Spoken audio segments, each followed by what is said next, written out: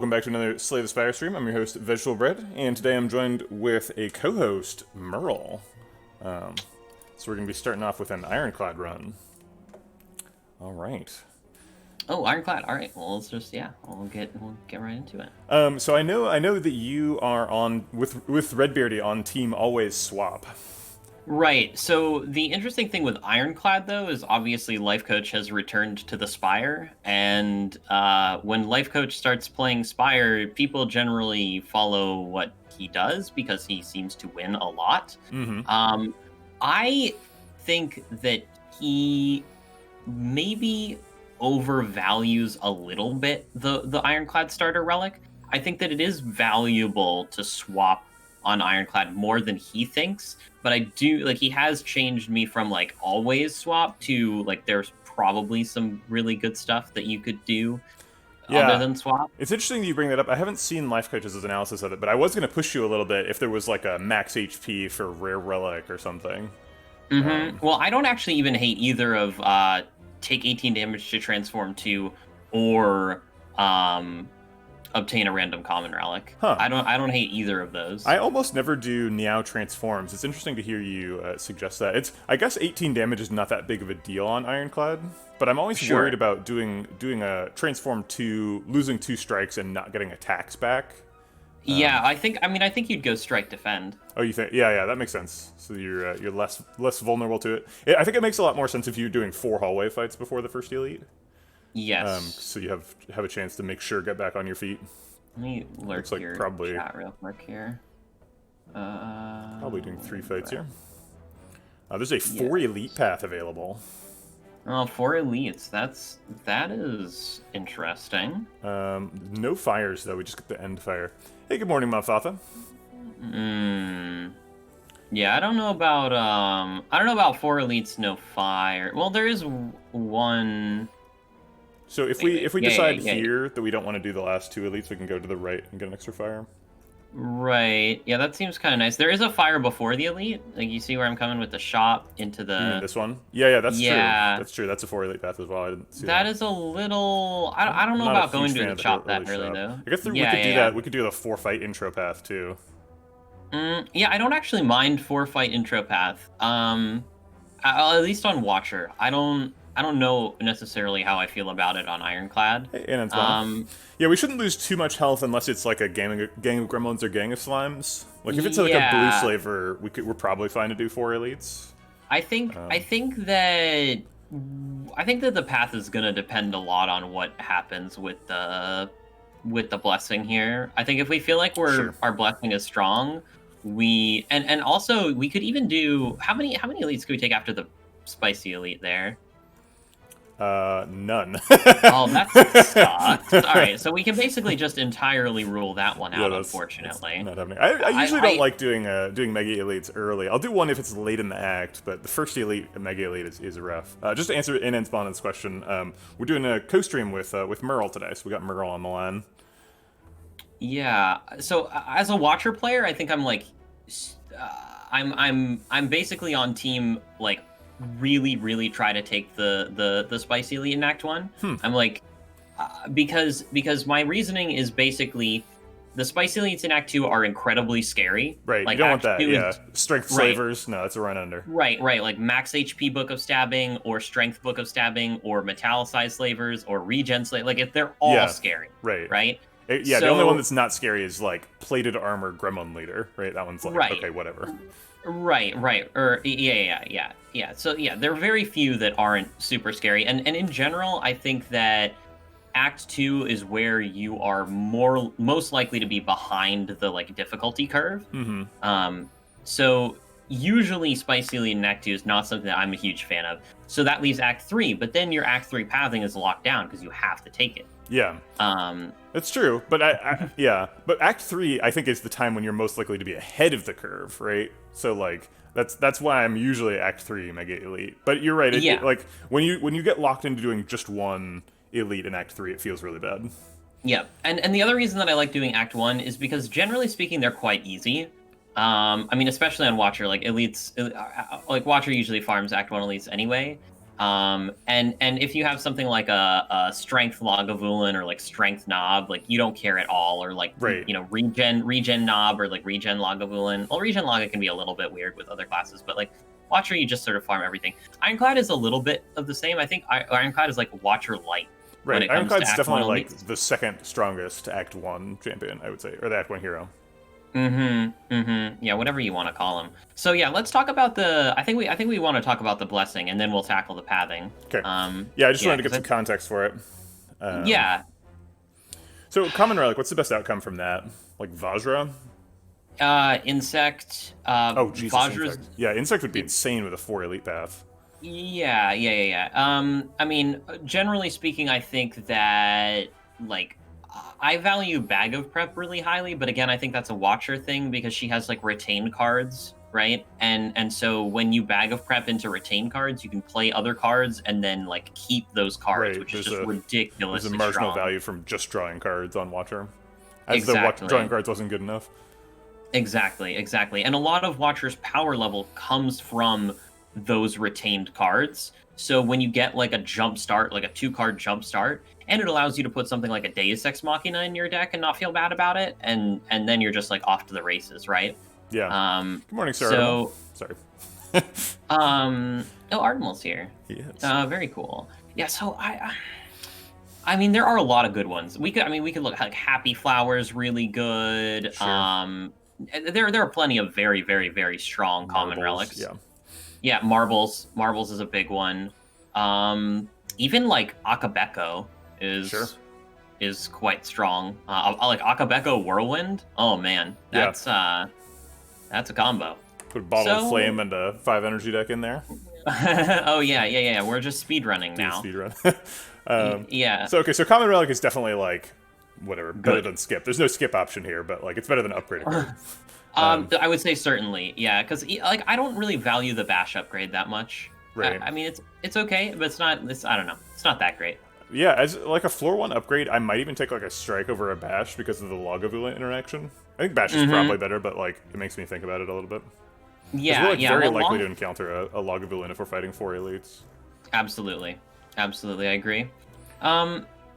So yeah, like based on my personal instinct, I like the boss swap a lot because I feel like so Ironclad loves 4 energy, right? And getting an extra chance at 4 energy and getting an increased chance to be able to get like Snecko Eye, because there are only so many boss relics in the pool, right? Right. So when you swap, you're taking a relic out of the first, because whatever you swap into would be one of the options after Act 1 boss, right?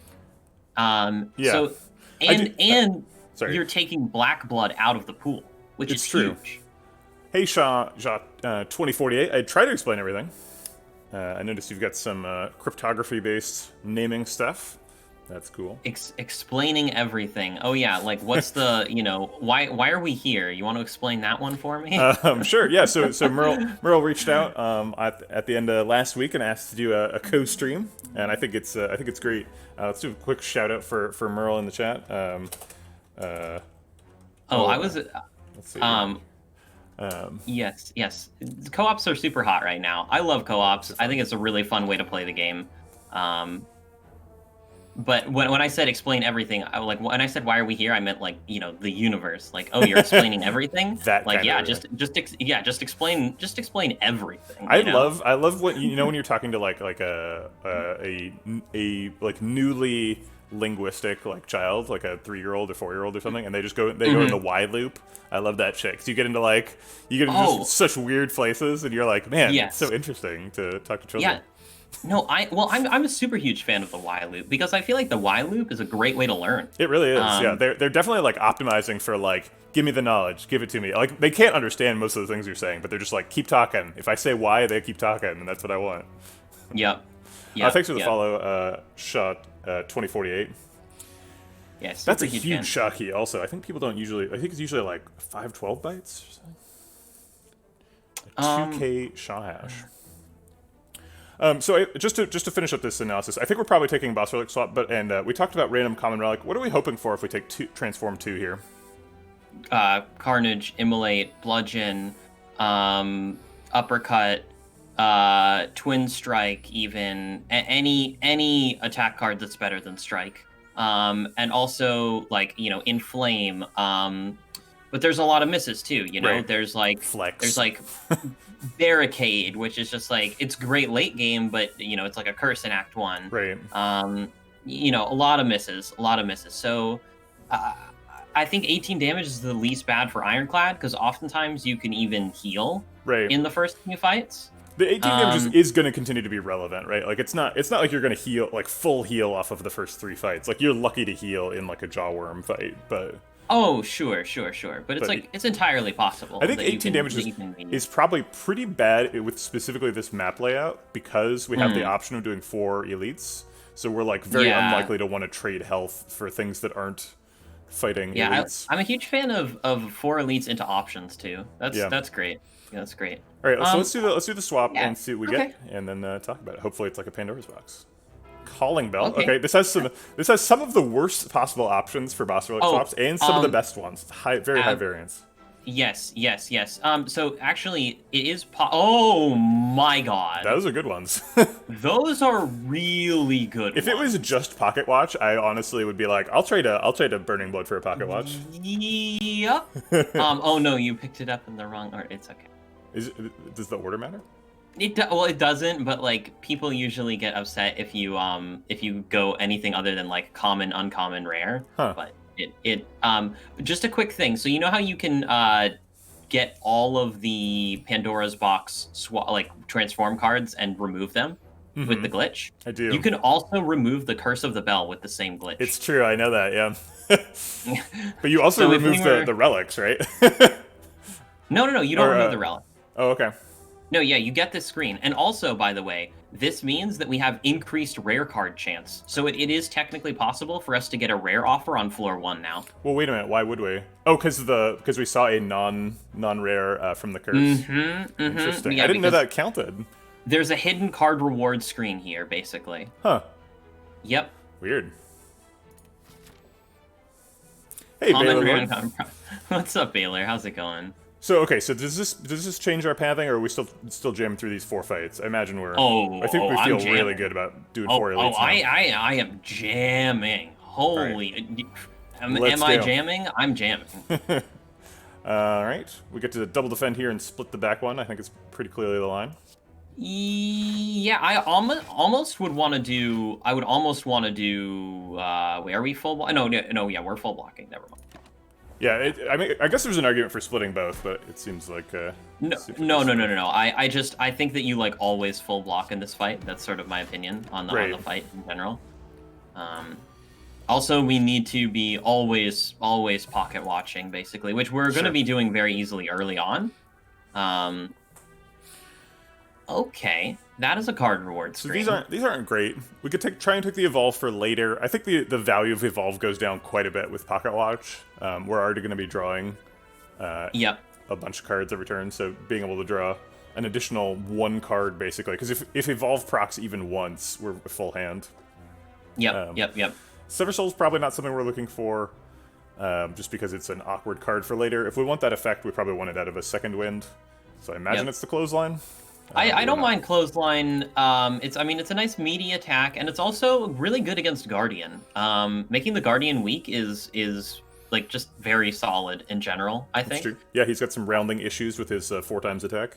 Yep. And I just a quick note on the whole evolve thing.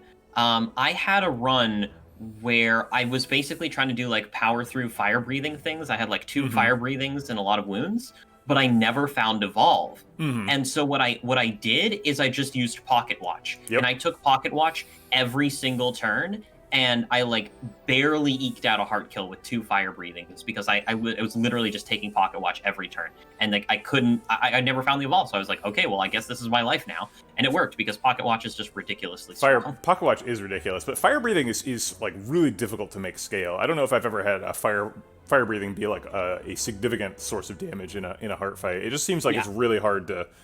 You'd have to draw like 80 statuses over the course of the fight, right, to kill the heart. Yeah, honestly, I have no idea. I have no idea how it worked. I had 2 of them. That helped. That's true. So you don't have to draw 40, but like still, even if you're drawing, yeah. that's 10 turns, right? Like, if you... Yeah, no, it was. I honestly don't remember because it was a long time ago, but somehow it worked. And I like just looked back to my run history, and I was like, wait a minute, how did this win? Like some of my old wins, like from like when I was just terrible, and Ironclad was my only A20 character. I just look back and I go, what is this deck? What am I doing? So Baylor Lord is in chat arguing for Sever Soul here. I think both Sever Soul and Clothesline have some good qualities, right? Because we want to be playing only 3 cards a turn, right? Because we have Pocket Watch, and both of them are 2-cost attacks, so they're both pretty good with that. He says Clothesline's probably better. Okay, but it is interesting that like Sever Soul does have an extra target, right, with the Curse of the Bell, and exhausting all the cards in your hand is generally something you want to be doing, right? Like we're gonna at some point probably want to have a Feel No Pain. Well, I mean, exhaust energies are just in general very strong. I just think that Clothesline's the better card for right now. Yeah, I agree. All right, let's grab it. Cool. All right, and nothing's changed to make us want to go to the shop, so we're going to go to the fight. Yeah, no, I agree. All right, so we can block here with Clothesline Defend, Defend Plus, or we can like double Defend Strike. How much is the little one at? 10. Okay, yeah, so we could I guess double we could strike the plus little double one strike. To not become weak. Yeah. That seems. Yeah, it's a little bit. Well, yeah, we could also. Yeah, it's either block in or don't become weak, basically. Right. I think I'm team Defend plus double strike. That like helps us move towards the conclusion of the fight, right? Yeah, I like that as well. All right, taken 2. Being weakened, Bash Strike is clearly the line for this turn. Absolutely. Yeah, and Pocket Watch does so much to negate the Curse of the Bell as well. It's true, yeah. And any route to lethal is fine here. All right, we've got an Immolate and a Whirlwind. See, this is what I'm talking about, increasing that rare card chance. We see it right now. Yeah, floor 2. I think both of these very much speak to Pocket Watch, right? Right. I mean, I think my eyes pop out of my head when I see an Immolate. So that's kind of where I'm at. It's hard for Whirlwind to catch up to Immolate's just pure damage per energy. Like this is, when you upgrade it, it's 8. When you upgrade Immolate, it's like 14 per energy. Yeah. It's nuts. Yep. Obviously, Whirlwind has like a higher ceiling potential with like energy scaling. Sure, and like what's it called? Chemical X. Chemex, and if you get like offering, Chemex, Whirlwind, right, or 100 strength or something, right? Like... Yeah.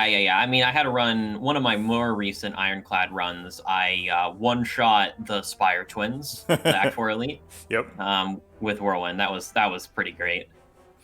But I think Immolate's probably the easier pick here. Oh yeah, and especially considering we have the ability to negate the burn again with Pocket Watch being just incredibly strong. Yeah, so that really does put us into we're really looking for a second wind with the Curse of the Bell and an extra source of burns. Maybe we should have taken the Evolve, although I think the. Oh yeah, no, I don't. I mean, the Pocket Watch is just. Yeah, I mean, I think we're just so far ahead of the difficulty curve right now. I think we're basically just farming every elite. Yeah, I think Immolate is kind of an Act 2 pick. Like, Immolate is... I mean, both Immolate and Whirlwind are super good at Act 2, but, like, Immolate in particular is, like, if we can find a way to, like, double that or, find marbles or something, like, Immolate lets us kill slavers on turn 1. Oh, yeah. It's there's definitely potential for that. So, Artemal, it is technically possible to get a rare card on floor 2 with no help, but Merl was talking about this. The Calling Bell counts as a... I'm not sure if it counts as a full card reward or just if the individual curse counts as a proc, but that increases our rare chance. So it counts as seeing 3 cards. No, I don't think so. Okay, I think it just counts as 1 card. I think it counts as seeing 1. I'm not 100% sure. It could count as seeing 3, and they're all hidden from you. I'm not 100% sure, but it is at least 1. It is at least 1 because I have gotten a Calling Bell swap into a rare card on floor 1 before. Right, and that would normally be a 0% chance, and it would be a 1% chance if you saw 1 card. Exactly. Yeah. Let's grab the Immolate. Yeah, I like it. With no choice here for pathing. Ooh. Interesting. We do have quite a few like negative value cards in the deck, Curse of the Bell and the Burn, so we could double down on that and go for a Regret. Seems like sort of an unnecessarily high-risk play. I'm not a fan of Pocket Watch Regret. I'm going to be very, very honest with you. Pocket Watch Regret is a big no-no. That's fair. Especially without Burning Blood to help us there. I'm super team max HP at this point. If only we had taken the Sever Soul. Sever Soul Admission is so good. Yeah, I think max HP is the clear pick. Yeah. We heal for 9 if we heal, so we'd be giving up 5 max HP for 4 current HP. Which seems horrible. Yes, I agree. Although, it is possible that every marginal point of health could help us farm an extra elite this act, so it's possible we're giving up 5 max HP for a relic, which sounds a bit better. Yeah, I think that would be the worst trade deal in the history of trade deals, I'm going to be very honest with you. Yeah, it seems very unlikely for that to pay off. Okay, just wanted to talk about it. Of course, yeah, I think it's valuable whenever you see a decision, easy turn. Yep. Whenever you see a decision that you immediately think, this sucks. Oh, well, GG. This is, yeah. No. Oh, yeah. Oh, it already kills. Okay. Kill and block out. Speed Potion is interesting. But anyway, let me finish off my thought just real quick here. Whenever you see an option that you immediately think, oh, this is bad, I think that it's incredibly valuable to explore that option and figure out why you think that it's bad. Right. And I've actually learned a ton about the game by following that sort of train of thought. For example, I used to think Sensory Stone was like, oh, you just never take the damage because colorless cards suck anyway. And then I was like, wait a minute. Like, there are colorless cards that are insane. Like, Violence is insane, Secret Technique is insane, Master of Strategy is insane, Apotheosis is potentially insane. So Madness sometimes. Yeah, Madness if you're trying to go down that route. Yeah, even Blind or Bandage. What's the vulnerable one? Trip. Trip. Yep. Indeed. Yeah, exactly. Like, because none of there's very few like decisions in Slay the Spire. Baylor Lord's pointing this out. There's very few decisions that are like context-free a bad idea, right? It's always dependent on the context, and maybe one of the contexts is much more likely, but you still have to think about it, because if you start making automatic decisions, you're going to make the wrong decision when the context changes. Yeah. Okay, so the question that we have to ask ourselves here, we have currently a 13-card deck. Sure, if you don't count. Which means that we are actually guaranteed to draw our entire deck on the first 2 turns. That's true. I mean, assuming we take Pocket Watch, which at the moment we can't not take Pocket Watch. That's true. So I like the deck at 13 cards. I like these 13 cards. I'm a very big fan of these 13 cards. Yeah, it seems like the Immolate puts us so far ahead of the curve on damage that we don't like absolutely have to take a damage card here. Yes, exactly, is my thought as well. I would definitely be on Team Twin Strike. I think it's Twin Strike over Wild Strike. For the strength scaling and we've already got a burn, so I don't want to go too far into statusing ourselves, right? Exactly. But it seems like Skip is pretty competitive here too. Skip is incredibly competitive. I think that I'm not as experienced with Ironclad. I wouldn't call myself a Watcher 1 trick, but I'm certainly like not. I wouldn't claim to be like quote unquote world class at any of the other classes.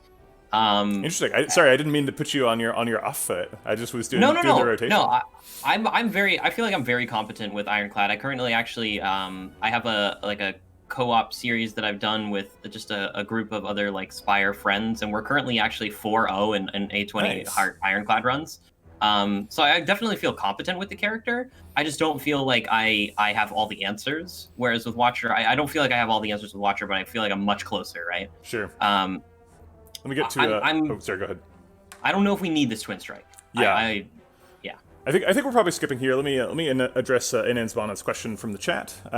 So I think the reason not to pick Warcry here is because it costs 0, and we're pocket watching. So like Warcry, like currently we could probably fit a Warcry in and not endanger our pocket watch proc too much. But if we start taking a lot of cards like Warcry, then we're gonna struggle to use our cards efficiently every turn. And Warcry just like doesn't do enough that it makes me feel really happy about saturating that resource. Yeah. So I think that's probably why we're skipping Warcry. Very well put. Very well put. All right.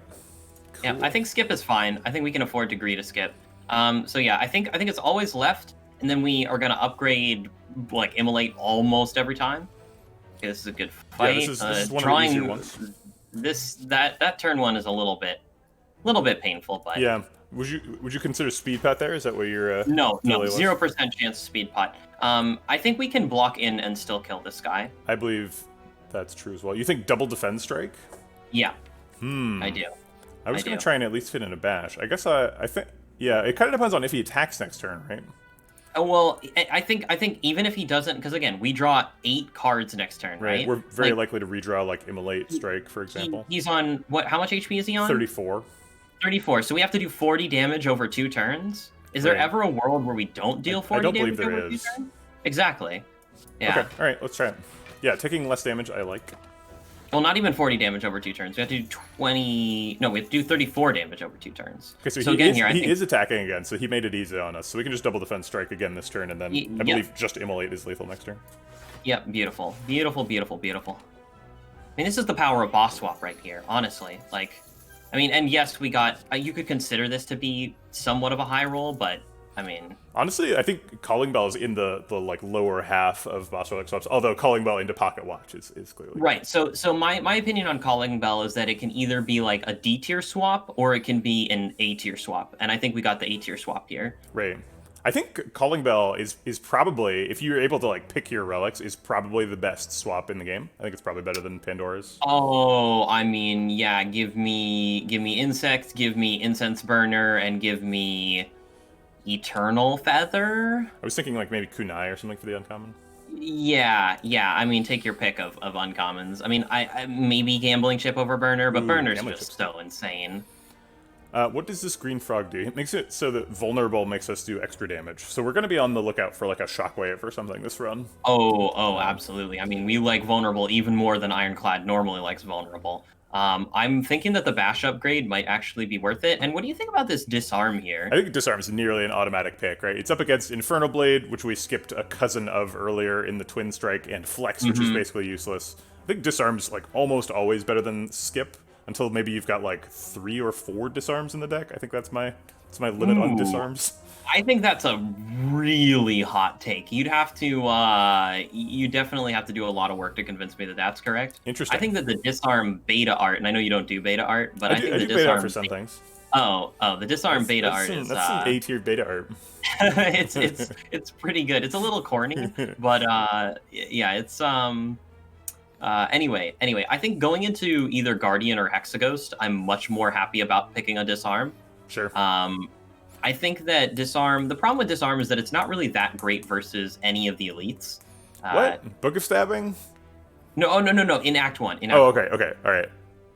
Yeah, obviously, it's very good against Book of Stabbing. But like almost every elite for like the rest of the game has a multi-attack. Like Book of Stabbing, Gremlin Leader, like Reptomancer. Yeah. It's like except for like head, yeah, right, giant head and like and the slavers. Yeah, slavers. That's true. Yeah. But it's so good against like Heart and like the Spire elites and yeah. Especially in the presence of a Paper Frog, I imagine we're going to be taking a lot of... we're going to at least be planning to get through people's artifact charges. Yes. And which is one of the biggest weaknesses of Disarm, is sometimes Ironclad doesn't care about artifact charges. We already won Act 1? Yeah. I again, like, even if this is a quote-unquote curse in Act 1 elites, I think we're fine. Also, it's so not a curse against Guardian. It's so good against Exactly. We do kind of have to think about upgrades just a slight bit here in terms of, obviously the Immolate gets upgraded, and then if we do this 4 elite path, then we're only upgrading Bash, which is like, we might consider, if we get to that second elite and we have a really high priority upgrade, we might consider taking Campfire over the 4th elite in order to get that upgrade down. Yeah. I think that's worth considering. We have to make that decision when we're here, though, so it's in the future. Okay, so I think we're taking Disarm, and you're arguing for upgrade on Immolate here. Yeah, I mean, I think that's very, very... Like, I mean, it's a 7 damage 7 damage upgrade. Versus 2 damage into Vulnerable. The extra Vulnerable matters quite a bit with Paper Frog. Absolutely it does. I think it's pretty hard to argue against Immolate. Yeah, also with 2 defend pluses, even though we've not taken a single block card yet, I think our block is like quite ahead of the curve, in my opinion, Right. especially Disarm plus, considering. defend pluses are really powerful. Yeah. Okay. So I mean, we could briefly talk about elite fights. Lagavulin is free, right? Like Lagavulin is Right. extra free. Like We like the freest bash thing him, and then in the history Paper Frog of. wakes him up. Yeah. Just like bash and then like immolate strike to wake and then we just like block in on first cycle and then we probably kill like first turn of second cycle. Right. And so yeah, and then sentries are also free, right? Because immolate exists, yep. and also pocket watch versus sentries is broken. Yep. And Gremlin Knob is potentially bad with draw order. Unfortunately, our 1 potion doesn't help us with Knob at all. Right. Knob can do 30 to us. That's definitely the worst one. We are dropping some packets. That is a good point, and Insbana. Let me. Do you mind if I drop you down to 15 frames on your? Oh yeah, the frames don't matter at all. Your uplink here. Let me see. Sorry, I'm messing with. I know everybody can see this. Let's see. Can I change? Yeah, you should be able to adjust the stream quality. All right, so I've dropped Merl's stream down, and then now you should fit back in your box, right? Yes. Okay, great. Yeah, back in my box. Get back in the Get the back in the box, Merl. Okay. All right, so let's upgrade Emily and go fight some elites. Yup. I like it. I'm a big fan. All right. It is Gremlin Knob. It's always Gremlin Knob. Maximizing our chances of fighting like 7 Gremlin Knobs in the act. I guess 2 is the next. Yeah. Probably just immolate here. Clothesline does prevent 2 damage, but I don't think that's worth missing. No. 28. 16. Well, 16, yeah. No, never. Casually draw 8. I guess it's just bash strike. Pretty clearly, I think. Yep. And then we're hoping for immolate strike next turn, which I believe is lethal. Didn't get it. Clothesline strike is... Yeah, this is the nightmare, right? This is the... Well, how much is 3 strikes? 3 strikes is 30. That is unfortunate. Clothesline's actually more damage, too. Yeah, well, it's obviously Clothesline, because Clothesline blocks for 6. Do we ever, like, speed pot defend? We have guaranteed lethal next turn. We do have guaranteed lethal next turn, which means we can defend. Yeah, so defend is speed pot gains 5 health. Yeah, I guess we want more. We want like at least 10 out of speed pot, I think. Yeah, I think 10 is the so okay, this is the thing. If we had another potion, right, I would be very speed pot right now. But because we don't have that other potion, it's like, whatever. Speed pot's kind of like... Right, we can always get 5 out of it. Yeah, exactly, exactly. So we'll defend for 1 health. Hooray. I mean, defend for 2, right? Is it for 2? I thought the first one was for 1. Okay. Egg. Cool. That's very good. We got some strength scaling or heavy blade and iron wave plus. Okay. Interesting. Yeah. Quite. I think any of these are takeable. It's a little bit weird to take heavy blade before you have any strength scaling, but I do like taking expensive attacks in the presence of pocket watch. Yep. I would like to make the point that perhaps disarm cost us like 18 there. It's good point. Possible that that is the case. I don't know if that changes my evaluation of whether or not we take the card, but that is certainly like a thing that we, should at least acknowledge that it's the possibility of that. Disarm is certainly quite bad in the Gremlin Knob fight. It's definitely not why you take it. And taking cards that aren't good in the fights that you expect to challenge you, which like Gremlin Knob is probably the hardest part of Act 1 for this deck. So taking a disarm does make us worse at the thing we're the worst at. Yep, I agree with Baylor. I'm big on this Iron Wave right now. Iron Wave 1 is such a different card. Iron Wave Plus is such a different card than Iron Wave. Like absolutely. Hitting for 5, blocking for 5 is like so meh.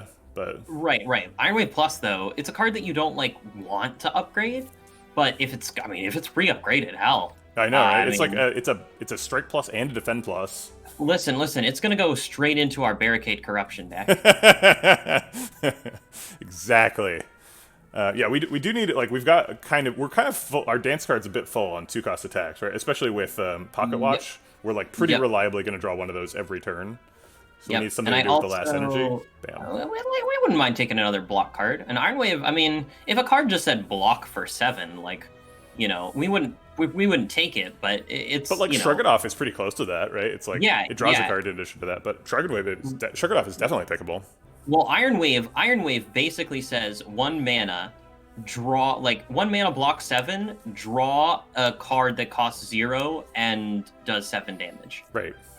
So the like card efficiency of Iron Wave is kind of insane. Like there's not very many cards in Slay the Spire that like you can use to block a significant amount of the damage you're taking the turn and like attack. It's like Dash and Wall Up are like the main other two. Those are great cards. And as Baylor always likes to say, it says plus on it. It does say plus on it.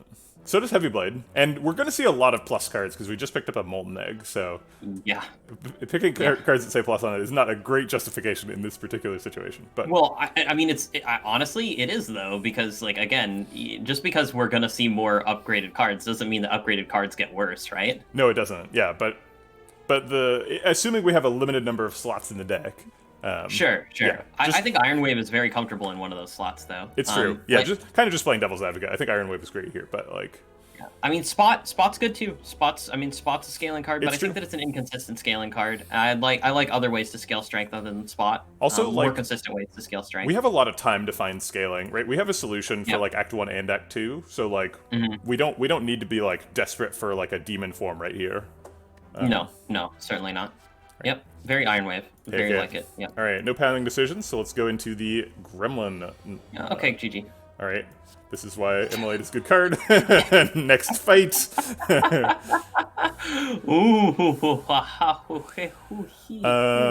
Body Slam goes right into that corruption deck you were talking about.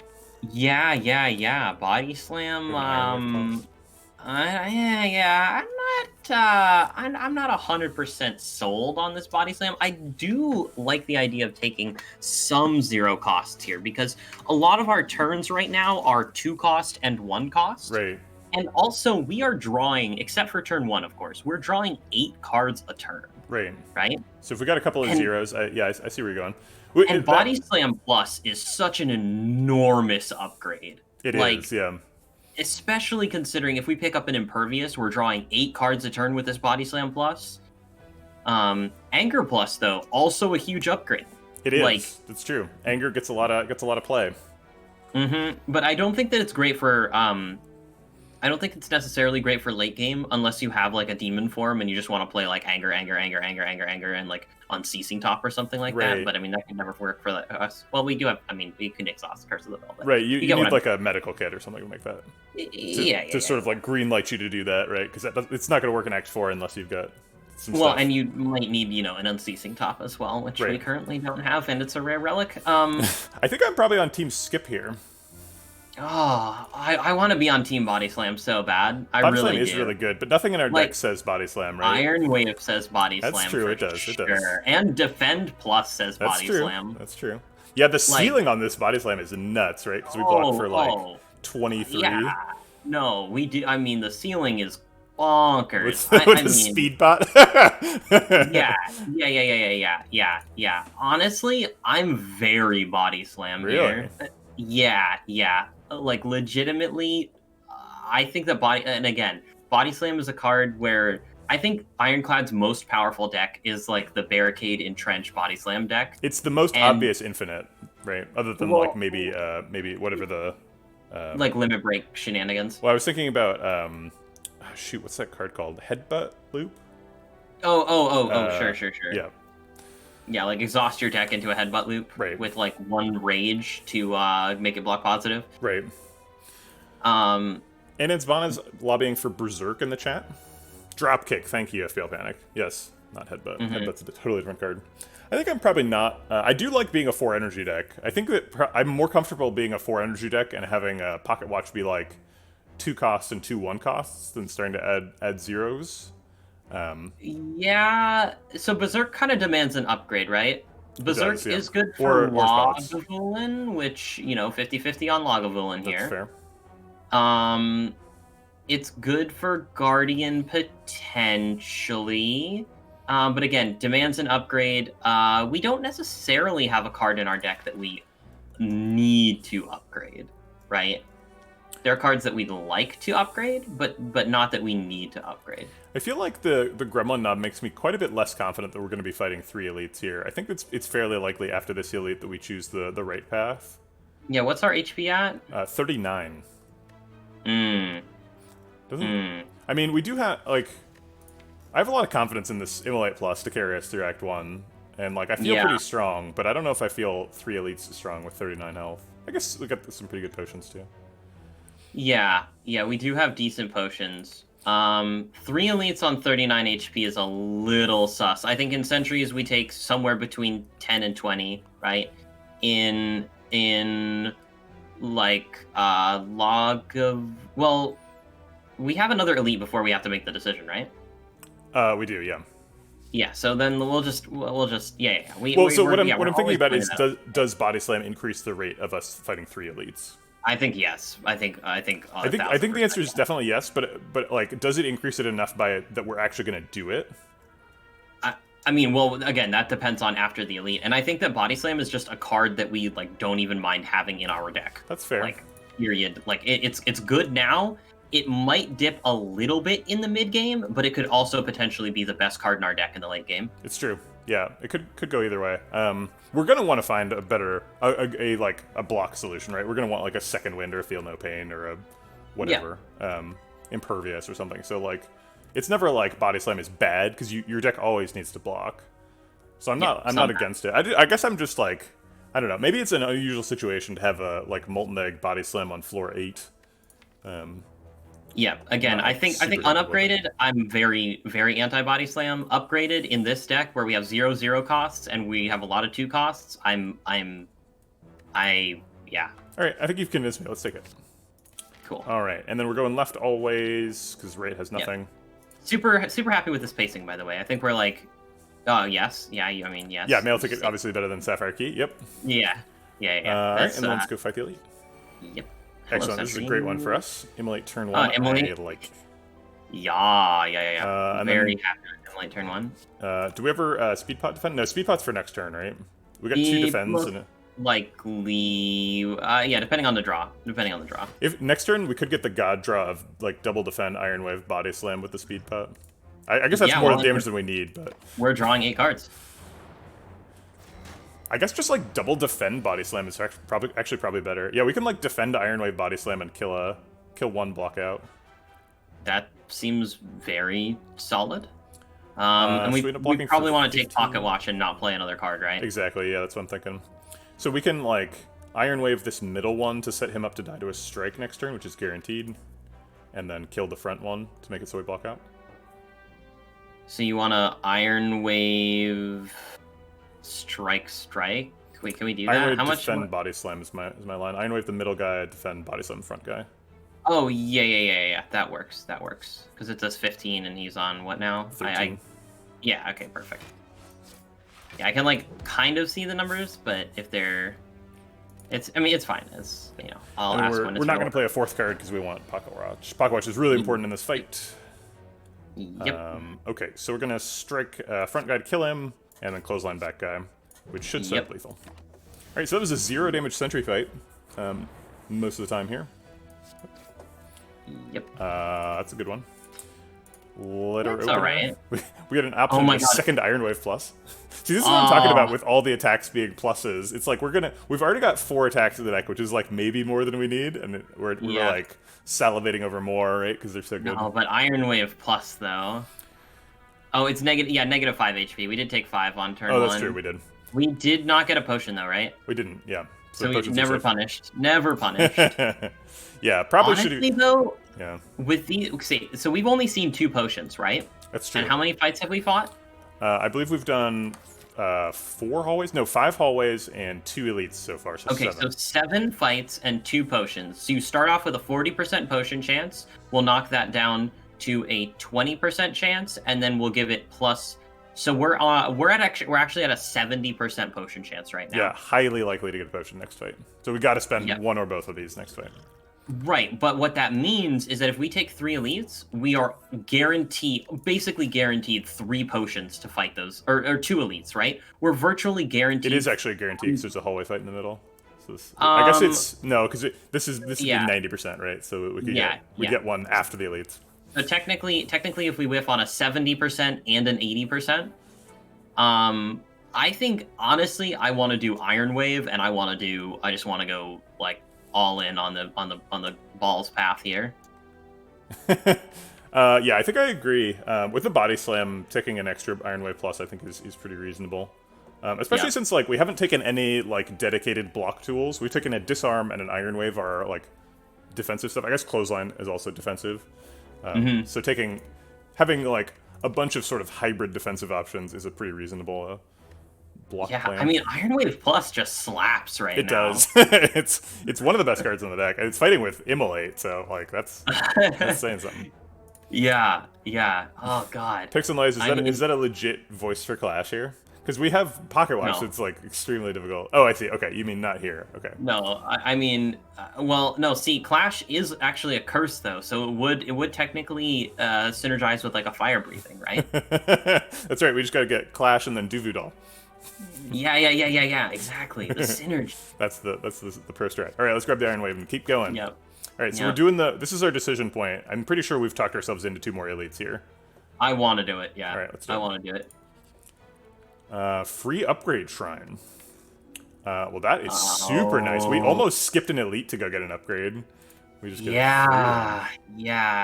I mean, obviously we click it. I don't. So this is one where I don't actually know if there's ever a. So I have clicked leave here, and I've only clicked leave here when my deck is fully upgraded and you literally can't pray.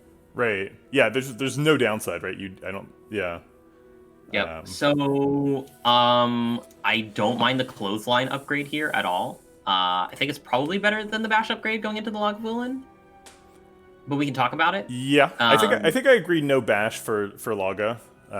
We're fighting 0.75 Lagas over the next couple of floors, so that's definitely a real thing. I think I like disarm. No, I think you're right. I think clothesline for the potential second knob. Yep. Clothesline for potential second knob, and also clothesline for Guardian. Clothesline for Guardian's great. That's true.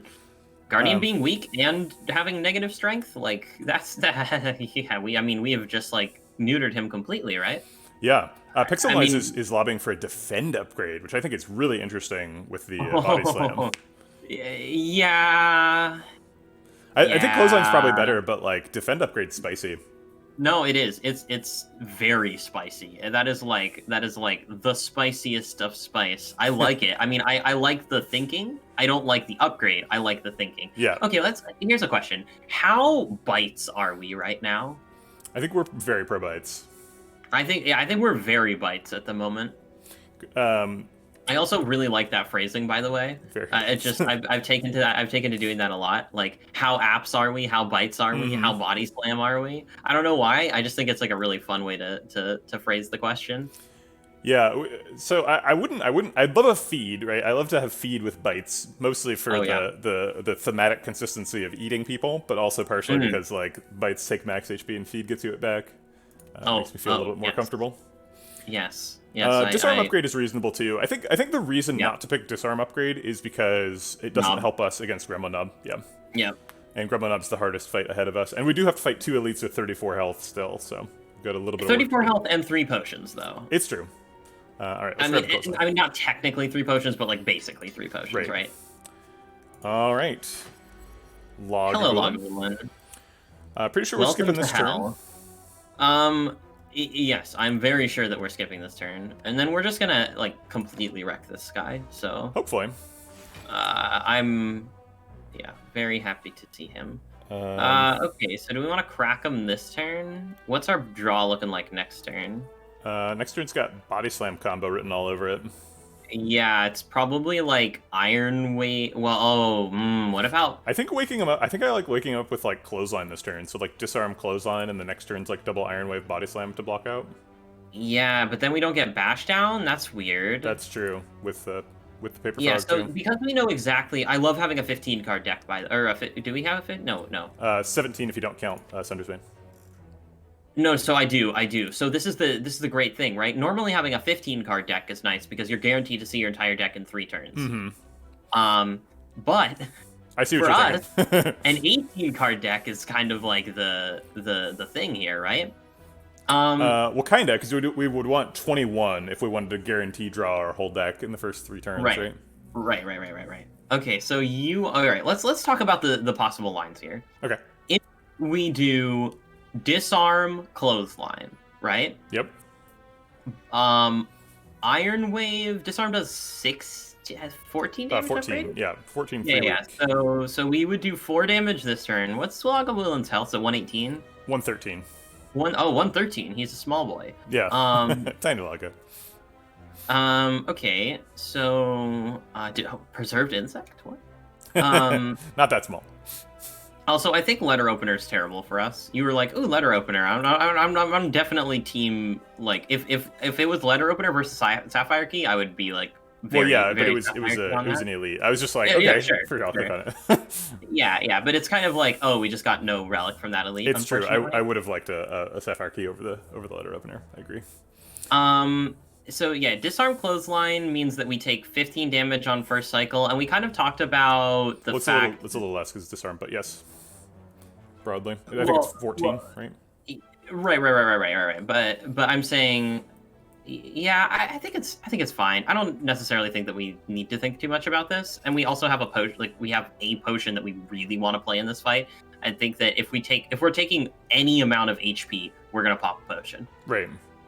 Other line here is Immolate Strike, so that does like 34, wakes him up much more aggressively this turn. Yeah, Immolate Strike, yes, does do that. Or other line is Bash Iron Wave Body Slam next turn. Sure. So then if we speed pot with that, we take 1 damage, is that right? No, because he's not waking up this turn. Oh, I see what you mean. You mean, yeah, not wake him up. Wake him up. I see. Yeah, so we would do that. Would wake him up disarm. A lot. Yeah. So just disarm and actually, then bash I like that a lot. Yeah, because then we get the bash down. Yeah, we get the bash down, and we get to push quite a bit of damage actually with Iron Wave Body Slam into the vulnerable. Right. Okay. All right. Let's do that.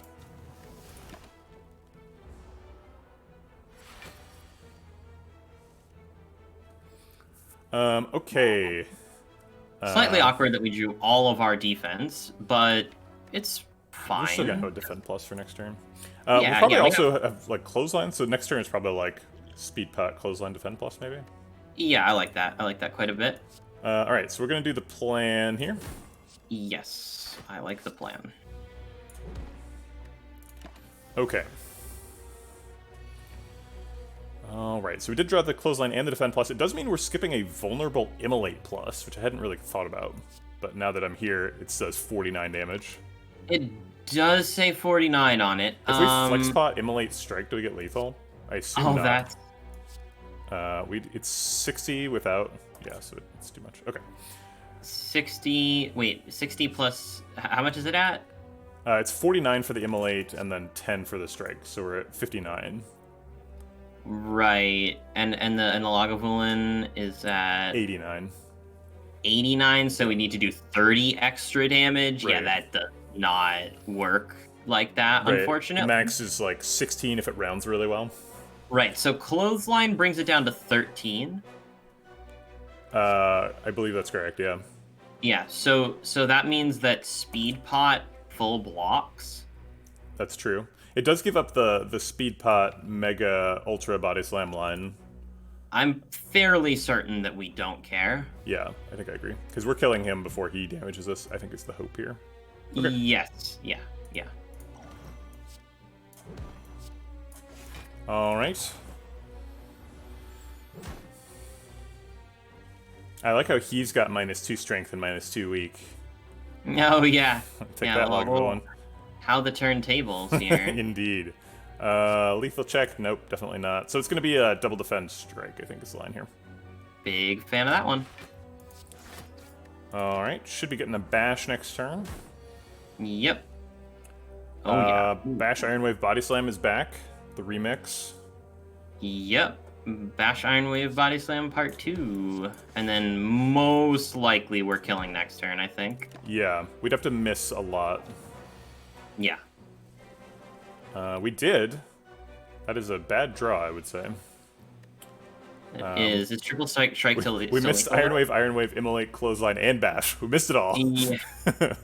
is triple strike still lethal? No. It's 21. And he's at 27. It's lethal with pot. Yeah, how's triple defend looking? We block for 12, take 6. Take 6, huh? I think the flex pot's probably worth more than, but how often are we dealing 27 next? Well, 100% of the time, right? Because we have yeah. Yeah, we are drawing exactly those 8 cards. Right. Well, assuming we don't play triple defend body slam, but why would we do that? Okay. I mean, yeah. So the real flex question pot is worth 6 health. I think yes. I think inside of the.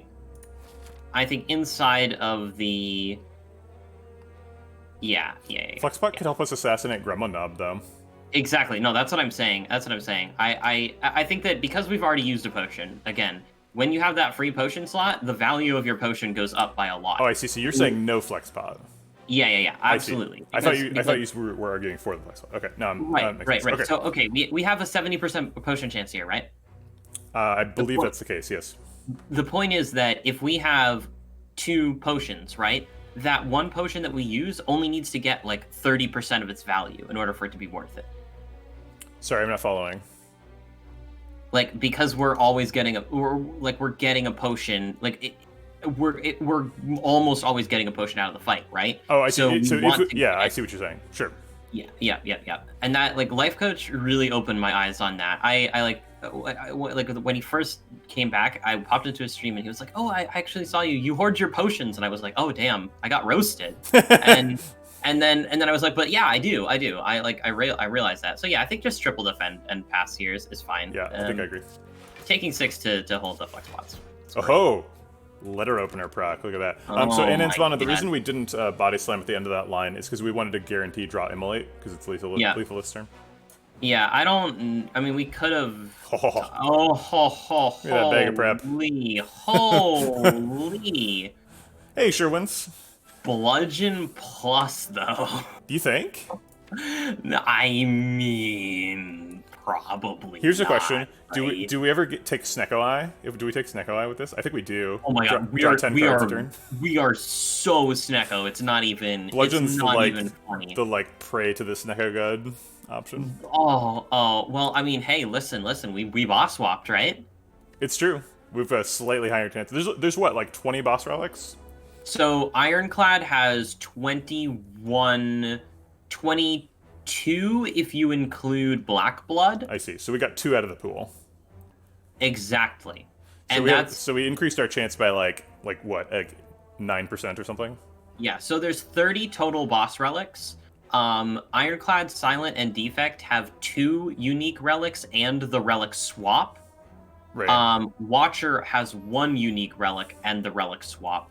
So there's 20 that are like in the shared pool. Right. And so yeah, Ironclad has because we boss swapped and we took Black Blood out, there's 22 possible. So 21 possible now, right? So it's a 1 in 7 that we get Snecko Eye here, and it's a 1 in it's a 6 out of 21 that we get Snecko Eye offered, which is actually like fairly significant. Right. It's like 38% or something. Almost 40. Which is huge, right? Yeah, it's pretty good. I don't know, because like. Some of those possibilities are we're like holding a bludgeon plus through Act 2, and it's not like bludgeon plus is terrible, but it's like, I don't know. It's hard to if you don't have Snecko Eye, I'm not a huge fan of bludgeon. Agreed. Also, given the fact that we have large damage already. Yeah, I think so. I think I'm skip on dual wield and cleave. Cleave, we've already got like a better option. We've got an Immolate plus in the deck, so like adding a cleave would just dilute the density of Immolates. Dual wield doesn't have like a really clear target, right? We don't have like a rampage or like I mean, if we had a rampage, we might as well just abandon run. Right. So I think it's between bludgeon and skip, and I feel like we've got a ton of damage. I think bludgeon. Yeah, I mean, bludgeon is obviously like I want to smush. Right. And it's fun. So you're the captain of the ship here. I completely defer to you. If you want to have fun and take bludgeon, then I am on board completely. If you want to skip bludgeon, I'm also on board completely. I think we're skipping it, but it's yeah. Right. So I think we're trying to give people good advice, trying to set a good example for the little Spire babies in chat. Yeah, no, I don't mind it at all. I again, you're the captain of the ship here. So also we did pick up a potion. We did. So that so now we are 60% chance.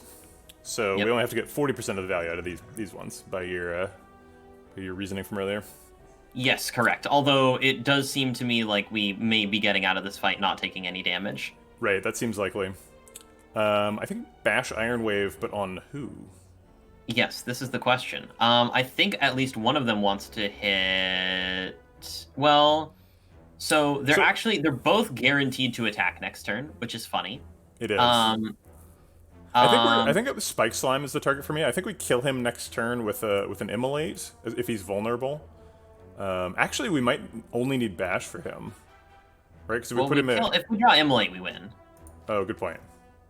Okay, all right. So we're only optimizing for non-Immolate lines. Exactly. Yeah. So in the world where we don't draw Immolate, what's our like? We just block in, right? With like defend, and then we maybe want to try to body slam to kill. So I think it's Bash. Yeah. It's Bash, Iron Wave on Spike Slime. But and then, he frails us, so he's like triple defend body slam actually a good line? I'm pretty sure because it's 3 + 3 + 6, which is still 12, which is still for 11, like right? 20 damage with the extra foam, so we still kill. Do we ever disarm? We could disarm Fungi Beast. To take 9 next turn? Lame. Worst case scenario draw is Bane, Bell, Triple Strike, and what, like... Triple Defend, maybe? Yeah, I guess Triple Defend. Yeah, and hey, Burnface, thanks for the subscription. Oh my God, appreciate it. Burn's back! Oh, Burn! Congratulations! I'm so excited for you. I'm so excited that you're back. Oh, if I Burn. Hopefully this is not like terrible to say, but Burn got married. Oh, that's amazing! Congratulations, Burn. Yeah, epically large congratulations to Burn. And I'm so excited to have you back, Burn. So many things have happened when you have been gone. Burn doesn't know about, and I don't know if you know, Veg, actually, but Ooh. Burn doesn't know about Cat be doing the laundry. Ooh, yeah. This is very important. Do you have Cat be doing the laundry in your chat? Is this a Cat be doing the laundry? I don't believe I have it, and I have not seen it appear in my own chat. Although I have participated in chats where Cat be doing laundry is a significant part of the chat culture. So yes. So we have Cat be doing the laundry. We have Cat be petting the whale. We have Cat be swapping the relic, and then Papa, who's been making all of these. I've been trying to convince him to do a gato está lavando, which is cat is like washing in Spanish, and like he has maybe like a little sombrero and like he's putting ponchos up on the line instead. I love it. But Burn, so much to catch you up on, and we need to do that Watcher co-op at some point. I'm co-oping with everybody, man. But yeah, let's do the Bash Iron Wave thing here. I agree. And then let's just draw Immolate. Let's just invalidate all of this thinking. Yes. I like that. I like that idea. There it is. Boom. Did it. Oh, Nothing God, matters. We're so good at this game. All right. Also, and so we don't feel bad about not using a potion there because we didn't take any damage, right? Right. Right, exactly. So now we just get to choose, like, heads up. There's no... Right. What do we think about this energy potion? I am not the hugest fan, although I could be convinced on energy potion because when you think about it, we are drawing 8-card hands. Right. Energy potion could be kind of hot. We could get like a Bash. if we're trying to like down, whatever, like defend plus, Iron Wave, entrench body slam or something ridiculous, right? Like right, well, with our non-existent entrench, I love it. But you know, future entrench, it could happen. But Flexbot also lives that dream, right? Like Flexbot is like draw a big hand, Flexbot on your future sword boomerang, right? Like. Yeah. I think if we take sword boom, we're also just like abandoning run. I've become a sword boom hater. Wow. That's a surprising perspective. I think sword boom is like probably the best Ironclad damage common. I mean, sentries say no, right? It's difficult against sentries. That's fair. Right. But right, most fights aren't sentries, right? Like most fights are there's one target. I guess not really, right? It's a slim majority, but I still think it's a majority, right? It's like snake plant and writhing mass, and you know. Okay, so if you talk about like, I mean, I don't know if we need to actually go through this entire thing, but also like sword boom's not even that great in those fights, right? Because they give them a billion malleable. Sure, I did name both of the malleable fights. I'll give you that. let's just sword boom writhing mass, give him a billion malleable, and then he's cursing us, and we can't do anything about it. It's true. But sometimes like he gets armor from previous malleable, and sword boom like ticks down the armor and then punches him once, right? Yeah, most fights aren't sentries. Yes, it is true, but actually, I think. No, that's not true. But sentries are one of the few enemies that appears in multiple different combats. That's true. Yeah, I think sentries probably have like the lead in the like cameo race, right? No, the lead in the cameo race is the slimes, definitely, because Act 1, like there's so many advanced hallways in Act 1 that have slimes in them. Like you can get slimed and red slaver, you can get slime and blue slaver, you can get slime and fungi beast. You can get slime and looter. Sure. So it's got to be the slimes. Maybe. I don't know. I guess the slimes have their own big AoE fight too. What about gremlins? Gremlins have like I guess they only appear in the AoE fight and in Gremlin Leader, huh? Is that all they do? Huh. Yeah. Taskmaster pops up a bunch. Taskmaster is in exactly Thwack and is it just those two? Yeah. But Red and Blue Slaver have each their own combats, and obviously they have combats featuring other things, like you can get Louse and Red Slaver and Blue Slaver, right? I almost don't feel like those are like the cameo appearances that Sentry makes with like baseball. That fight is just like, what's happening here? yeah. There's just like this random Act 1 elite that's like a third of the way here. Right. Yeah, that's such a weird one. It's like, hey, you know who else is a shape? Sentries. Yeah. I mean, Life Coach calls them the cubes, and I don't disagree. I like calling them the cubes. The cubes. They have the wrong number of sides, don't they? It's an 8-sided shape. Yeah, but whatever. I mean, they can be the cubes. Okay, sure. But I don't like any of these, honestly. I don't think I do either. I'm closest to picking second disarm. Yeah. Well, you were on team like 4 disarms. I think I said 3 to 4 is my limit, but that's for like an Act 4 deck, right? It's like it's not for right now. I mean, maybe if you have like a brimstone, right? Sure. I mean, I would say the most dangerous turns in the game are generally multi-attacks, right? Multi-attacks are scary. I mean, there are things that are single that are really scary. For instance, first cycle 67 of Heart Fight, sure. Time Eater hitting you for like 51 on turn 2, which is a possibility. Nemesis 45ing you, Hyper Beam, and Giant Head are like all the biggest single attacks that I can think of right now. Yeah, but I think I'm probably skip with you. Yeah. Yeah, unless we want to fully embrace the Snecko Eye, which I think we threw out we threw that out with the not picking Bludgeon Plus. Right. I think I would pick Disarm if we didn't have like pretty good defensive tools already, but we have like 2 Iron Waves and like Defend Pluses and a Clothesline Plus. Yeah, so. Yeah. I think our defensive tools are great. And so we're just skipping the whole thing and going and fighting an elite. Yep. All right. Hello, Emily on turn 1 Emily. again. Emily just wants to get in there, man. Wait, did we just kill the middle one? I think we do. Immolate, Iron Wave, Body Slam? Is that lethal? 28? Oh, yeah, it is. It is. There's Oh, an argument for attack pot. I guess we can just attack pot next turn if we're gonna do that. Next turn, yeah. Oh my goodness. Oh my goodness. Oh, Center Sentry. All right. Let's full double block. defend Iron Wave blocks. Yeah. Again, I don't think that we ever have to use a potion here. Right, because we're killing one next turn, and then we'd have to... maybe we use an attack pot in 2 turns when he's attacking again if we haven't killed him yet. Yeah, I find that highly unlikely. This pocket watch is just... Oh my god. I would love to be able to see the relic stats on this pocket watch. Seriously. It's true, Flex Pot on turn 1 would have killed both. If we double strike, we take 2. We can double strike and defend. Great point. Oh, I was thinking triple strike, I guess. Yeah. But we can double strike and defend, which I think is fine. Because look, there's only 4 dazed in the... It's a 50-50 to draw Immolate next turn. Yeah. I think that's all I need to hear. That's good enough for me. Alright, boom. Bonk.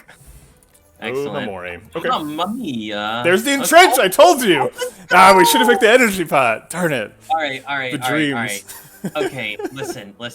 It might not be correct, but oh my god, I want to take this. We have a Body Slam plus in the deck. I want to take this is like a free upgrade too. So bad. Take an Entrench and upgrade it. It's not wrong. No idea. Like I want to live this dream so badly. It's such a good dream. It is inside, like, very near and dear to my heart that I want to pick this Entrench. I honestly, at this point, like, I could just fully acknowledge the fact that it's probably not correct, but I just don't care. Honestly, I'm not sure it's not correct, right? Because we have a plan for Act 2. We've got, like, Immolates and like, Iron Waves and stuff. Oh, we can afford to take a curse here, absolutely. Even with Curse on the Belt and already. If you're going to take a curse, like, an Entrench Plus is a hell of a card to Right. Well, like... but wait. Listen, though. We do have Omamori, so that negates the curse, actually. Good point. So we never draw Entrench until we've got Barricade. Exactly. Or at least the first 2 times. Yeah, we just give it to Omamori. We say, Omamori, just hold on to this for a second. We'll take it back when we need it, all right? Let's talk that'd be a great relic. Sorry, go ahead. Let's talk about upgrades. Yeah. We get 1 upgrade. Right. That's why I want to take the Entrench. Entrench has got a great upgrade, and we don't have a clear target for it right now. Bash. Bash is definitely the best target now. Bash with the Froggy. Small nod to disarm. Mm-hmm.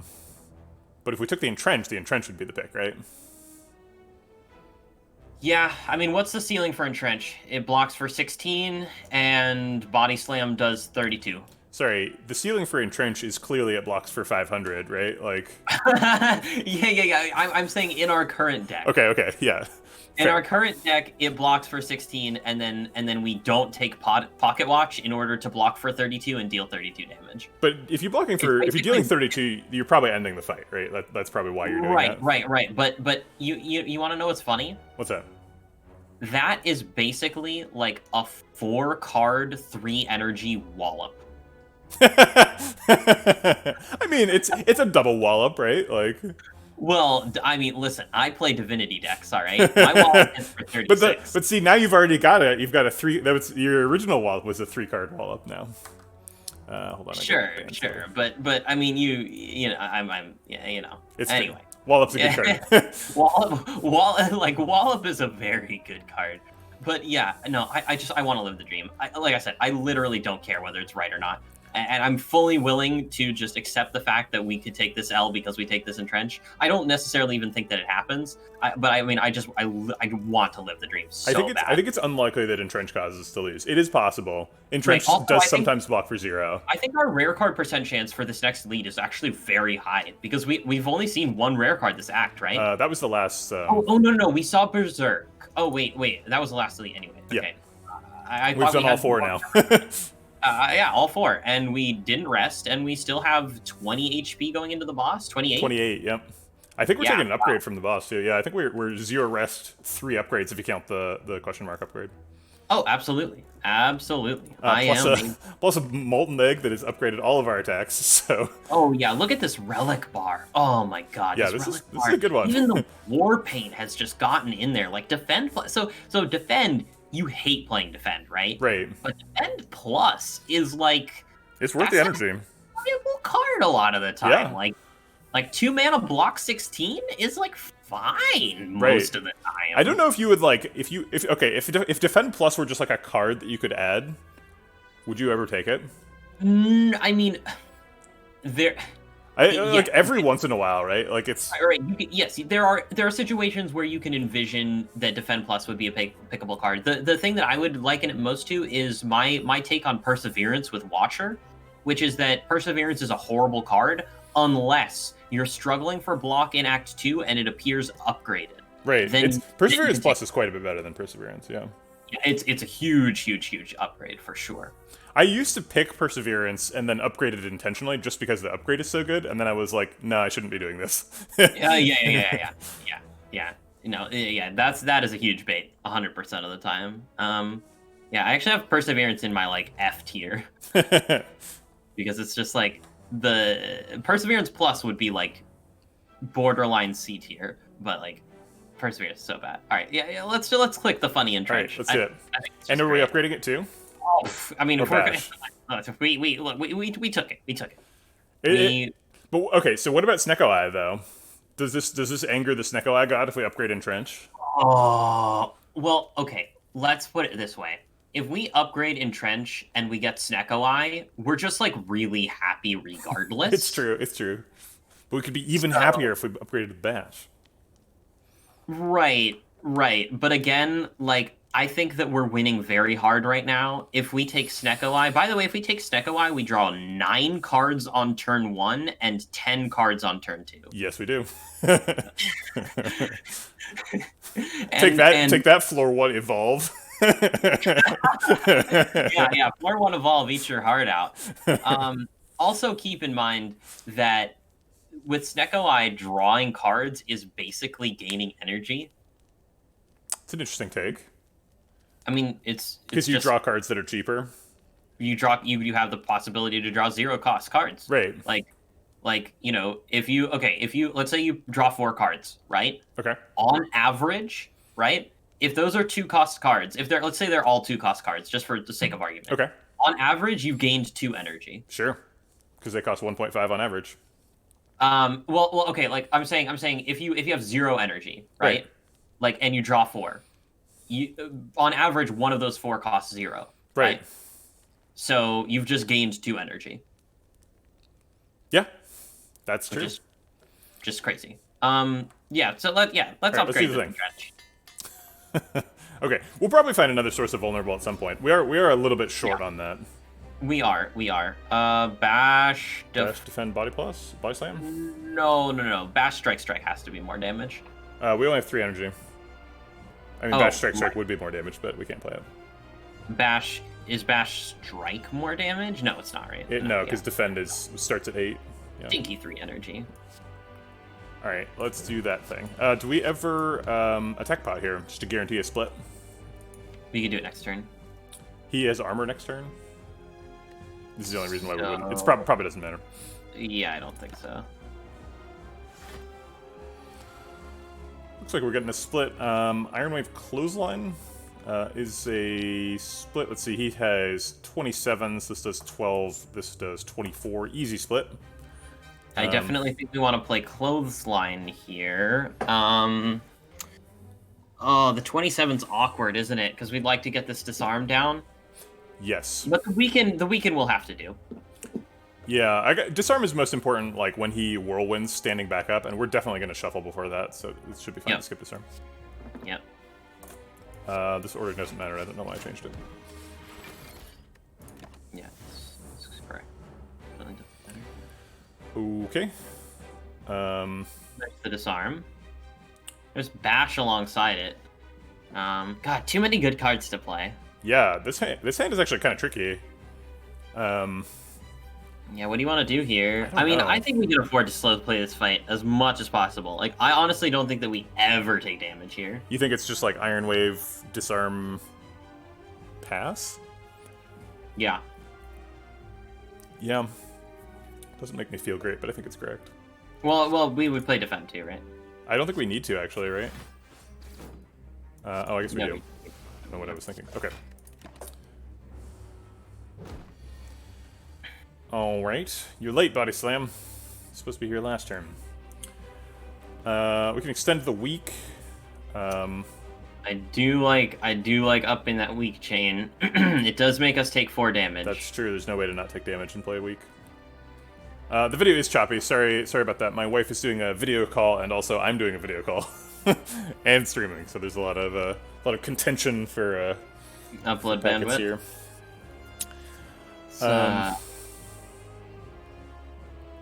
Well, okay. How about just like defend Ironwave Body Slam? Is that actually takes 1? Does it? I believe so. Because Ironwave blocks for 7, defend blocks for 8. We take 8 damage turn. Yeah. So we'd be taking 1 there. I guess we can defend Body Slam. Yeah, I mean so the multi-attack only hits for 3 times 4, right? So it only hits for 12. Right. It's just, yeah, are we trying to like score optimize is the question, right? Like, are we actually trying to literally perfect the fight? I mean, I think we can. That's Right. like my contention is that we can. And if we have to use a potion in order to do that, we still have like a pretty darn high potion chance here, right? That's true. So Yep. It's back to 70, right? Yeah, I think so. Yeah. I mean, it's high. I'm not gonna go back and do the math, but Sure. it's high. Okay. All right. Well, let's try and keep it perfect then. Yep, I like it. Yeah, I am. So I'm streaming the screen to Merl so you can see what's going on. All right. Double Iron Wave blocks out. Fit and a strike. I like it. Yeah. I mean, I don't see there's no alternative play, right? So. Yeah, that's the line. Okay. We could double defend Entrenched Body Slam. That's fun. Splits him right now. It's not necessary. You want to get bashed down instead? Yeah, we could just like I bash. like not defend playing body. these. I like not playing these immolates. Yeah, in getting the box burns format. seems sort of dangerous. Not like extremely dangerous, but a little bit. Yeah. Does bash defend Body Slam split? I think no. Let's see. So this is going to do. It would normally do 12. It'll do 14 because of Paper Frogs. 14 plus 8 is 22. So no split. Pretty good chance of a split next turn. In fact, guaranteed with Clothesline. Yeah, guaranteed. All right. Very good. Guaranteed Again, split sounds good to me. Clothesline is optimal. What was that? Splitting with Clothesline is optimal. I agree. Okay, so Clothesline splits by itself. We want to do a little bit of damage first. So we can do better Iron split. Wave. So Iron Wave Clothesline. Yeah. I like it. I'm Great. fine. We are 0 in trenches so far. Yeah, been just a Entrenched curse. Curse is fine though. I mean, we can do defend Iron Wave Body Slam, right? We can. That doesn't get a pocket watch proc. Ooh, how much do we care about a Pocket Watch proc? Well, next turn is the double attack. We should probably respect it, right? I mean, if we're on team don't take damage, I think we do. Yeah. So then, like, defend Iron Wave Body Slam. Yeah, that blocks. Yeah. 15. It takes Overblocks by 1. Yeah, overblocks by 1. I like it. Okay. All right.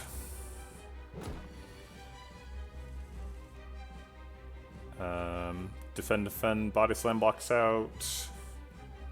I don't see an alternative. 15. Oh yeah. Defend, Body Slam.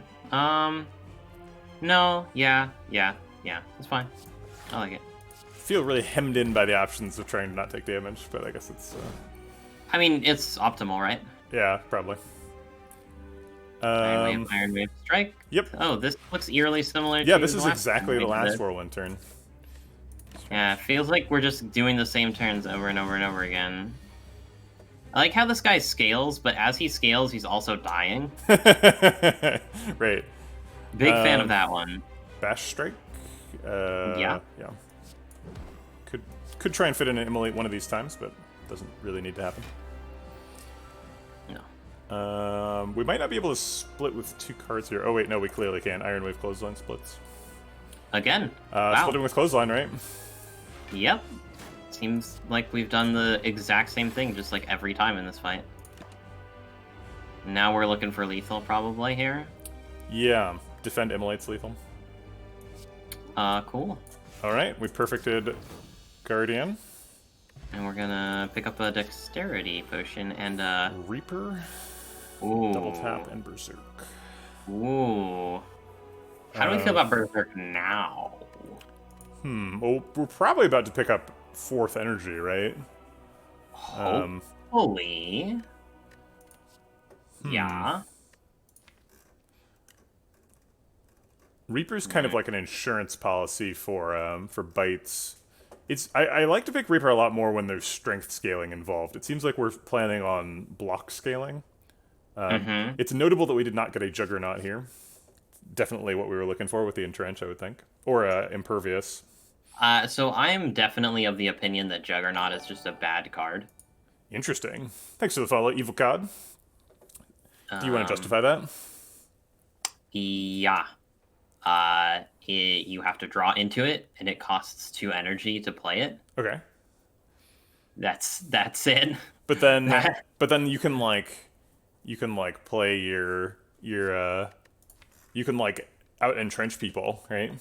Which is difficult to do without it, or calibers. I mean, yeah, but generally speaking, Ironclad doesn't have a problem finding damage if he's blocking a lot. So I just feel like it's generally pretty redundant. I think in Snecko it could be a pick. Sure. But I think it's definitely better with Snecko, that's fair. I think not in Snecko, you're just hard pressed. Also, we have 458 gold. We do have a lot of gold. Because we did not we took 4 elites, and we didn't go to a shop. Yep, so, or rest.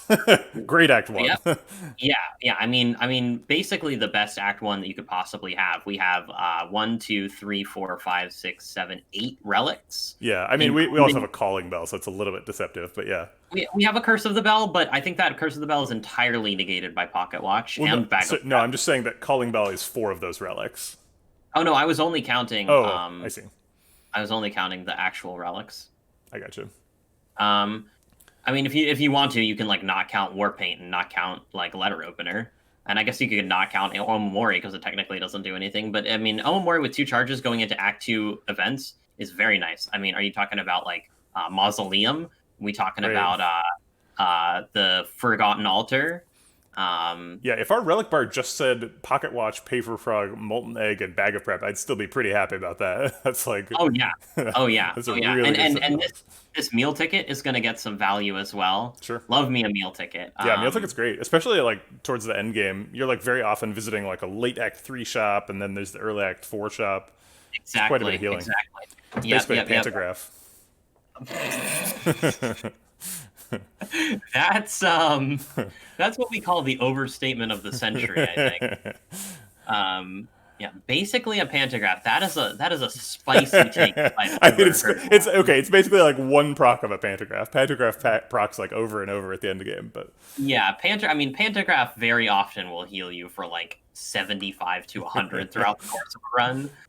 Meal ticket, you're lucky to get 45 out of it. I think we're almost guaranteed to get 45, right? 15's literally guaranteed. Yeah. I mean, well, it's not guaranteed. I guess we could be at full health. Yeah. If you perfect but I mean, if you perfect, these are all relics. All the healing relics are relics where if you're not getting value out of them, you're winning anyway. Oh no, my pantograph value. Right, exactly. I don't know. I honestly don't know. Okay, I think I'm going to eliminate double tap, right? Because we have Pocket Watch, so we're never picking that. Let's do that. I like that a lot. Okay, and then we were talking about Berserk. I think Berserk is difficult to justify right before a boss relic pick. It is our best upgrade. That's true. But it's hard to get upgrades at the beginning of Act 2, right? Because you have to do a bunch of fights first, and... Yep. So we'd be basically carrying Burkhurst. And do we want to carry Burkhurst? I don't think so, right? Right. So it seems like Berserk is probably worse than Skip. So and Reaper is never worse than Skip, right? I don't think I've ever seen a Reaper that's worse than Skip. I think I have skipped a Reaper, and then I spent 10 minutes eulogizing the run, being like, "Why the fuck didn't I take that Reaper? That was stupid." I mean, I kind of want to do it. You want to skip Reaper? I do, but I don't. I mean, this is the worst Reaper deck that I've seen for a while, right? This is not a good one. Right. No, I mean, but with a Reaper, we're like a demon form away from basically just winning. Right. So now demon form's a win condition and barricade's a win condition. Right. Like, yeah, Reaper is just kind of one of those cards. And again, I think we're so far ahead. So let me take this opportunity to do just a quick tangent, if I may, sure, about how I believe Ironclad needs to build decks. Go for it. So I think that Ironclad has a myriad of ways that he can win the game. But I believe that in order to get to those end game solutions, you have to, at points in your run, take cards that are not great for you right now. And you almost have to even take cards that would potentially be pulling you in opposite directions. Because once you have a direction to go into, it's so strong, it's so broken, right? That you just win and you don't care if you have a few curses in your deck. That's my sort of take on like, yeah, just how to build Ironclad in general. That's a really interesting take. Like, I often think, like, when I'm playing Watcher, I'm not super happy if I take like a Prey a Prostrate as my first mantra card, because like it's very difficult to get into Divinity with just a Prostrate, but you kind of have to, because like Divinity's so good that you just like, you have to take one card and be like, this is the first card, later on there's going to be a second card, that when I take the second card it's going to be good, right? And like, you can end up never taking a second card, and then you have some other solution, and you're carrying around the curse. But it doesn't always, like, you don't always get the best card first. And when you get the best card, if you don't have the support for it, like, and that's kind of why we took the Entrench, right? It's like, Entrench is not good by itself. Now, the ceiling for Reaper is like quite high. Oh yeah, yeah, right. You said, it's a demon form away from being like a full heal in any slow fight. And we're like it's very well set up for being slow, right? And again, it's a demon form away from not just being a full heal in any slow fight, but I think it's a demon form away from our deck just like almost instantly winning. Right. So yeah, I think Reaper's a pick, but yeah, it is skippable. I think if you're gonna skip a Reaper in a deck, it should probably be this deck. Yeah. So how many cards do we have? 19 now? 19. Yeah, this would be the 20th. 20th card. So yeah, we still draw through our entire deck in 3 turns. Yes, 21's the limit where we can start skipping, or 22. Nope. First card we can skip. Oh, that's true. Yes, it's 24. Jesus. It's 23 because 7, 8, 8 is 23. I see. Yeah. So 24 would be the first card we could skip. I once took pressure points first being like time for a pressure points deck, and then found no other pressure points for the entire run. Yeah. I think pressure points is a little bit different. So like a lot of these cards we're talking about are participants in combos, right? Like we picked the Entrench because we're looking for like Entrench and like Juggernaut or something, right? But power points is like self-synergistic. So if you're picking a power points, you should probably be in a position where just one pressure points is enough. I said power points, but I meant pressure points. And then the problem with that card is that you're never in that position. So pressure points is just terrible, and you should never pick it. It's not like pressure points is a deck that is like a thing that you can make. It's just like, no, there's no such thing as a pressure points deck. It doesn't exist. Pretty sure we're skipping this deck's pot. I mean, it technically exists, but like it's just like pressure points is so unbelievably terrible. Like legitimate contender for worst card in the game. I'm a little bit less fatalistic about pressure points. I think pressure points can be takeable, but I think you need to have a pretty specific shell for it, where you're like, it's basically like it's the weave shell where you're like digging through the deck really quickly. I'm pretty sure it's the P-box swap into 4 pressure points shell. That would definitely work. Like that might be the only time when I would consider that. Like, okay, so yeah, Dexpot. I don't hate Dexpot, but I like our 2 potions right now. Exactly. Yeah, I think I would consider taking Dexpot over Flexpot if we hadn't literally just taken a Reaper. Yeah. Yeah. No. Oh yeah. Flexpot Reaper. Yeah. We didn't even talk about Flexpot Reaper, but Flexpot Reaper is fat. Yeah. Okay. Kursky. Interesting. Kursky. First blush is probably Kursky. Kursky seems like a pretty obvious pick. We got a lot of expensive cards. Energy, Clothesline, Kursky. Immolate. We're looking for like Juggernauts and Demon forms now, so we're gonna need the energy. We're drawing like 10 cards a turn, so Kursky's. I mean, pretty far ahead. I hate to trivialize a boss relic screen, but if this isn't Kursky, I will literally like throw myself off a cliff. I mean, this is the free, like, I've seen some obvious choices before, right? Sure. This is like legitimately the most obvious choice I've ever seen. I think if this Astrolabe were an ectoplasm, I would agree with you more, or like a busted crown. Oh, Astrolabe, I think is sort of pickable, right? Like we do have a. Well, I guess Molten Egg doesn't matter with Astrolabe. It doesn't. Yeah, no, it doesn't. I mean, P-Box you might have, but we have 2 upgraded defense. Like defense pluses, yeah. I think yeah. It's almost certainly Kursky, especially with the Omamori. Yeah. I mean, Omamori Kursky is like, it's literally free energy. Right. Like, the downside is virtually non-existent. I mean, it means we can't Mind Bloom for normality, right? Like that's the downside, but. Well, we might even be able to Mind Bloom for normality, depending on we have a meal ticket. We're pretty happy to go to 2 shops in Act 3, but. And also we have Pocket Watch, so we kind of have normality every turn. It's true. Yeah, normality is not that big of a deal. The upside from Astrolabe, I do think is higher than the upside from Kursky. I think I can say that without being too controversial. If Astrolabe's like, here's your Juggernaut, and here's your Demon form, and like, here's a second Entrench plus, right? No, the best things that Astrolabe could give us would be Barricade, Impervious, and Impervious. Yeah. And in that case, then yes, we're probably talking about a situation where Astrolabe is better than Kursky. But almost even then, because you can't even play Barricade and Impervious in one turn. It's true. Kursky is pretty insane get here. Yeah, I mean, yeah. Maybe if we had like a Happy Flower or something, we could try and take Astrolabe. Yeah, but and we also have 0 energy relics. That's another thing. There's not, there's not even Tea Set or Happy. Yeah, no Happy Flower, no Tea Set, no Lantern, nothing. Yep. So yeah. Okay. Yeah. Click the button. All right, Collector. So I'll get to block her intense. Wow, yay, woohoo. Oh, you gotta on the Discord thing, you gotta go click that arrow again. There's an arrow in Discord? Yeah, the arrow. Remember the arrow that we talked about where you can make me this like one. the Got it. that one. Boom. Gotcha. I just looked over at the stream and I'm like not in. Sorry, I thought I looked at it and you were good, but I guess we're good now. Okay, so early shop I think is something that we care about. Probably doing one of these 2.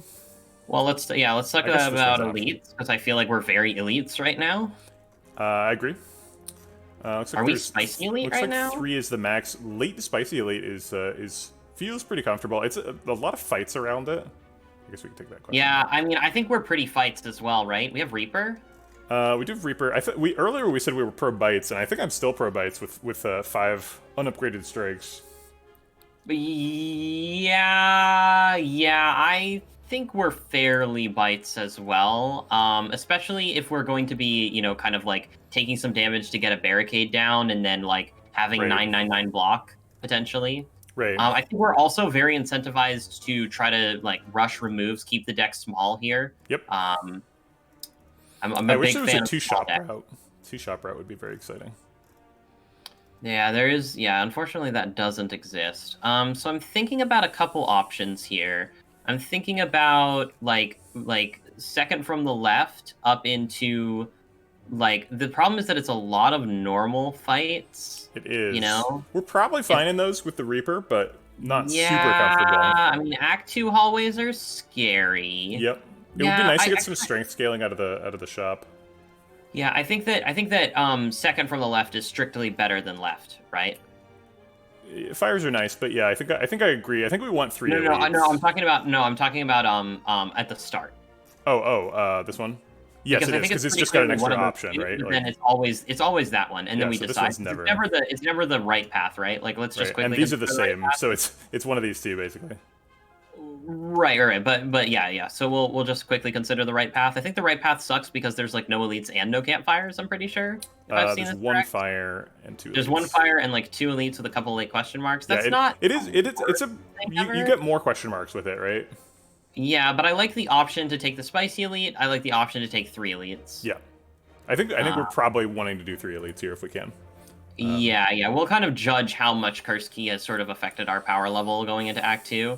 But I think we're like, honestly, I think we're incredibly strong right now. I love the way you phrased that. We'll have to judge the way Curse Key has affected our power level, because it's part of what I love about Slay the Spire is that like because you're sort of building your deck incrementally as you're playing it, you if we were like taking the draft custom game option and we like picked these cards, we wouldn't really know how good the deck is, right? Because we wouldn't have had the opportunity to like evaluate it in combat. Sure. I mean, you can draw on your past experience, and my past experience says we're insanely ahead of the curve right now. It's true, but like, okay, but are you a Magic player? No. Okay, so here's Hearthstone. An experience I've had a lot in Magic, which unfortunately doesn't extend to Hearthstone, is like, when you're playing like sealed.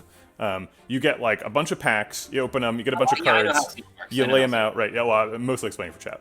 So you lay them all out, and then you put like packages together, right? You're like, this thing discards things, this one wants to discard stuff, this one like is really an aggressive red card, so I got sort of a package there, and you sort of like feel it out and put your deck together, and then every single time you play your first game, and you're like, that was stupid. This deck's terrible. I should have played this card that I'm not playing. So you end up like mulliganing it after the first game every game for the rest of the tournament. You're like, but I like that can't happen in Slay the Spire because you're like you just play it after every. Yeah, I really like the fact that we basically have no bad cards in the deck. Sure. Like we haven't gotten any strike or defend removes, which I think is the worst thing about the deck currently.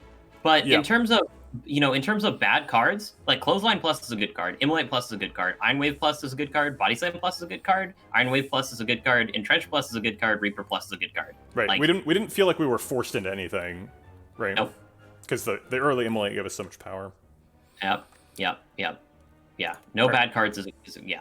So yeah, I think we're starting here, and then we'll I guess we have a decision after the shop, but probably we're going left there. Okay. Yep. I like it. Hello, avocado. It's an avocado. Okay, so this is our first turn with 4 energy, so it feels a little bit different. It does. I really want to play 4 cards. It's hard not to like. Oh, Iron Wave, and and Body Slam. It is difficult to pass up on that damage. That is very true. How do we feel about only drawing 5 cards next turn? I mean, I don't think we feel too terrible about it. We still are guaranteed to get everything in 2 draws. Yeah. It's possible next turn debuff. No, next turn. This is the debuff. So next turn is either 12 and lifesteal or 14. Okay. Wait, doesn't he like frail you? Am I totally crazy here? Yeah, he frails you. Oh, okay. So he frails you. I thought he had like just a swirly green debuff turn. Nope. Huh. Nope. Okay. Avocado always attacks unless you stun him.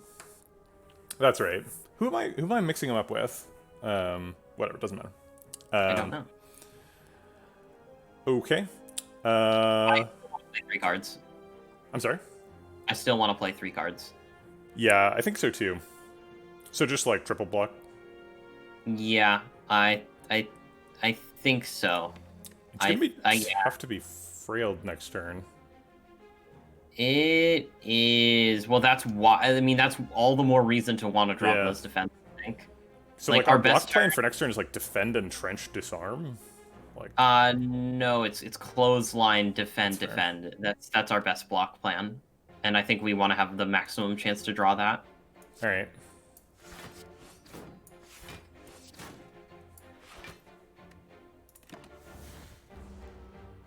Do love me some full block though. All right, okay. so this is the best thing that we could have done because we can do disarm, defend now. Doesn't quite block out. We take 1, which is fine. That is fine. And I think again, you take Pocket Watch. Yeah, I think we should still be proccing Pocket Watch. I'm looking for an opportunity to get one of these potions in here because we are full here. Yeah, for sure. We are down to 40%, but I don't think it's this turn. Yeah. Aha! Letter opener. Sick letter opener. Getting them. Oh wow, we're Yikes. Yeah, is it? It's clothesline, defend, and trench, right? Yes, I think so. We got a raid from How? Onsan. Thanks for What's coming by, Onsan. Hope you had a good stream for today. We're doing a co-stream here with Merl. Oh shit, Onsan's got new emotes. That's like exactly my emote. That's I actually don't know how I feel about that. That's yeah. Okay. As a person making a luchador game, it's now my obligation to start a rivalry between Onsan and Merl. Fight. Onsan's emote game has been super on point with the whale. I've seen that whale pop up everywhere. Oh, the whale is amazing. Yeah, I agree. One of the top emotes for sure. All right, so let's do the defensive plan. Yeah, I agree. We do. All right, so now we've finally gotten enough ahead that we can like start hitting him. Yes, yeah. Now we can play Bash and start wailing on him. I think is the plan here, because he's weak and he's doing only 6 damage this turn, so we can actually full block with defend. So we can like Bash, defend, body slam, or like Bash. Even maybe this turn is the turn that we want to go ahead and do. We want to go ahead and break Pocket Watch. I kind of like Bash, Iron Wave, Body Slam here. So we take one. You want Bash, Iron Wave, Body Slam, and take 1 in order to proc Pocket Watch and get some of this garbage down? Yes, I think that's... It's Bash always. It's never... Well, wait, maybe we do want to break Pocket Watch, because next turn is probably Iron Wave, Immolate anyway. Right, Iron Wave, Immolate, and like something else. Yeah, I like breaking Pocket Watch. Okay, alright, so then we add in a strike, basically. Okay. Bash, defend, Iron Wave, Body Slam, I think. Oh yeah, because then we block out, and defend does just as much damage as strike anyway. Wait, hold on. No. Iron Wave, strike, Body Slam is more important because we want to hit him multiple times. That's a good point. Okay. Yeah, because it's only the difference of 1 damage. Yeah. And we're reaping here, probably. Most likely. Onsan had a good stream. 2 runs, 1 heart kill. Nice. 1 earth on the heart. Oh, death, probably.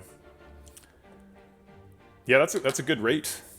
Those are both Slay the Spire wins, right? You beat the Act 3. Plus AD. Is that some sort of like prefix notation stuff? We have lethal, is that right? Yeah, we do have lethal. Lethal skips Reaper. How much do we care about reaping here? Can we get like a flex pot lethal with Reaper? Iron Wave. No, I don't. Is that where? I mean, we're at like 60 anyway, right? We're at 63 here. Yeah. I mean, we're healthy. I don't know. I'm not. It's only a 40%. I'm not super into it. I don't think that we need to. I mean, it's a little greed, but it's not like incredibly greed, in my opinion. Yeah. Like, you want to like flex Immolate Reaper, right? Right. Let's do 49 HP. Yeah. Actually, wait. We almost have lethal just with Immolate Reaper. It's close, huh? 49 leaves him at what? 8? It is actually lethal. Okay, so we can just have 8 health. Oh yeah, because I can't actually see the. Yeah, it's exact lethal. But are you sure? Yeah. Okay. All right. Perfect. Cool. Well, yeah, that seems like a best case scenario. Seems like so the we line. actually healed in that fight. What was that? We healed in that fight. That's true. Yeah, because we only took 3 damage. Yep. We healed for 8. I think I'm probably gonna pass on all these attacks. Headbutt and trench is interesting. That's true. Life Coach hates it, but if we had a barricade, I would pick a headbutt. But I feel like the reason why headbutt is so awkward is like you have to play the card, and then you have to headbutt the card, and then you have to draw the card, and then you have to play the card again. And that ends up being like a 5-card combo to play one card twice. Yes. And like sometimes it's worth it, right? Like Entrench and Limit Break are kind of the 2 cards you'd want to do that for. Yep. So the reason that we're not going to pick Peace Strike here is, first of all, we have no other strike cards. There's no Pommel Strike, there's no Twin Strike, there's no Wild Strike. Although Wild Strike Plus slaps, but I don't know. I don't know how much we need the damage right now. I mean, that fight did seem like, well, it seemed like we had damage whenever we wanted it. We just had to sacrifice a little bit of HP, and we weren't willing to do that. Right. We had to sacrifice either HP or a pocket watch proc. Right. And because we weren't willing to do that, but I think that we can, easily push damage if we want to. I don't hate Wild Strike, though. One energy for 17 is so much. It is. Well, and it's actually 1 energy for, 20... 27 or something insane with Paper Frog. Yeah, how much is that? It would normally be 8, so it's probably 12 extra, so it's 29 damage. Jesus. That's Watcher levels of... It's more damage than Immolate Plus is doing by itself. Yeah. Well, but yeah. I mean, if Immolate hits but per energy, yes, it's very efficient. But it shuffles. So obviously, it shuffles the. Yeah, the wound is bad. We don't currently have any way of mitigating that other than drawing 8 cards a turn, which is pretty effective. Yeah, give me True Grit Plus, please. Yeah, exactly. True Grit would be a big take. We actually haven't seen any block cards. It's true. We haven't taken a single one, and I don't think we've seen any. There's been no Flame Barrier, no Shrug It Off, no True Grit. No power throughs. Yep. No imperviouses. I don't think we've actually been offered literally a single 0 card. block cards. Wow, that's crazy. Wave. I guess Entrench technically counts, right? I mean, it doesn't actually. It says double your block. It doesn't say gain a number of block. It's true. Yeah, if it doesn't interact with Frail, it's not a block card, right? Yeah. And the reason that we're not Peace Strike is because we think we're Bites right now. That's another good reason. Yep. And if we're Bites. If Bites, then no Peace Strike, basically.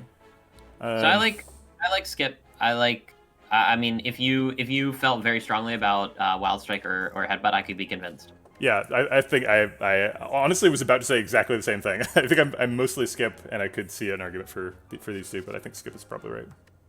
Yeah, I mean, Headbutt. Headbutt's interesting. Sorry, go ahead. Yeah, I do like Headbutt, but it's interesting because we can Headbutt Immolate in Slavers. The thing is though, if you've got these marginal choices where it's I could be convinced either way, but you also have 450 gold and you're about to go to a shop, maybe you should make those decisions later because you're about to get a bunch of information. Yeah, another Headbutt, most likely it's a common card, And we have Molten Egg, so it'll be upgraded then too. Yeah, and we're also fighting a billion fights, right? We're very fights right now because if fights are costing us no life and actually gaining us life, they're versus a question mark, they go up so much in value. Yep. Also considering the fact that we're already getting value out of the Omamori by virtue of having Curse Key. Right. Yeah, we don't need to look for Omamori value. Yep. We're skipping Skill Pot, I think, which makes me sad because we've skipped 2 potions in a row now. But I mean, skipping potions is not actually a big deal if you're not taking damage, right? It's true. It's possible we could have used one of these potions to gain more health in the fight, but that's it's kind of a magical fantasy line. It's possible Skill Pot's better than Attack Pot here. I don't think so. I think we're pretty much on the murder things quickly if they're scary. That avocado wasn't scary because the avocado we just blocked in basically every turn, right? That's sweet but if disarm. they're scary, I think we need to kill them very quickly, and I think that Attack Pot helps with that. Slavers, I'm big on Attack Pot against Slavers here. Attack Pot's super good. Okay. Heal into full. Forgot that was gonna happen. Meat on the bone. Do we need that? Is Happy Flowers big? Armaments though. Wait, but the deck's already we got all the upgrades. Anyway, I mean it just hit, it hits strikes and defends right now. It is a card that's on it. Yeah, it does hit disarm and bash. That's pretty cool. Strategy for the Armaments Barricade. I'm pretty Happy Flower. I don't know about you. Yeah, definitely like Happy Flower. Although there has been a little bit of contention in that one fight where it's like we had 4 energy and didn't have a lot of good ways to spend 4 energy that were 3 cards. There was a bunch of turns in the avocado fight where when I was like, I want to play a 5th card or 4th card. Right. But I think that we're going to eventually get to the point where Pocket Watch is something that we are not going to do every turn. Interesting. I was sort of imagining, like, when I get Pocket Watch from Niao, I Pocket Watch every turn in the entire run, pretty much. What are you imagining evolving into? I'm not saying that we. I'm saying that we need to prepare ourselves for the possibility that the optimal line is not going to be Pocket Watching every turn. Sure. I think, like, if we see a corruption, for sure, we're not Pocket Watching that turn, right? Right. And I mean, I like, we draw 7 cards on turn 1, we draw 8 cards on turn 2, and, Happy Flower on either of those seems very solid.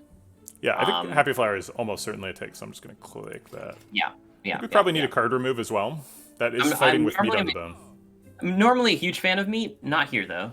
We're at full life. Doesn't seem like we're in any great threat. We have a 20-card deck. Card remove is enormous. Yeah. The smaller your deck is, the more impactful removes are. Hard agree. Yep, consistency is really important. Consistency is king. All right. This does make bites a little bit worse, but not significantly. Yeah, I don't even know how bites we are. Like if we're passing meat, we have Reaper. I don't know. What if we take by Abacus? We draw so aggressively. We actually Abacus like almost every turn. Not every turn, but like every other turn. Yeah, is 6 block every other turn good? It's not, but neither is holding on to 167 gold. We only have 167 gold left? We have 237, but it only costs 167. Oh, I mean, I don't mind holding on to 237 gold. You want to take a Hemokinesis plus? I never buy Hemokinesis, but it does say plus on it. Yeah, that's a fat damage card. You want to talk about Wild Strike? It's like Wild Strike with no downside. Yeah. It's basically Wild Strike with no downside because we have Reaper. And the thing slaps. It's a big card. That's true. It's chonker. It's a chonker for sure. It hates Snecko Eye. I mean, it doesn't hate it, but it's... Yeah, it's. I think we love Snecko Eye enough that it, again, just doesn't matter, right? Happy Flower also says, yay, Snecko Eye. It's true. So are you hardcore into Hemokinesis? Well, so I'm just thinking that based on the outcome of that avocado fight, I'm like slightly concerned with pushing damage. Potentially. I agree. I mean, I'm okay with holding off on it, but I think that it's very free. I think that it's just like, I mean, we have Reaper. Right. We're incredibly healthy. I like the idea of being able to just get like one more like staple, because we really only have Immolate. Right? And if we're not playing Immolate, then we're not really doing that much damage. I like the flexibility. Okay, yeah, I think this is why you do co-op streams, because I would not have considered the Hemokinesis, and I think I'm now convinced. I think Hemokinesis is the pick. Yeah. Cool. All right. Well, that removes Abacus from the table, and I'm okay with that. Yep. All right, and we're going left. I would imagine full health has to say go. Yeah. I mean, and yeah, left, and then if we somehow are in a really bad spot after these first 2 fights, we can consider. Left again. But I kind of want to just do like all fights into Spicy Elite. Me too. Immolate is always getting played this turn. Do we ever flex pot it? No, I don't think so. I think it's just Immolate, defend. This is a fine turn. Yeah. Okay. Gonna lose a little HP here, but that's fine. No big deal. Clothesline blocks one of them. Iron Wave blocks the other. Hemokinesis for fun. Sure, yeah, I like it. Iron Wave the buffer, though. Right. Probably Hema the buffer as well. Yeah, I think he's the threat, so... Yeah. Put him in strike range. Yeah. Trying to end this fight on a Reaper, ideally. Can we kill... We can hit the right one 4 times. We can't do that with a Reaper. Oh, no, we can do it with a Reaper. We can do Iron Wave, Strike, Yep. Body Slam, Reaper. And Reaper kills left one as well, because it's Reaper plus. It doesn't. So it'll do 2 damage, right? Because it'll round down. Oh, yeah. We can flex bot maybe, or no. We can. We can just kill him. Also, I guess. We could do Iron Wave, strike, body slam, right one, and then disarm left one. That's true. Well, I think just strike kills right one. Yeah, but we're not blocking 14. Oh, sure. I see what you mean. Yeah.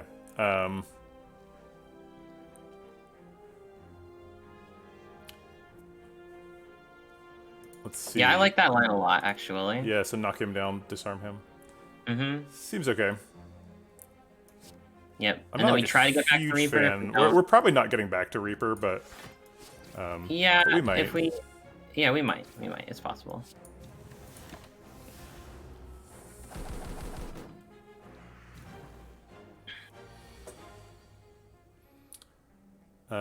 Strike kills the ground bird or the front bird. Probably front bird, I guess. Definitely yeah, it's front bird. Front bird could block both. Yeah. Yep.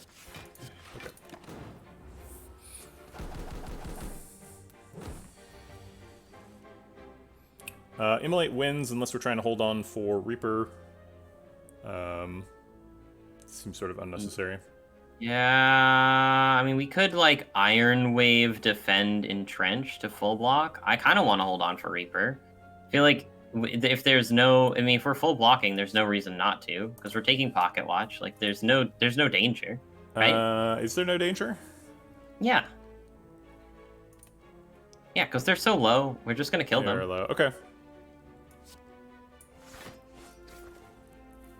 We don't kill either of them with what you call it, Reaper. But I guess we just like draw Reaper Immolate, right? Is the plan? Yep, and we can even just pass here as well. We could strike both to set up for just Reaper killing them. If we draw Reaper no Immolate. Sure, yeah, that's fine. I think I'm actually gonna pass. I just wanted to bring it up. Okay. Oh yeah. Yeah, whatever you. Perfect. Is this perfect? Sorry. Yeah. Iron Wave Strike. Yeah. Okay. Okay. Boom. We got there. Dual Wield Reaper. Dual Wield gives us more Reapers. We could also Dual Wield on like Body Slam and stuff. Dual Wield Body Slam. Okay. Do we ever take Anger Plus or Twin Strike? I think probably no, especially not after the Hemo. I think we're sort of full on our single card damage thingies. Yep. I think we're okay. I don't know about Dual Wield. I mean, it's a good card. I'd feel better about it if we had like Metalicize or something like that. Yeah, we're right. We have no power targets, so it's just we could. I mean, we have like Happy Flower Dual Wield double Immolate turns, which is pretty sick. Yeah, that is pretty sick. Dual Wield does make it harder to Pocket Watch. But not tremendously harder, right? Because you don't have to play the new Dual Wield card. Dual Wield Reaper is very strong. Yeah, sorry. So yeah, I'm streaming with 2 people and my wife's on a call. I think she's on a call. I think I hear. So. I mean, your Discord bandwidth is incredibly low. I don't think that that's actually going to make much of a difference. In terms of your stream output. Sorry for subjecting you to the horrible quality. I don't know. I mean, yeah, I like Skip. Okay. I don't know. I don't think we need Dual Wield. Yeah, same. Okay. Yeah, I feel like if it's we had more but I don't know. Yeah. Snake Plant. This is who I was thinking of. He's got the debuff thing. I don't know how I confused Snake Plant and Avocado, but they're both plants, I guess. Yeah. So defend Iron Wave Body Slam. I think I like that. Yeah, we want to keep the attacks minimal, still do damage. Thanks for the follow, X Raja. Yeah. Welcome to the Vegetable Patch. And this still procs, whatchamacallit, the thing. That one, pocketwatch. Okay, Disarm is here. Clothesline, defend? Disarm, Clothesline, Iron Wave is, Oh, good point. strictly better. One blocks for 5. He's going to go down to 6 times 3, and then, what, 4 times 3? So 12, we take 7. Yep. I don't see a better line. I unless, don't like, either. Bash, Immolate, and Strike is lethal or something. Oh, no, Bash, Immolate, Strike can't. Oh, it can be played, but it's probably not because we're weak. Yeah. I like getting the disarm and the weakness down, and then once we do that, we're a lot freer, right? Yeah. Okay.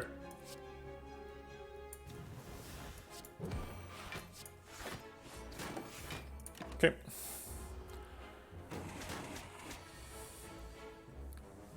All right. We got defend, entrench, body slam as a line. Bash. How about defend, entrench, bash? Defend, entrench, bash. That's interesting. Yeah, blocks out, gets vulnerable. I like it.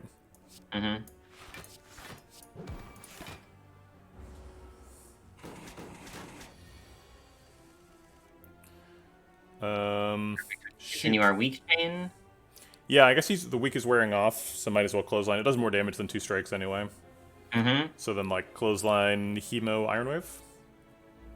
I want to prepare us for the possibility that clothesline, iron wave might be the play here. Yeah, that seems fine. I don't. Yeah, I'm not. Saves we don't. HP. I think we might actually want to save HP for a potential Reaper. Looks like we have lethal guaranteed next turn with Immolate and either of those lines. Yeah, so we don't need to play emo. So let's clothesline double iron wave, and then if we draw.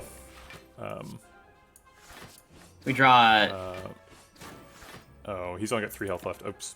Well, hey, if we draw Reaper, then we draw Reaper. Great. Oh, look, it's Reaper. We get to eat him. Second body slam seems like a take. Yeah, I mean, but we still don't have block cards. It's true. It's speculative for sure.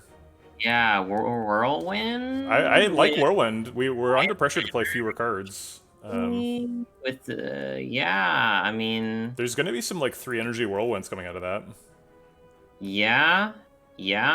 I mean, I don't hate it. I mean, Immolate's good AoE. Whirlwind's also good AoE. We are going into Collector. Right, it's Act 2, right? AoE's just good. AoE's very solid. I don't hate it. Also, if we get Book somehow, Whirlwind's insane. Yeah, I think we actually like can't get. I guess we can get it here or like there, but that's like we're pretty thin on the ground on ways to get Book here. Yeah. Unfortunately. And that also goes for bites, right? Yeah, I still am very like on the fence about bites. At the moment. We probably won't be asked the question since we're so good on fights, but.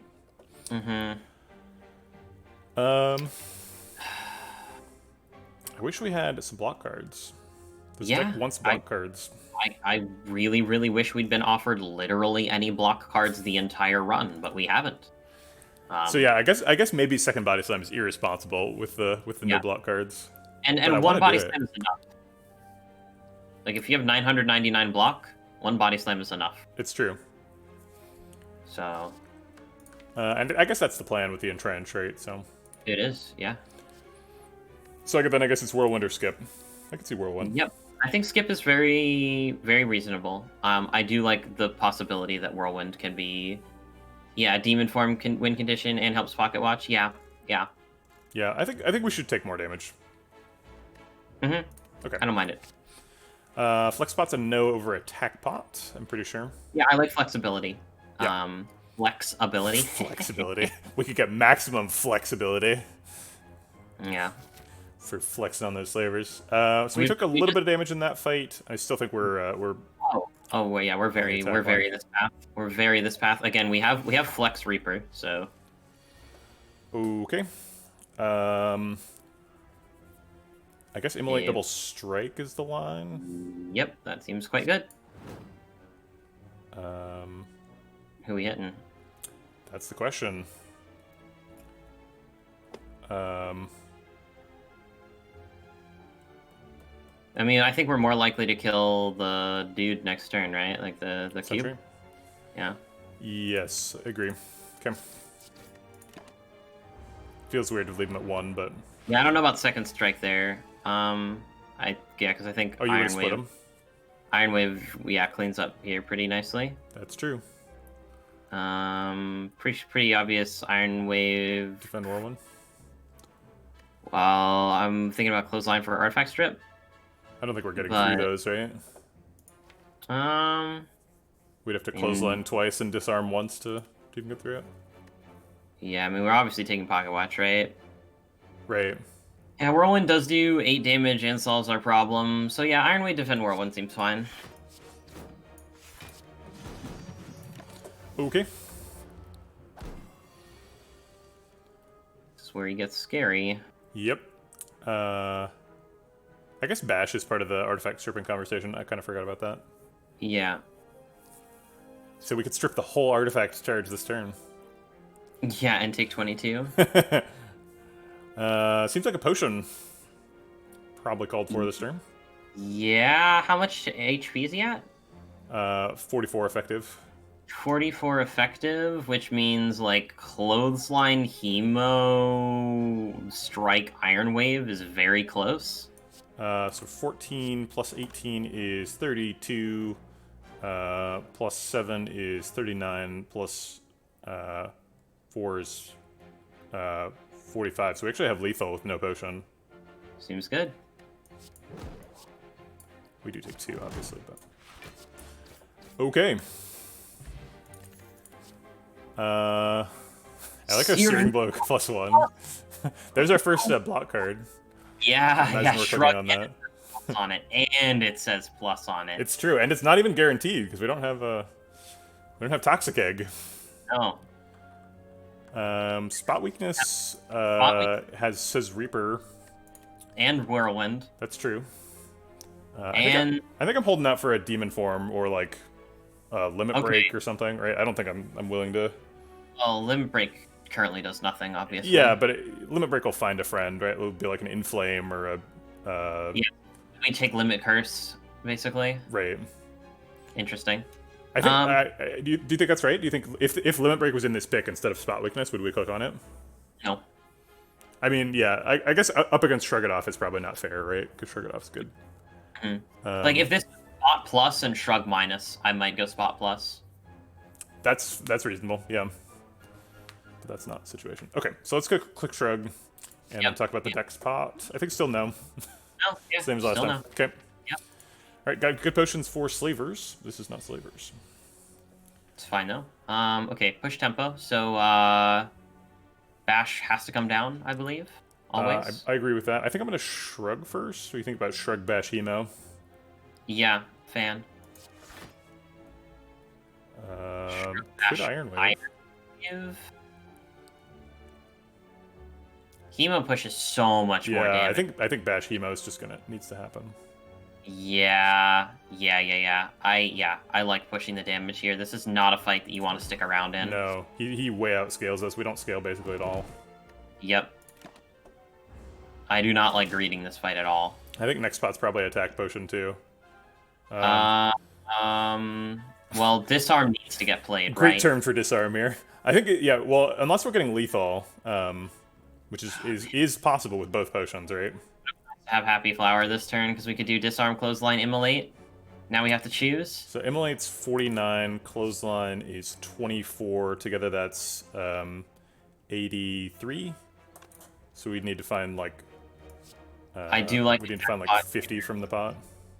I mean, I kind of like it. It's because we're vulnerable now, right? So, attack pot never gets better. Okay, let's see it. These are bad. It's just the most damage, so... Yeah. It's like bad on the redraw, but we're drawing so many cards we don't have to play it, right? Right. So it gives us 24. Still actually pretty close to lethal. Actually, with flex pot, heavy blade's kind of huge, right? It is. Yeah, so we could potentially be killing this turn. So take no more damage. Fight, so if we flex pot here, we've seen a potion in like. Have we seen a potion in every single one of the fights so far? We've seen 2 potions in 5 fights. This is the 6th fight, right? 1, 2, 3, 4, 5. So 5 fights. So 4 fights so far. Yeah. So we're up to 60% at the end of this fight. Well, no, but we've seen 2 potions, so we're down. We're at 40% for this fight. Yeah, you're right. It's still not an insignificant amount. Right. I really like the idea of Flex Reaper, but I also don't like the idea of taking however much damage that we'd have to take. We'd be taking 18, so like let's say we did Clothesline. Yeah. Let's just get the hell out of here. I'm assuming it's lethal, right? So, like, Heavy Blade's going to do an extra 15, so it goes up to 29. 29 with the Paper Frog vulnerable is an extra, I'm going to call it 19. Sure, that's conservative. So it ends up doing 48. 48 plus 49 is 97. Plus 24 plus 10 is lethal. Okay. We can play the strike, but we can play Body Slam. Oh, that's true. Oh Body wait, Slam it's actually really close then. So if this is 48 plus 49, it's 97 plus the 24. Wait, so sorry. Why did I count the flex spot for the heavy blade and then not for the immolate? So like. Oh yeah, no, it's super lethal. It's definitely okay. All right, let's get out. Yeah. Okay. Maw Bank. There's a limit break. Right. I think. Man. Can we regret anything? I was saying I would pick it if it had no competition. I don't think there's any competition here. I don't think we're taking Combust or Reckless Charge. I'll take it. I don't know.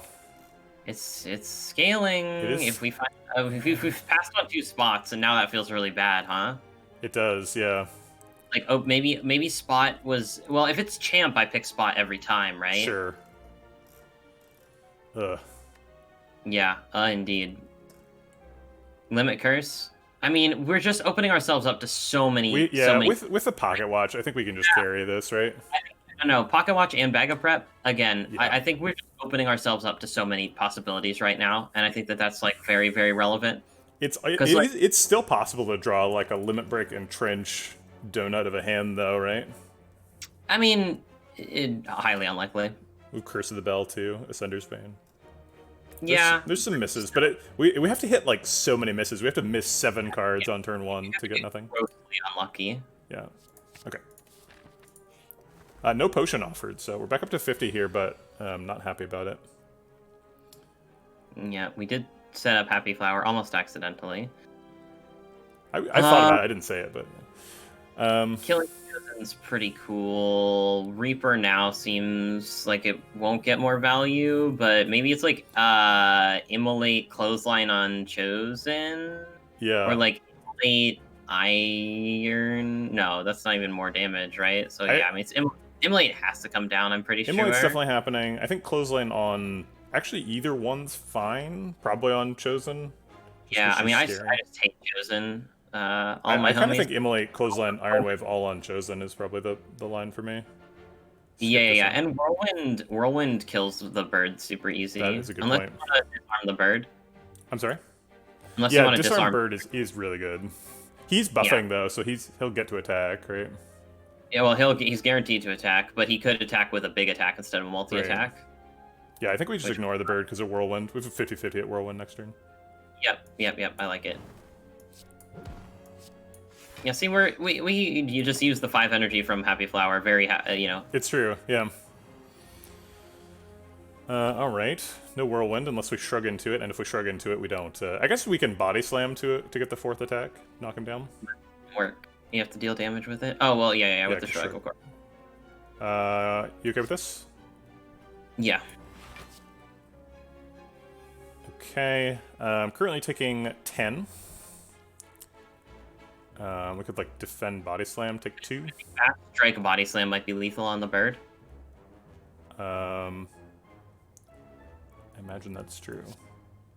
4 plus, I'm going to say 5, so it's 9, and then this is going to be, yeah, so that is lethal. Can we take it up to 31 next turn if Chosen decides to be mean to us? We can probably kill her with Hemo Whirlwind, right? How much damage? How much? So it'd be 3 energy whirlwind, so that's 24 plus 18, so I guess not. Okay, so alternate lines. Bash. Bash, defend, body slam. Defend. Yeah, bash, defend, body slam, all on Chosen. Yeah, I think I like that line better, and then we can just quad whirlwind next turn, right? Yeah, I like it. I like it. Unless we don't draw it, but That's, you know, 1 in 9, yeah. Could happen. Oh crap! We played 4 cards. Oops. we played bash, defend, body slam, right? I think we'd played the whatchamacallit, the Shrug It Off first. Oh, that is true. I That is forgot true. about Yeah. that. Skip that body slam. Hemo kills Chosen. Defend, entrench for the rest. Or I guess, yeah. Yeah, I like that. I like that. It's gonna shuffle a bunch of days and we won't take pocket watch, but Yeah, we probably don't care at this point. yeah. Because we're gonna draw Whirlwind at some point. Also, that's sweet letter opener value. Yep, absolutely. All right, cool. Alright, took a little bit of damage that fight. Not Battle ideal. Trance. Battle Trance is amazing. This is our second And- Shrug we've been offered. Yep, Battle Trance moves us a little bit away from Pocket Watch, but it's fine because if Trance is like, you know, if we're moving away from Pocket Watch with Trance, like we're kind of happy, like it's fine because now Pocket Watch, like the Trance is in the deck, right? Right. I mean, I'm just kind of the opinion of like see a Trance, pick a Trance. Yeah, Trance is super good. Yep. Yep. It's weird. We have this is not a great Trance deck though, right? Because we're like, you know, 7 cards turn 1, 8 cards the rest of the fight. Sure, but it is a great Trance deck in that we want to draw our key cards as early as possible, and Trance helps us with that. Yeah, every deck is a Trance deck, right? Yeah, I'm pretty sure. I'm pretty sure that's how it works. It's so weird because we have this like skeleton, and it has no organs. Yeah, we've got a lot of good parts and nothing that really happens with them. Yep. Seems like a Bash Immolate turn, Bash on leader. Pretty easy Bash Immolate turn to me. Yeah. Okay. Get those gremlins dead. Seems like a pretty nice Reaper turn to me. You think? I was kind of thinking like Clothesline, Ironwave, Body Slam. I like Reaper too. Well, yeah. I mean, maybe we're just on the like murder train at the moment. I mean, how quickly are we killing? I think like maybe next turn. Oh, I guess we'd have to Battle Trance into like Immolate for next turn, but it's possible. Yeah. Next turn looks like probably like a defend, entrench turn potentially. Yeah, or maybe like defend, entrench, disarm. Yeah, definitely like getting clothesline down here. Okay. Yeah, let's do the Clothesline Ironwave one. We could actually Shrug It Off just to like, because this turn is not very good, so we could Shrug It Off to advance the deck a little bit. Is Shrug Body Slam? Right. It's a little less damage than Ironwave Body Slam, but sure. It's how much less is it? It's like it hits for 12. The other thing's gonna hit for. Yeah. This is probably too much damage to pass up. Maybe Yeah, I don't know.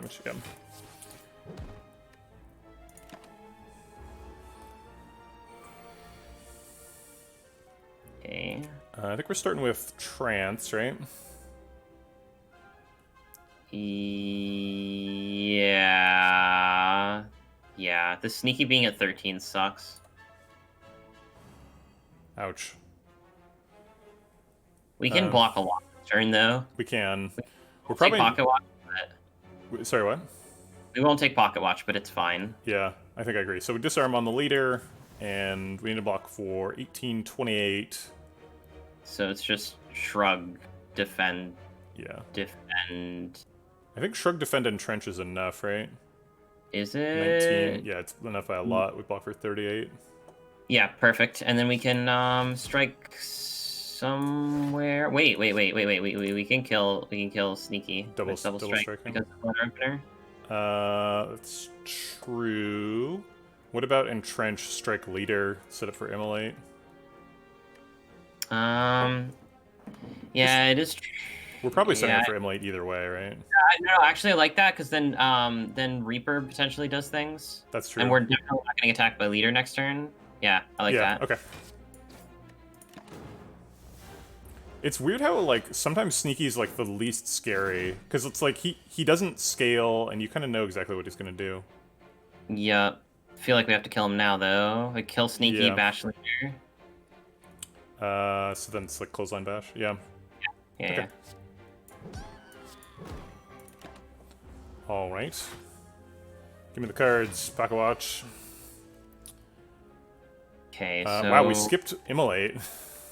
We had 1 and 9. We got Whirlwind 4. Yep. Is this enough? Is there a way to get a Reaper to do stuff here? How much? This is 41 that leader has. So we could do like Hemo leader Reaper Whirlwind. That kills probably. Actually, just Hema Reaper kills, I think. Oh no, I guess it's off by like 2. But Hema Reaper, maybe we just can we like double Iron Wave Reaper? 24, and then this hits for what is it? 5 plus. It's going to be 3. It hits for 8. I remember. Okay, so 12, 24 plus 8. 32. Yep, so that's lethal. So we don't have to spend the health. Yeah, that seems good. We Reaper second, right, to get the full 8? Yes. Yeah, good point. Yeah. Yep, is 8. I did my math wrong, but Body Slam's here. Body Slam is here. Excellent.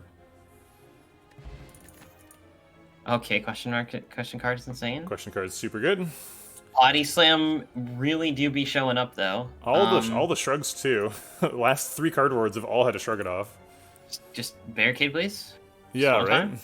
Just barricade, shrug, body slam, maybe a corruption. Yeah. What do you, yeah. I don't know. I don't know about this shrug here.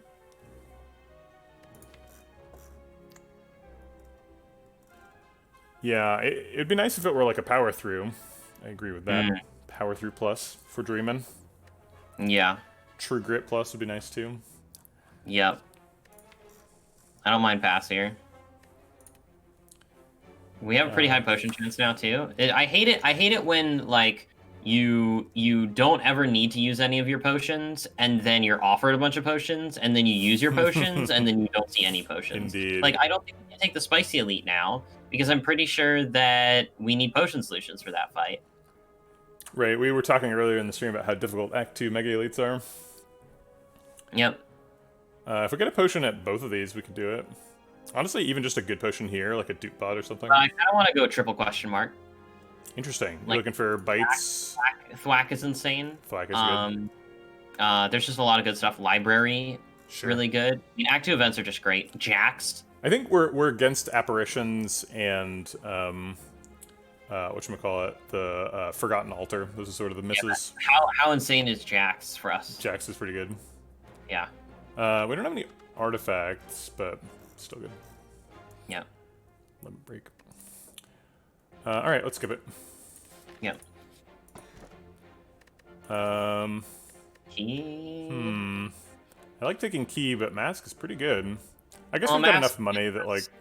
I mean, mask saves us probably, like... we're probably doing 2 removes at a shop, so mask is equal to, like maximum we get 3 shop removes, right? Okay. In which case, mask would be equal to 125 gold, right?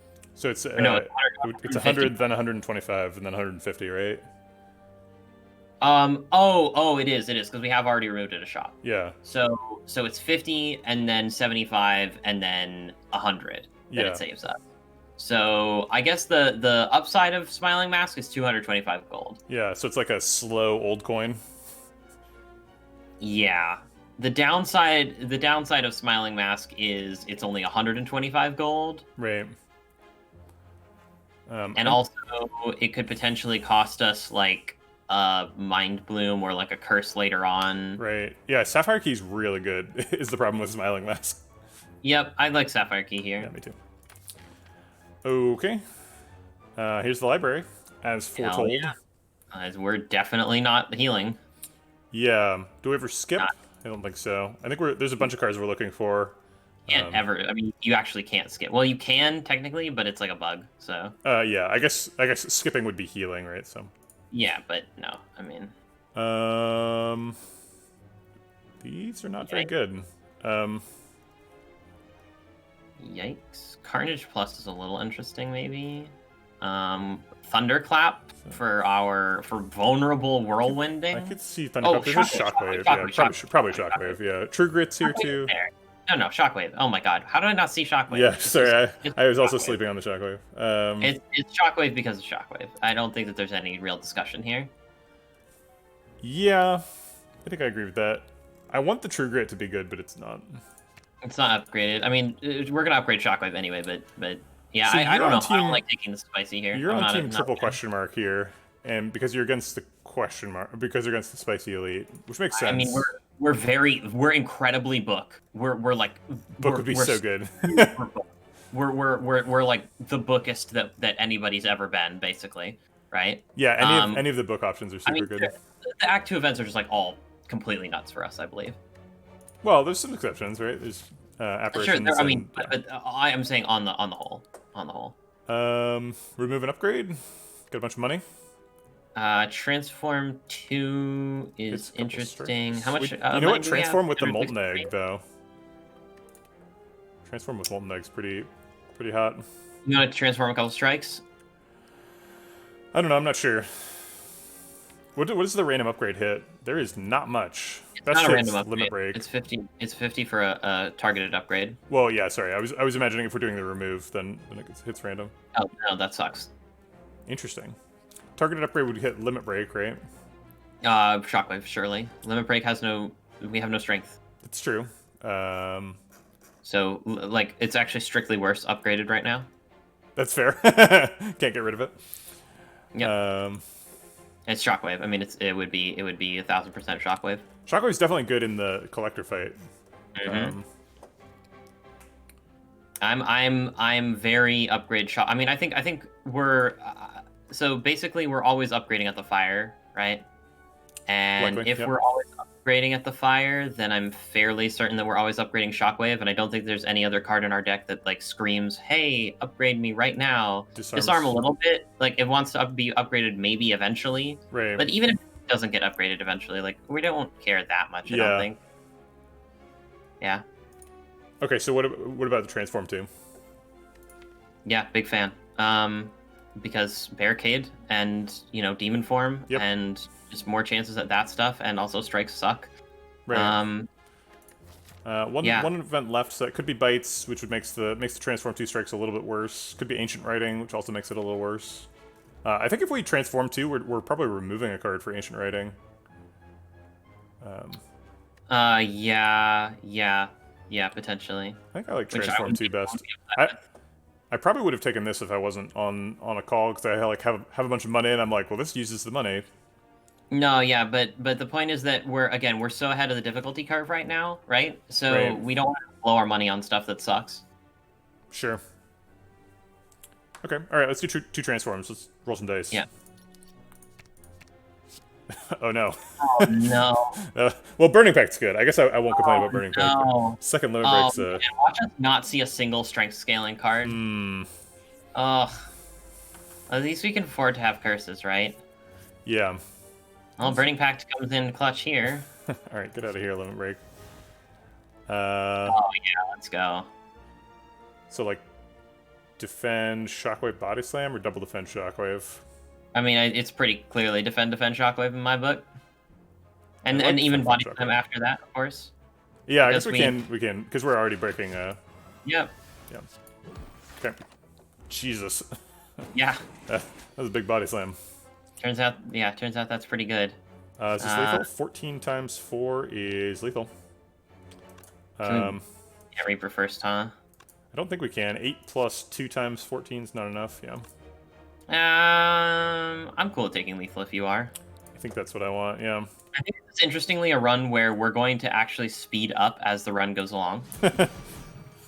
Because this deck feels like it's going to get very broken very quickly. Well, if we get some strength scaling, we're 90% of the way there, right? Like, that's gonna... No, if we get strength scaling, we are, like, 90% of the way there. This isn't that. What is the second from the left? Blood for Blood. Oh, sorry, there's beta art. Blood for Blood Plus. Not a card that I hate, but not a card that I think we need right now. We have a Hemo. I think it's Thunderclap or pass. Yes, I agree. And I think I'm probably pass. Yeah, I'm also we pass. have the Shockwave, so... Yep. So many fights. Yeah. I mean, I don't even hate fights. I actually don't even hate fights. I think fights are fine. Probably just, like, Shockwave, Defend, Entrench here. I was thinking Shockwave, Defend, Disarm. Is that enough? It is. It goes down to 12 and then weak, yeah. It is? Oh, yeah, no, that's better, of course. But then we could... If we damage him, she'll heal, but I guess there's no practical way to do that, right? We'd have to whirlwind. Yeah, no, there's no practical way to do it. Oh, but it's not enough. We take one. Oops. It's fine. It's probably the best line overall, I would say. It does look like a Goku deck. Yeah, we're missing the Senzu Bean. We need like just a little bit. Do we have lethal on the Mystic here? So that might be an interesting line to pursue. That's true. Well, we basically like full block with Iron Wave Defend, right? It's 22, and they're we do full block. Yeah. So yeah, let's Iron Wave Defend on Centurion, and then she'll be forced to heal. Right. Not a very aggressive line, but we don't need to be aggressive. We can wait this one out. Yep. And just imagine when Shockwave's upgrade, it's gonna be so good. Indeed. Just imagine when we don't have 2 dead limit breaks in our deck. It's gonna be so good. You know, Burning Pact see another card. Burning Pact was... Burning Pact, I guess Curse of the Bell. Well, no, I mean, it's... Yeah, Burning Pact and get Immolate, it seems good. Yeah, I should have done it first, but I don't hate doing it now.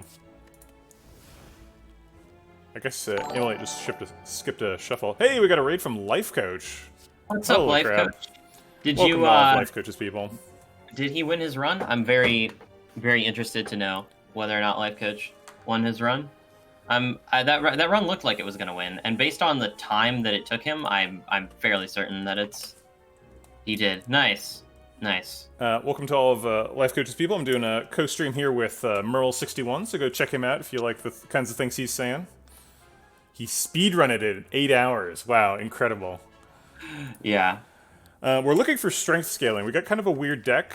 We like took a bunch of like little... We got carried by Immolate Plus in Act 1. And we've like took an Entrench to try and do that thing, and then we took a Limit Break, and we just got another Limit Break from a Transform effect. So we're like kind of looking for a way to turn this into a win. But we're we're very Demon Form. We're very Barricade at the moment. Thanks for the follows. I'm Sharkaholic and Barman 1227 and Jesse Osiris. Welcome all to the Vegetable Batch. Sacred Bark and Pellets did the job. Yeah, that seems like a pretty typical situation to have happen. Carnage Plus absolutely slaps, but we have Immolate, which is like better Carnage Plus. Yeah, I don't... Heavy Blade's interesting for our like potential strength scaling deck, but it's true. It doesn't seem like we're actually doing that. No, it's definitely not Nectar Rupture because we don't have any cards that actually damage us, unfortunately. Oh, thanks for all the follows. 2E4Y, Belvier, Brocky888, and Goob Live. Appreciate you all. Welcome to the Vegetable Patch. 2 Spire Legends. Wow, that's high praise. Wow, we should like high five. We're kind of like a little bit separated though, so it's a bit difficult for us to do that at the moment. It's a COVID high five. Yeah. Somebody pointed out Rupture is technically a way to get strength scaling started, which I think is a charitable thing to say about Rupture. We do have a Hemokinesis. Oh, no, hold on. Whoa. Chemo is interesting, because then we got 2 limit breaks. We got... Oh, God. I hate this so much. I'm like, so beyond not a fan. but Yeah, it's not good, but it's something. necessary. Oh God. Oh no. Tell me that this isn't what we're doing. I can't say it. Yeah, Reaper's there as well. I mean, it's slow, but listen, we upgrade one limit break, and then Reaper just like heals us to full. We actually have like not terrible block. We're It's good at being rupture. slow too. Entrench. Yeah, we are good at being slow. We're very good at being slow. I mean, this deck, it feels like we'd have to get royally screwed for this deck to not find a way to win. Yeah, but so I would love for the option for us to like find the way to scale and win to not be rupture, but like if we skip rupture, it is possible we get screwed, right? Yes, And it's it like is. less possible if we don't skip rupture. Exactly. Yeah. And we can take another hemo, we can take a combust, we can take a brutality. Like brutality would actually be really nice for us, I think. Yeah. Because it potentially like helps us after our initial maybe like couple turns where we're pocket watching and bag of prepping. Brutality is like, I think we're very brutality. I think we would begrudgingly take a combust. We actually skipped what was that? What's the card where you like pay 2 health for an energy? We skipped one of those a couple floors ago and didn't even talk about it. I mean, that's because that card sucks. It is a terrible card. Yeah, I mean, I guess we'd be very offering. Offering would be massive. But I mean, Can you we're imagine always offering from this. Yeah. No, I mean, there's so many rare cards that would be just ridiculous. Like brutality would be really good, right? Barricade would be really good. Corruption would probably be really good. Sure. Demon form would be really good. Like even exhume could be decent for us. What do we? Because we can exhume. We can exhume disarm. We can exhume shockwave, and we can exhume. So now the question is, do we upgrade this limit? No, I don't think we upgrade the limit break yet. Yeah, going up to 4 strength I think is enough if we like rupture double limit. Yeah, well, and also I think the shockwave is more relevant for collector. Yeah, for sure. Okay, all right. So I think we're gonna hold our nose and take the rupture here. Yep. And thanks for the follow to Zenju and Corva666. Welcome to the Vegetable Patch. All right, second book of stabbing. The follows keep coming. TJJ4 Lab.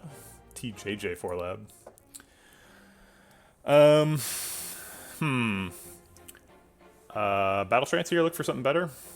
Yeah, seems like the play.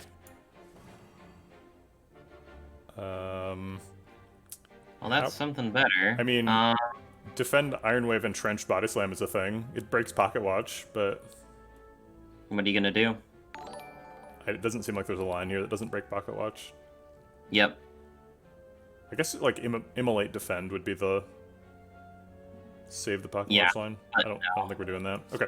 No. Do we Colorless Potion this turn, then, if we're already breaking Pocket Watch? Colorless for, Either block or attack does damage, right?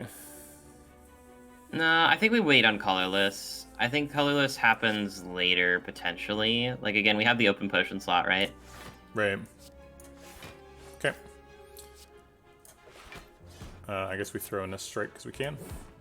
Yeah, and we might as well play either... Rupture, of course. Maybe? I don't know. Of course is a strong way of putting it, but yeah. So does Strike or Rupture do more damage over the course of the fight? I'm not sure. The fight's kind of too fast for Rupture, right? Well, one hemo gets us 1 strength, right? And then if we limit, that's 2 strength. So that could definitely... It definitely has the potential to be more than Strike, I think. It also, we don't have to redraw it. Yeah, exactly. Okay. I mean, we have plenty of HP. Start with a Shrug, probably play Shock. Yeah. Shrug, Shock, Defend seems very good. Yeah. It's kind of giving him a turn to scale, but what else are we gonna do? I mean, we're also anti-scaling him though with the weaken, and then now we get to disarm. We can play like disarm, bash, defend probably. Disarm rounds poorly here, right? It takes him down to 4 times 4. Because he goes to 5. No, I guess 5 with weak is still 2, so he goes down to 3 times 4. He's at 7 x 4 right now, so he'd go down to base 5 x 4, which Right. rounds down to 3 x 4. Yeah. Right, yeah. Okay, so we're always doing that. And we can't block for much. We can only block for 5. I like extending the Vuln with the bash here. I like that too. So then it's like Bash Whirlwind or something.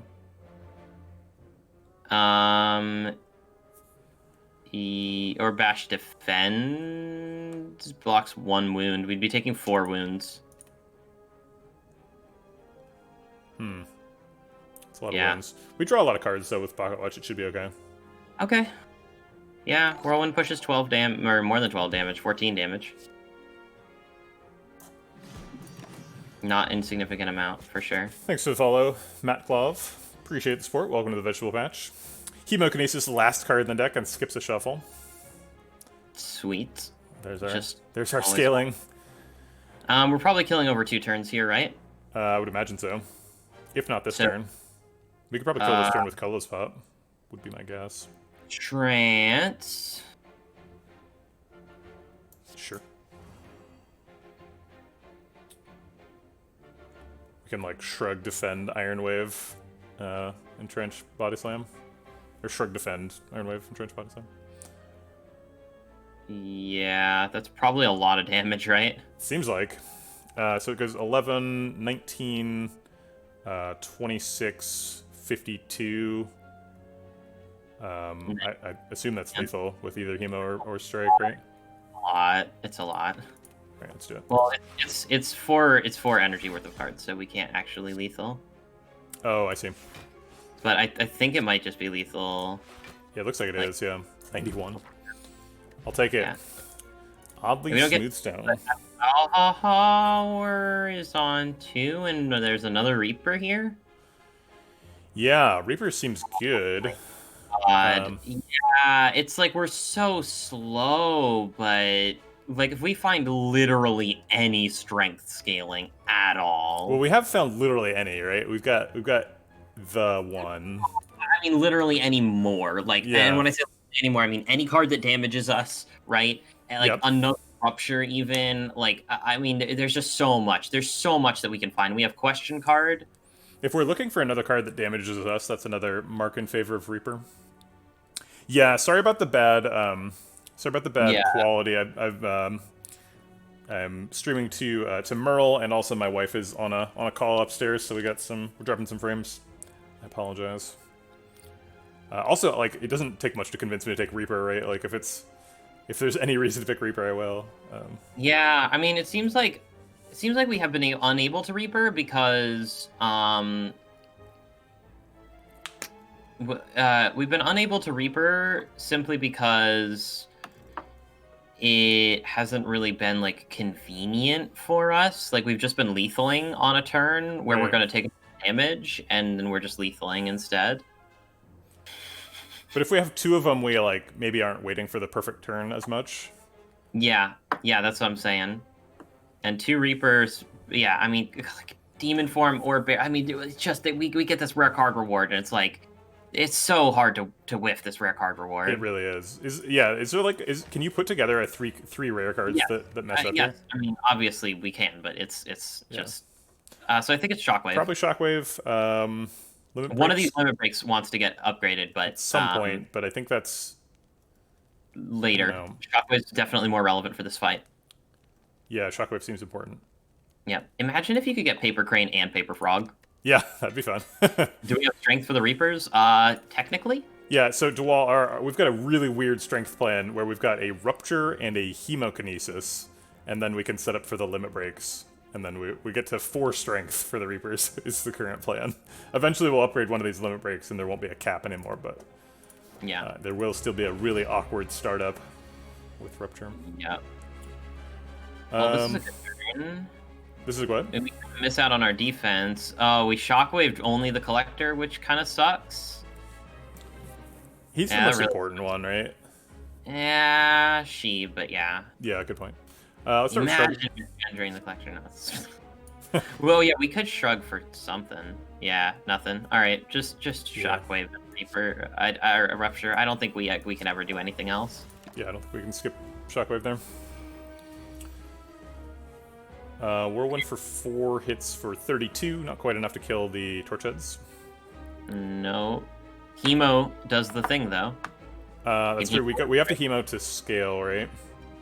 Yeah, and I do think we need to Whirlwind. Double limit we need to Whirlwind for at least 2 here, right? Sorry, that's very specific. What do you mean by that? Because Immolate to kill the Torchheads. Oh, I see what you mean. Isn't it just 1? If we Hemo limit break, we have 2 strength. Then this would hit for 10, and this would hit for 30. So just 1 would be enough to kill that Torchhead. Yeah. So you want to Hemo the front left. one? Yeah. Yeah. I don't know about that. I don't know what I'm doing with the rest of the energy, though. We could limit break this turn. Yeah. Hemo double limit break, Whirlwind for 1. Yeah. That works. That's perfect. That's perfect. We only draw 5 cards. Maybe it's Hemo limit Whirlwind. Yeah. Drawing 5 cards sucks. So if we Hemo the back one, does Hemo limit Whirlwind kill him? It would 2 strength, it would hit for 20, so it'd be off by 2. Body slam would kill, but then if that's the case, then we're just on a totally different. We're already breaking the pocket watch here. Right. Wait, we have Battle Trance in the deck still, right? No, we played it for turn 1. No, we didn't. Oh, you're right. Yep, still in there. With a 50-50 to draw Battle Trance, well, it's slightly worse than 50-50. So it's like 75% chance to draw Immolate, roughly. Because we draw either Immolate or Battle Trance, and then Battle Trance probably draws Immolate. Correct.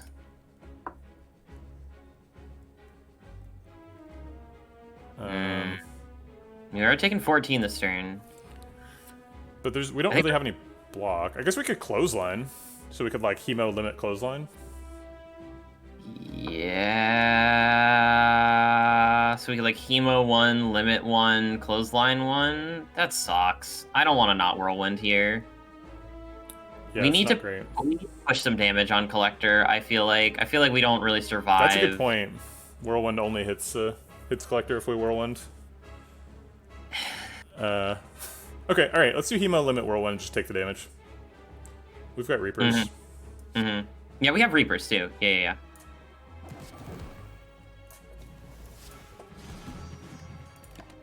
Yep, and this hedges a little bit because, like, if we don't draw the thing, then... Oof, we missed.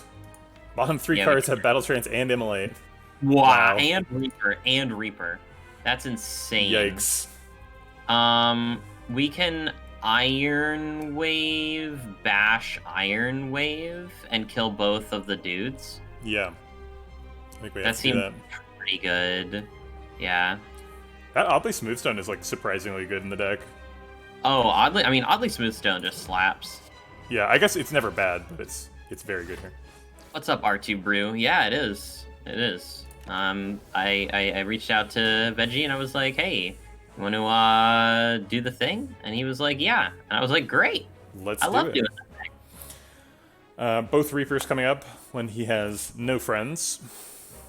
Yeah, I want to do, like, Reaper, Immolate, Pass here, probably. I think I agree.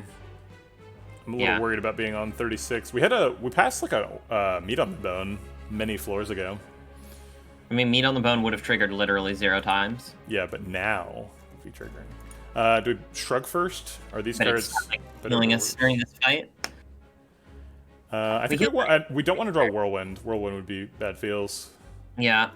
I guess it's actually not that bad because he's not summoning this turn, so Whirlwind doesn't get much better.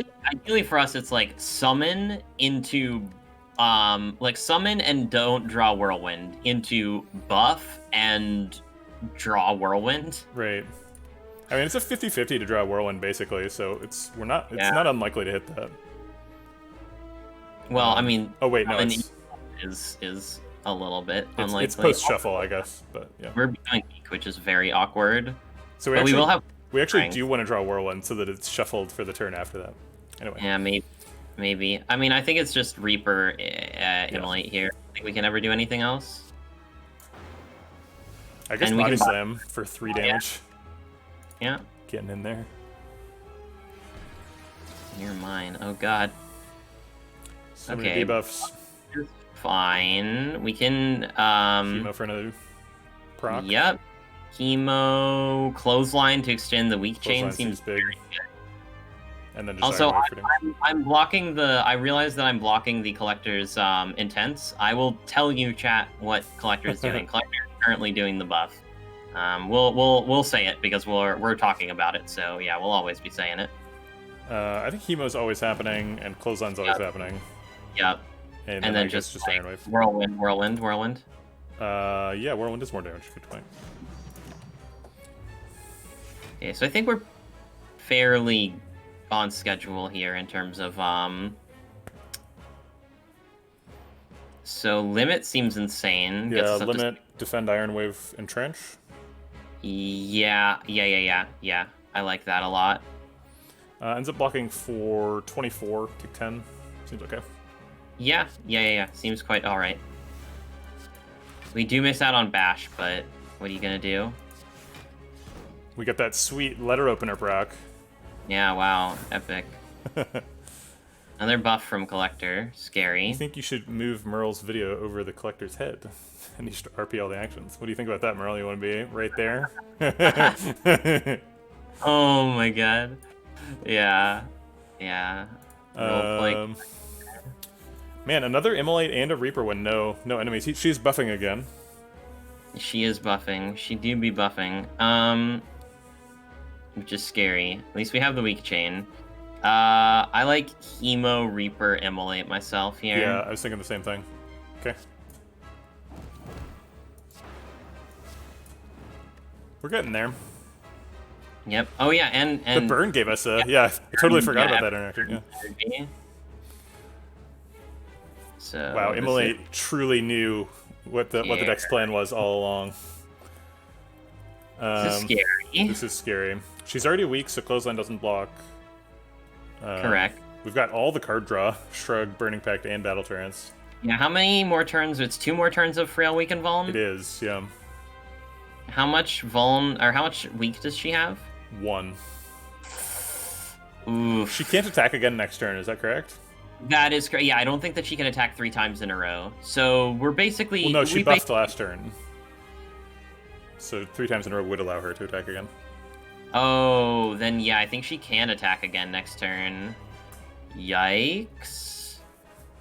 But, I mean, what are we gonna do about it? Yeah, it's not like we're gonna Clothesline here. Okay, so let's start with Shrug. Yeah, Shrug. And then, like, Battle Trance to look for Entrench. I don't hate it. Do we want to shuffle with these cards in hand? I don't think these are tremendously valuable, right? I guess we could maybe throw a Defend Plus in there. Yeah. Maybe we're supposed to pact the Curse of the Bell instead. Yeah, it only draws 1 though from one that's not whatever's in the deck. Yeah.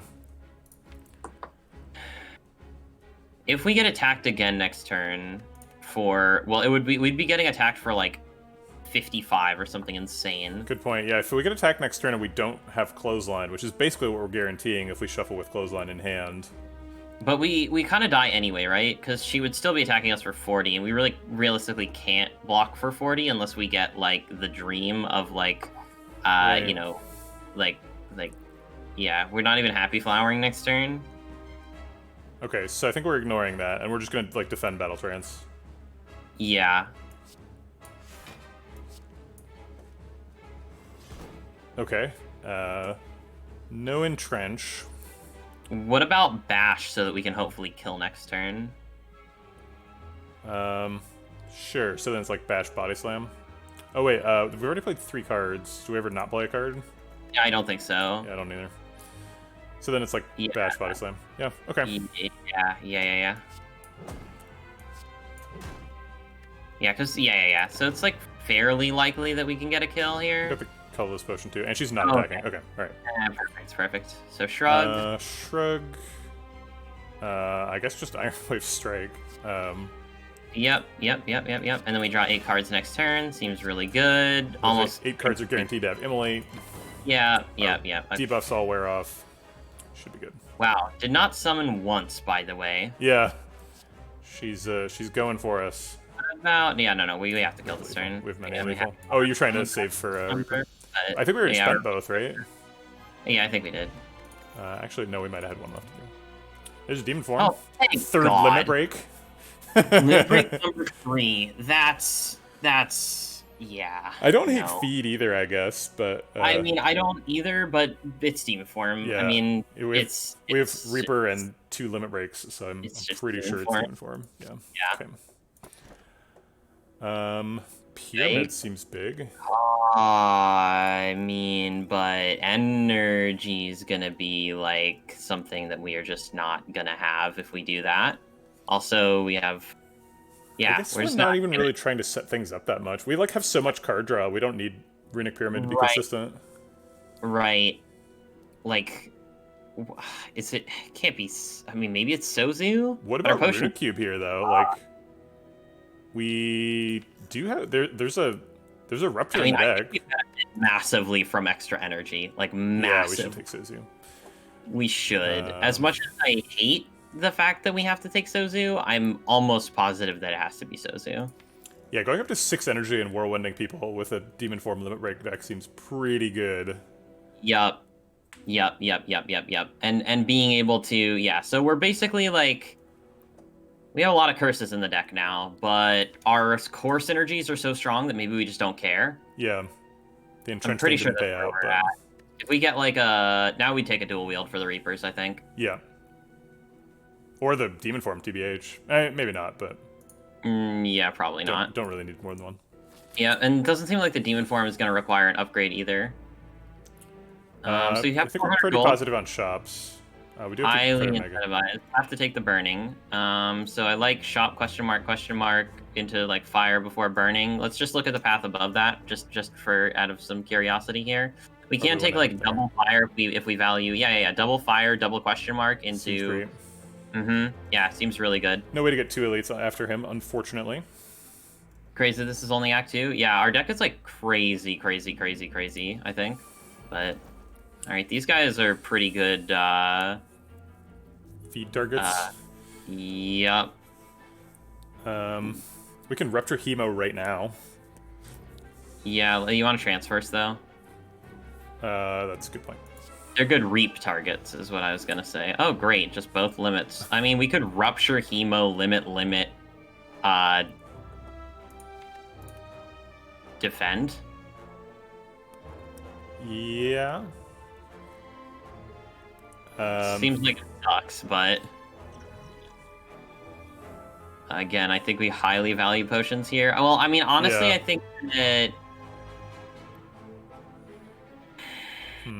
I mean, we want to Trench saves more health. I mean, we scale high enough that we should get to full health no matter what, right? Yeah. So we just have to we have to avoid dying before we get there. So I feel like defend and trench might take priority. Defend and trench, rupture, skip hemo, or I honestly think just defend and trench, because like rupture is cool, but like drawing 3 cards is also pretty cool. Well, defend and trench rupture doesn't. Oh, it does, doesn't it? No, just defend and trench. Okay, fine. Yeah, because then we Yep. I don't know if they're gonna allow us to play demon form though. It's gonna be weird. Well, if we don't think we're gonna be able to play demon form, we should play rupture, hemo, limit break, right? Yeah, I mean it's definitely not worth. We just took Sozu, so yeah, it's like super not worth. Well, wait, sorry. I'm missing something because like. No, he says Smithpot hits both limit breaks here, but yeah, no. No, yeah, this fight's. We should be able to get to full health at the end of this fight, so I don't think we're too stressed about this fight. Yeah, ideally. Ideally we can heal for like 75 at the end of this fight with Reaper that does 1 billion, and we have another Reaper to kind of keep us afloat. That's the 2 Reapers is so strong, right? Because you can like Reaper once with a little bit of strength to like keep yourself alive, and then you can build up for the big Reaper. So what if we don't pocket watch, but instead we play like rupture clothesline, because clothesline blocks this turn and next turn. Because if all we care about is surviving until we get demon form up, clothesline does block. Nah, but I think that we want to like draw cards. I think that's pretty important. Yeah, drawing Demon Form like, before they scale seems really good. Shockwave's good. Demon Form's good. Okay, alright. Yeah. I have quite a bit of HP to leverage as well. It's true. Are you my Demon Form? Yeah. No. Seems fine here. Yep. I wouldn't even mind burning a Reaper, but probably Defend Plus is just better. Yeah, I think so. Okay. I think that we stop there, right? Yep, I agree. They do scale. So both of the outside blobs get extra health. Actually, the middle blob does too, but he can't multi-attack, so we don't care as much about his scaling. There's the Demon Form. Shockwave Demon Formed, I would defend, technically blocks for more. Yeah. It doesn't seem like it matters, but I'll go ahead and take the health. Their health is a resource too, theoretically, but probably not one that matters. No, I don't think so. They're being very nice to us. They are being very nice. Have we got just the one multi-attack so far? Yeah. Considered it blobs. Trance double Iron Wave. Yeah, we could think about Reapering once now. How much strength do we have? 2. Just 2. Okay. But we do also have the vulnerable in the Paper Frog, so it would do something. Yeah, we could do like double Iron Wave Reaper. Yeah, Iron Wave on the armor. Yeah, that's big. It's a lot. All right, yeah, let's just get it, right? It keeps us alive for a while in this what we're fight. in the fight for, right? So.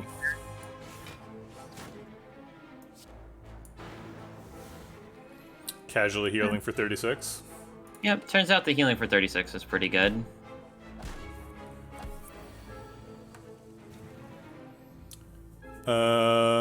Limit Break, Reaper, Immolate, just lethal. I would assume so, yeah. Immolate's almost lethal by itself. Immolate's already lethal, so yeah, we just do that. Happy Flower's on 2. Healing for 66. Seems like it's... There's the True Grit Plus. Yeah, that is True Grit Plus, isn't it? Intimidate's terrible, Anger's terrible, Infernal Blade, it does say plus on it. True Grit is the only card that I would consider taking here. We are. I would say we're pretty weak on block cards. There's no like Flame Wall, whatever that card's called. There's no. Yeah, Limit Break is our block card. What was that? Limit Break is our block card. Right, yeah, Limit Break and 80 max HP, right? Or Reaper is our block card.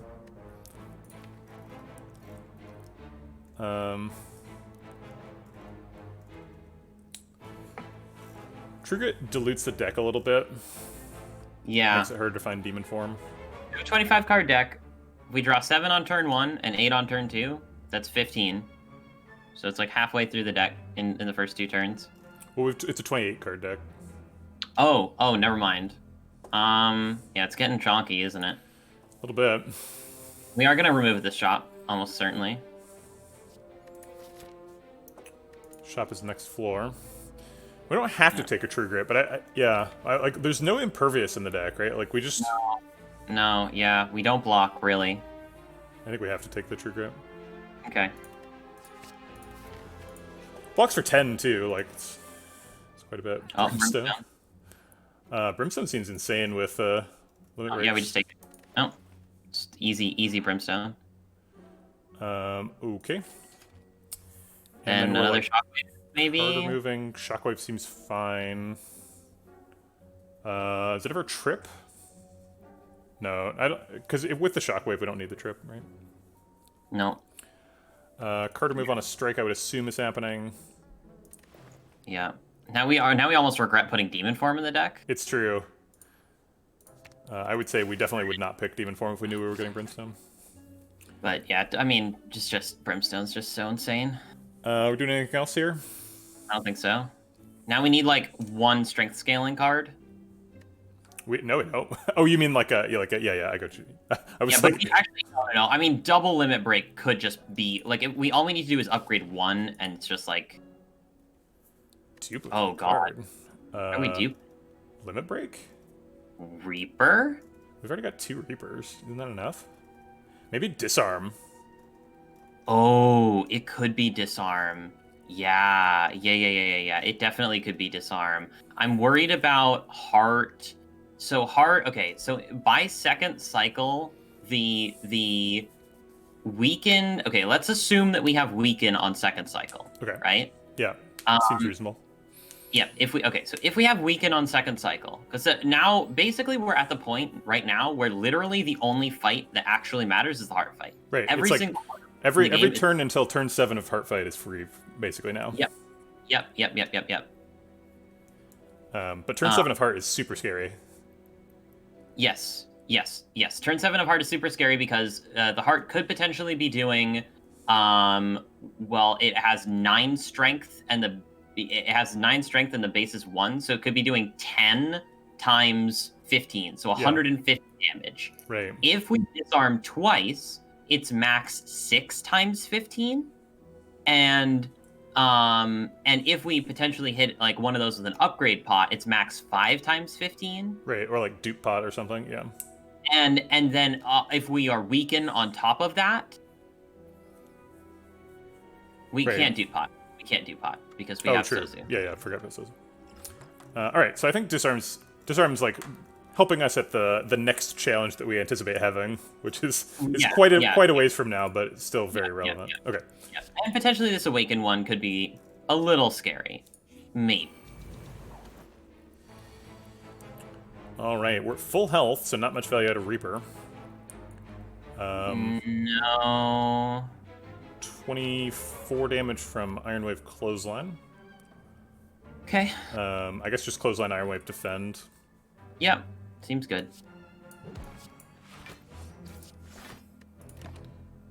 Okay. All right. I guess let's start Let the strengthening commence. Yeah, indeed. Yeah, the game changes so quickly when you pick Brimstone. It's like, oh boy, things are happening now. Yeah. Well, because we're just gonna have 8 strength now. Yes, I think I want that. And then we just like strike him to death, body slam him. I like Shockwave here. We just want to draw into another Reaper as soon as possible, and we just like win off the back of that. I'm pretty sure. I mean, the repulsor is. We have to punch Spiker like at least 2 or 3 times, right? So like, why not get one of those now? Yeah, well, we could just kill now, right? Like Shockwave body slam, Shockwave like defend body slam, just kill Spiker. Is that true? Looks true. Okay, well let's just do that then. Yeah. It's not quite true. It's off by 1. Oh wow. Right, well, let's just do it anyway. That's fine. Just do it. It's fine. Yeah. We're gonna get a letter opener again at some point here. Yeah, exactly. Letter opener for the win. All right. That's good.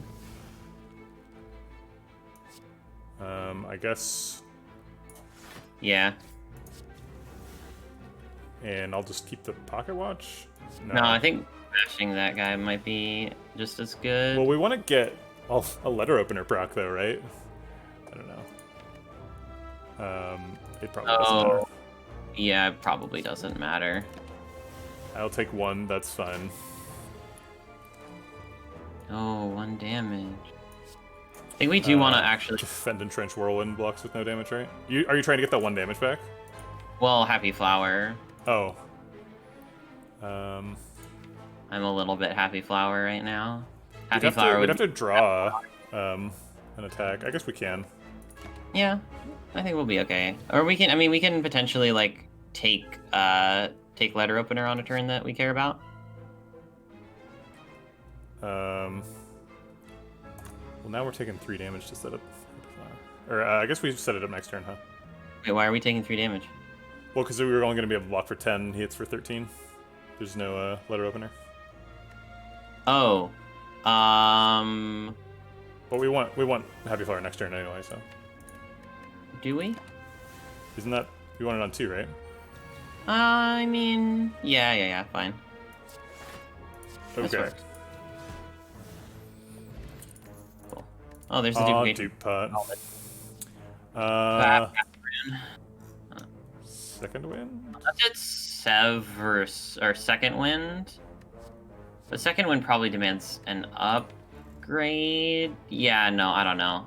I don't know about it. Yeah, I think it's fine.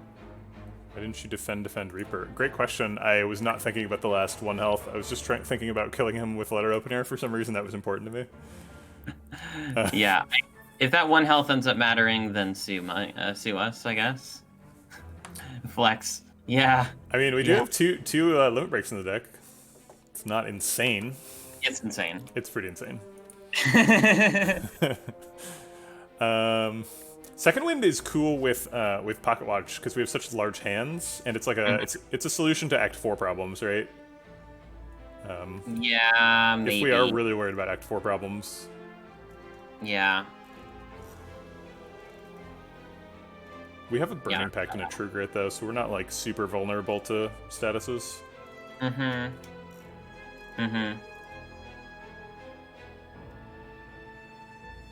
Yeah, I think with 5 energy and like 6 on some turns.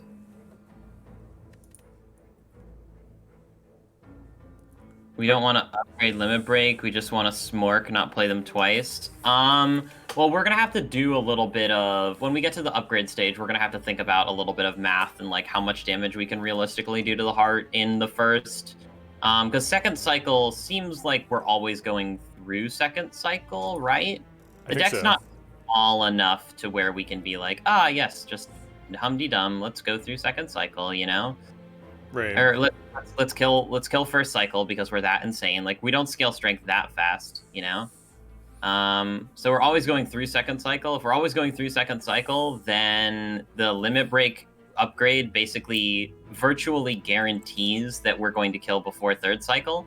So if we're essentially resigned to killing, I think you get where I'm coming from, right? Right. Yeah, you're talking about the upgrades, and I think you're probably arguing for disarm over limit break. Well, no, I mean I'm arguing for 1 limit break, and then I'm arguing for disarm after that. Basically, we have 2 shockwaves, so the second shockwave upgrade doesn't seem as important. Right. But it seems like we're sources of vulnerable and weak, right? The clothesline and the bash. Exactly. Yeah. So I think we're at a point where only the heart fight matters. I'd be super against both. Yeah, I think both is insane. Yeah, it's more than is necessary.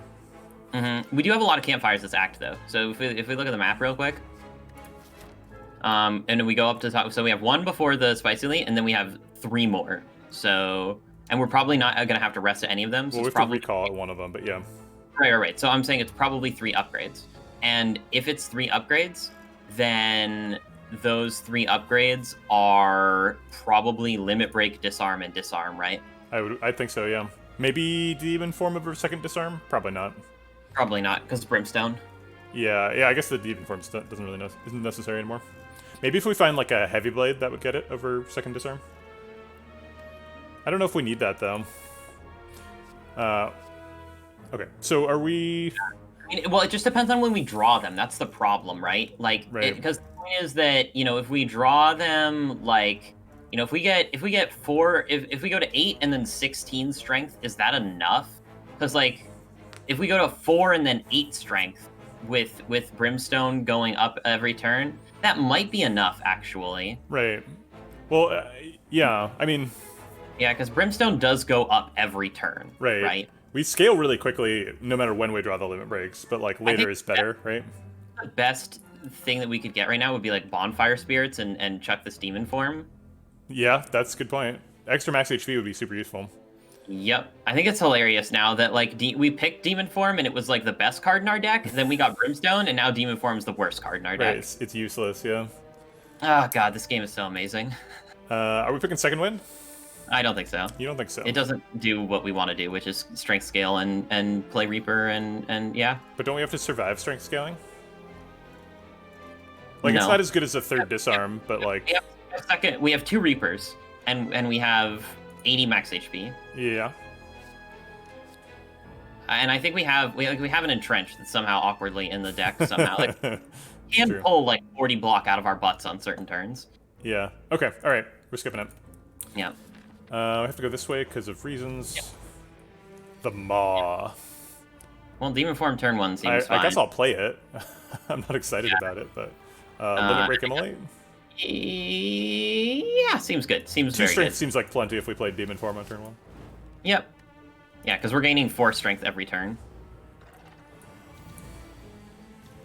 Rude. Shrug. Yeah. Give me that entrench. No. Iron Wave defend plus. Maybe just play a bunch of cards. Double defend, Iron Wave disarm. Limit. Oh wait, what about clothesline? We should definitely play clothesline, right? Limit. Limit's good. Limit, clothesline, defend, even because it's technically blocks more. Blocks the same. Oh, it does. Oh, fine. Apparently, yeah. I guess Frail with oddly smooth stone coalesces those together for whatever reason. Cool. Yeah, I guess we don't care about because he does a small attack next turn, so we don't really care about pocket. No, he always buffs next turn. Well, he's got 2 different things, right? I guess small attack. He always buffs next turn. Doesn't he like either buff or debuff next turn? No, he always buffs next turn. I'm like almost 100% positive. Huh. So we only actually end up taking 9, and our Reapers are reaping for 1 trillion. Yep. Do we play both? I think I'll save one. Yeah, maybe saving one is correct. We seem to have whiffed on our vulnerable, which sucks. We're at full, so I don't really like playing the other one. Right. Yeah. I'm gonna save the defend plus too. I think defend plus is actually a pretty good card here. Yeah. This is fine. It's only 10 times 2. We can like shockwave, disarm, defend. Seems pretty solid. Yeah. Are we just playing this turn with like shockwave, chemo, like? It does seem like we probably have lethal. Yeah. How much strength do we have? We have 24 strength. Whoa. That seems like a lot of strength. So like Bash, Hemo, Whirlwind has got to be lethal, right? Slam. Yeah, with the body slam, yeah. Yeah, because body slam is just like 0 mana deals strength worth of damage. Yeah, exactly. We thought this was going to be an entrenched deck. Nope. Body slam's still good though. Yep. I also like. I love the fact that I thought that Brimstone, I just kind of wrote it off for like A20 Oh, me art too. run. Yeah. No, I didn't pick it for like 2 years, and then Redbeard was like, "You should pick the Brimstone," and I was like, "Oh yeah, I should pick the Brimstone." Yeah. Well, and also just like I've been watching Life Coach play his recent runs, and I've seen him just like win with Brimstone over and over and over again. It's just so like, good. oh, okay. Well, Brimstone's just broken, even in the heart fight, especially because we have the disarm already. Right. It's just stupid. And I don't think we care about taking 2 from the Hemo here. 4 times 42 is lethal, lethal with no damage. So I'll take that. Yeah. I mean, with body slam too, but it's fun that it's exact. Exactsies. Happy Flower on bad number, but what are you gonna do? Wheel plus. Wield plus. We don't need it, but do we take it anyway? Like, no, I don't think it helps in the heart fight. I legitimately don't think that it helps in the heart fight, because in the heart fight, like, we're gonna heal with Reaper, like, I don't think that it does. It seems like the only danger left in the run is the heart doing 100+ damage to us, and dual wield doesn't help with that, so we shouldn't pick it. Okay. Because I think, I mean, what the hell's the plan for the heart fight? How exactly do we navigate the heart fight? So the heart fight is like, cycle 1, hopefully take somewhere around 30 damage. Then by cycle 2, have healed up that damage with a Reaper. Then cycle 2, take, somewhere around whatever damage, heal up with another Reaper. And then cycle 3, we've killed by then, basically. Right. Yeah, I think that's directionally correct. I mean, we have to get the disarms in the first cycle, right? But yeah, realistically, we get 1 Reaper heal. Yeah. I don't see. We're not gonna like dual wield cheese the heart, right? Like we don't have enough max HP for that. Small enough. We don't have enough. Like, yeah, no, I don't think that ever happens. Right, we've talked about this a bunch. I think we're taking the limit break first. 1 limit does seem okay. I guess we could do disarm first if it's like strength Repto. Yeah, I mean, I don't think that the limits are gonna matter for. Yeah, I think disarm matters more now. Limits are gonna Fair. matter more potentially later. Honestly, I'm not that sure. Like, we played the limits really early that fight, and we still got up to, like, 40 strength. So, like, maybe we don't even need limits. We did play the demon form, Right. Yeah, which we did maybe play we the won't do. yeah, so I mean, I think I like the third limit because again, exponential growth. That third limit is worth so much. Like the first limit is worth 4 strength, right? Right. The next limit is worth like 10 strength. The last limit is worth like 30 strength Right. or 40 strength, right? Which is just like automatic full heal with the Reaper. Right. And, like, damage caps, no matter what you Exactly. do, right? Exactly. I could Feels see disarm first here. I think limit break's probably helpful in, like, giant head, but yeah. disarm's Wait, more why helpful did for we others. remove demon at the shop? We removed a strike, but yeah, we didn't even talk about demon form. Hmm. It's definitely removable. Yeah. Yeah, the one extra limit could be life-saving. I think so. I think potentially we take damage in Spire Twins, we have to heal that back up, and like a giant Reaper could be exactly the ticket there. I think we probably win Spire Twins with a Reaper that heals us to full, right? Like, I think we can, Right, I think we can make that happen. I'm pretty sure that's the idea. So this is a good pattern. I'm sorry? This is the best thing that he does. Yes, I like this Oh, one. technically, no. Curse is -1 relic because Omamori eats it and then we can't open the chest. That's true. Spirits, yeah. So we probably don't want to clothesline because he's already doing a nice He's doing one. the best thing he can do. Let's just, like, true grit the Hemo and wait. Sure.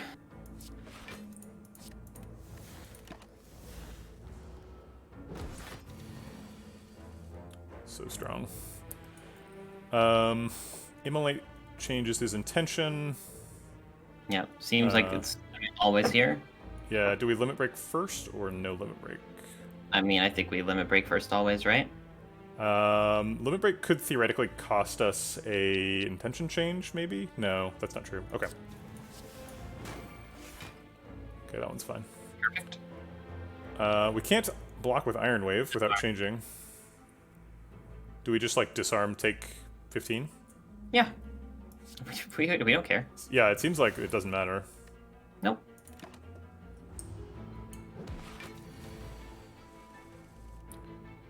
Alright, here's the next limit. We can just block this out, I think. Like, limit, defend, shockwave, and trench. Sure. Or we could draw extra and not play entrench. Seems fine. Take 9.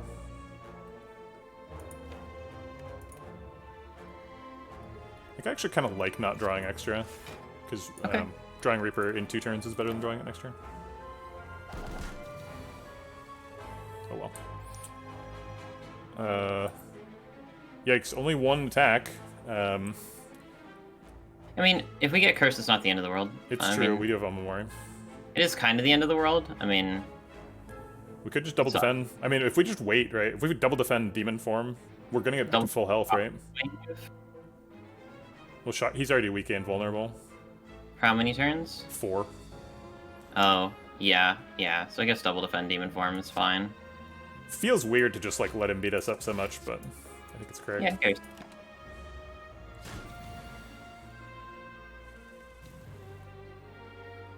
Reaper this turn. Does 54 heals us back to full. Okay, alright, let's see what the next intention is. Perfect. Easy. Disarm. Disarm and shrug or true grit. True Grit seems good. played I was Shrug. gonna say we didn't want to shrug into the next Reaper, but it's fine. I mean, we're probably just killing next turn. Right, I would imagine. 28 the strength. Buttload of strength. Whirlwind. Yeah, it seems like Whirlwind is very lethal. Not a good Happy Flower setup. Yeah. Again, I don't think We don't that really want to hang out in this fight for too long, but the next fight is a Mega Elite. But like whatever, I don't know. Mega Elite, Mega Elite, who cares? Yeah, it seems like we don't really care, and we do 180 damage, so... Or way more than that, actually. Well, no. Third Reaper. I mean... It's what the deck does. It is what the deck does. It do be what the deck be doing. It's our best block card. It is. Feels very pickable. Were we supposed to pick the feed? I guess, like, in retrospect, it was way better than the demon form, right? But... Because our max HP is super important. Alright, let's take a Reaper. And show it to this Nemesis. Max HP is not doing a lot for him. No, it's not. Limit, clothesline, disarm seems pretty good here. Do we ever just hold the limit and just, like, disarm clothesline? No, because we're not coming around to it again. Interesting. It's kind of a long fight. I don't think so. Shuffling burns. We're good point. ASAP. ASAP. We draw 8 cards of turn. Yeah, but still. Double Iron Wave Entrench blocks for 1632. Take 1. Yeah, I like other limit here as well. If we're going to do other limit, we should probably play Bash for vulnerable. No, I guess we don't have enough energy. We'll just draw a Shockwave, right? There's 2 in there. Yep. I guess we're not drawing 8 cards though. But whatever. Yeah, that's fine. We're gonna have 14 strength. I think we're killing next time that he is. He's vulnerable now. Yeah. Doesn't look like we can kill him now though. Shockwave, disarm seems good. Yeah, I don't think we need the hemo. Does do 56 damage though. It's a chunky amount of damage. We do have like a lot of damage coming up, but he's invulnerable next turn. Or intangible. Yeah. I think we're hoping to miss the Reaper, so maybe we play Hemokinesis specifically to miss Pocketwatch so that we don't draw a Reaper. Yeah, I don't hate that. And then we hopefully do like Reaper Whirlwind. Right. That's the worst thing he could have done here. Perhaps. And we missed Reaper. We need to battle trance into some, or we need to get some blocks. So maybe Burning Pact first to guarantee. No, I like trance 2 blocks and then pass. But what if we don't draw the blocks? I mean, we will. We'll draw probably 1. That's like the EV. Yeah, well, then fine. Like, I mean, we can reap later. You can't do this again next turn. And then the turn after, we're hoping to kill with Reaper, basically. Okay. We have 2 Reapers in the deck still, right? We do. Yeah, so we're gaining strength every turn. He's actually still at negative strength. It's like turn 4 or turn 5, and he's still negative strength. Yeah, we're doing well. All right, let's just give him another Shockwave. Yeah, seems good. All right, give me a Reaper. Kill with Immolate. Probably no, actually no. Immolate Iron Waves probably lethal, right? It isn't. It's close. Immolate Iron Wave Reaper or Hemo is lethal.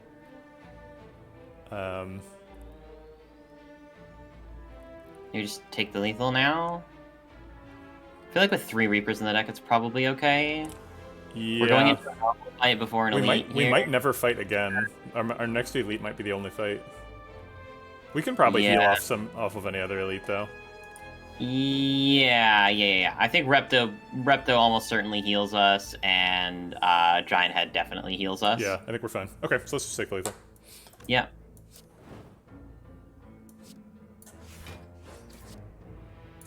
Yeah, the strength is hell of a drug. The boot! Oh, Nemesis epic. boot. Classic combo. Classic. Headbutt now for headbutt for limit break, headbutt for Reaper. Gotta say I'm a fan. Headbutt's kind of nice. It's kind of a big deck, so headbutt gives us some consistency. Yep. Yeah. Okay. If we take a limit break, if we take a headbutt, are we upgrading both limit breaks then maybe, so that we more likely have the upgraded one in the discard? No, I don't think so. I think it's just still disarm and limit break and key. Yeah, so Mount Fatha, they currently exhaust, but we're going to upgrade at least one of them. We're still right path, right? Yeah, we need the upgrades. Yeah. Upgrades are important. Why did I click that button? I guess it doesn't matter. Sunday. Don't worry. That's why you did it. Easy.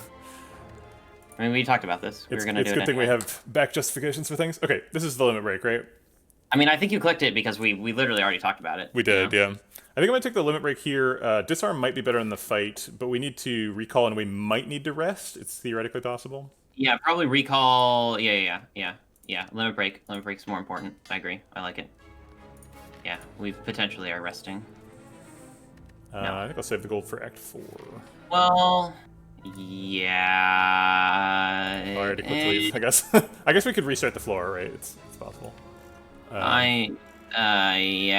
I mean, artifact strip on Spire Twins is a little interesting, right? Is it? But it's okay. We got 2 shockwaves though, like. Yeah. It's fine. This is useless. Do I take 4 damage? Yeah, we take damage. It's fine. Got Reapers. Recall. Alright, and this is the recall. Alright, and then hopefully we don't die. Seems unlikely that we would die. Can I get an immolate? No. Alright, I don't think we have time to skip a limit break, so we're playing one of those and then, like, bash Iron Wave to kill a dagger. Yeah, seems good.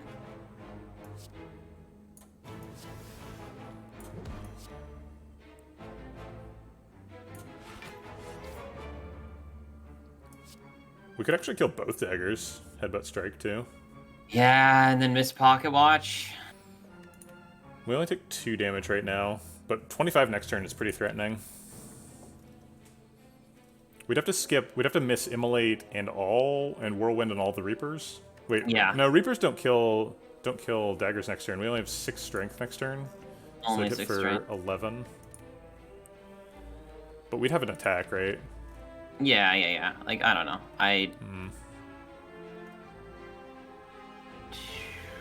I like Pocket Watch. We're much less likely to miss if we hit Pocket Watch here, so let's hit Pocket Watch. Colorless pot if it's really bad. Yeah, here we go. Shockwave limit Reaper seems like full health and killing a bunch of daggers. Iron Wave maybe on one of them. Yep, I like it.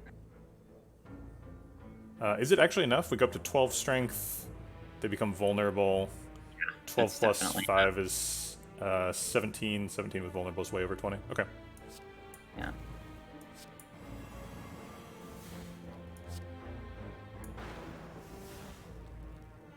Healing for 91. Seems like a good turn. You're just farming Snake Lady. Reaper, does that heal us back up to full? 19. Pretty close. Why doesn't it calculate this for me? Yeah, because the game's dumb. 19 with vulnerable is like, it's plus another like 14, right? So it's going to be 33. Just Reaper Whirlwind Body Slam, right?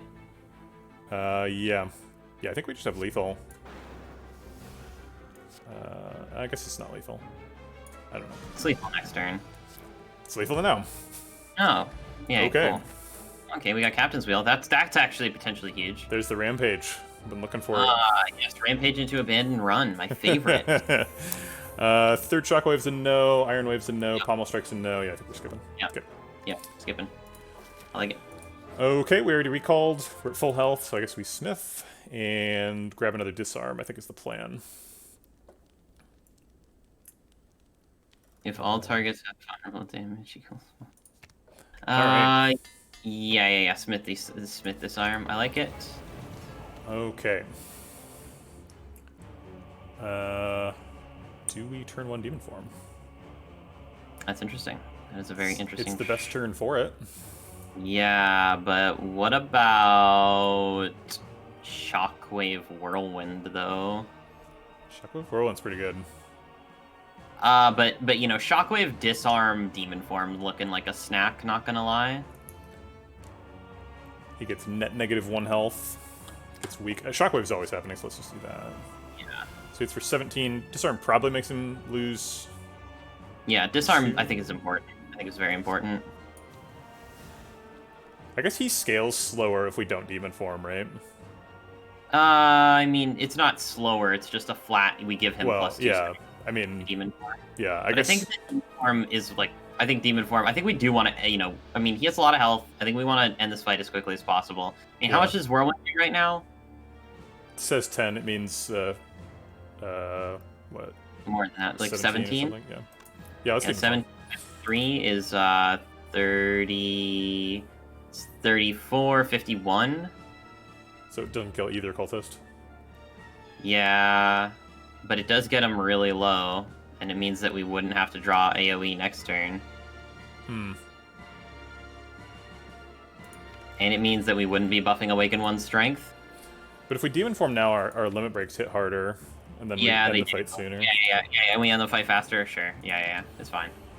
Either way, we're winning the fight at full health, probably. Yeah, well, and leaving them alive could be potentially good for Reapers as well. Oh, okay, well, there's just Immolate. Yeah.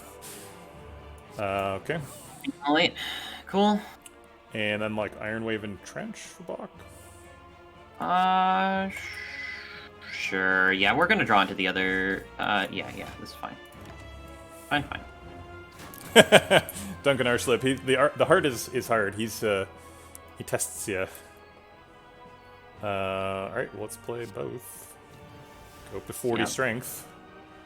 Casual 40 strength. Love it. You'll love to see it. You love to see it. We're getting hit for 28. We don't really care. No, we don't. We have 3 Reapers in the deck, including this one. Do we just use one now? Yes, the stream is lagging. Yeah, sorry, Chef. We're dropping 40% of frames over the lifetime of the stream, which is major yikes. Excellent. That's a lot of frames. That is a lot of frames. Can we get an F in the chat for the 161,000 frames that have valiantly tried to cross the internet to your watching devices? Frames. Cappy doing the lottery. F for frames. Alright, let's just play something. Okay.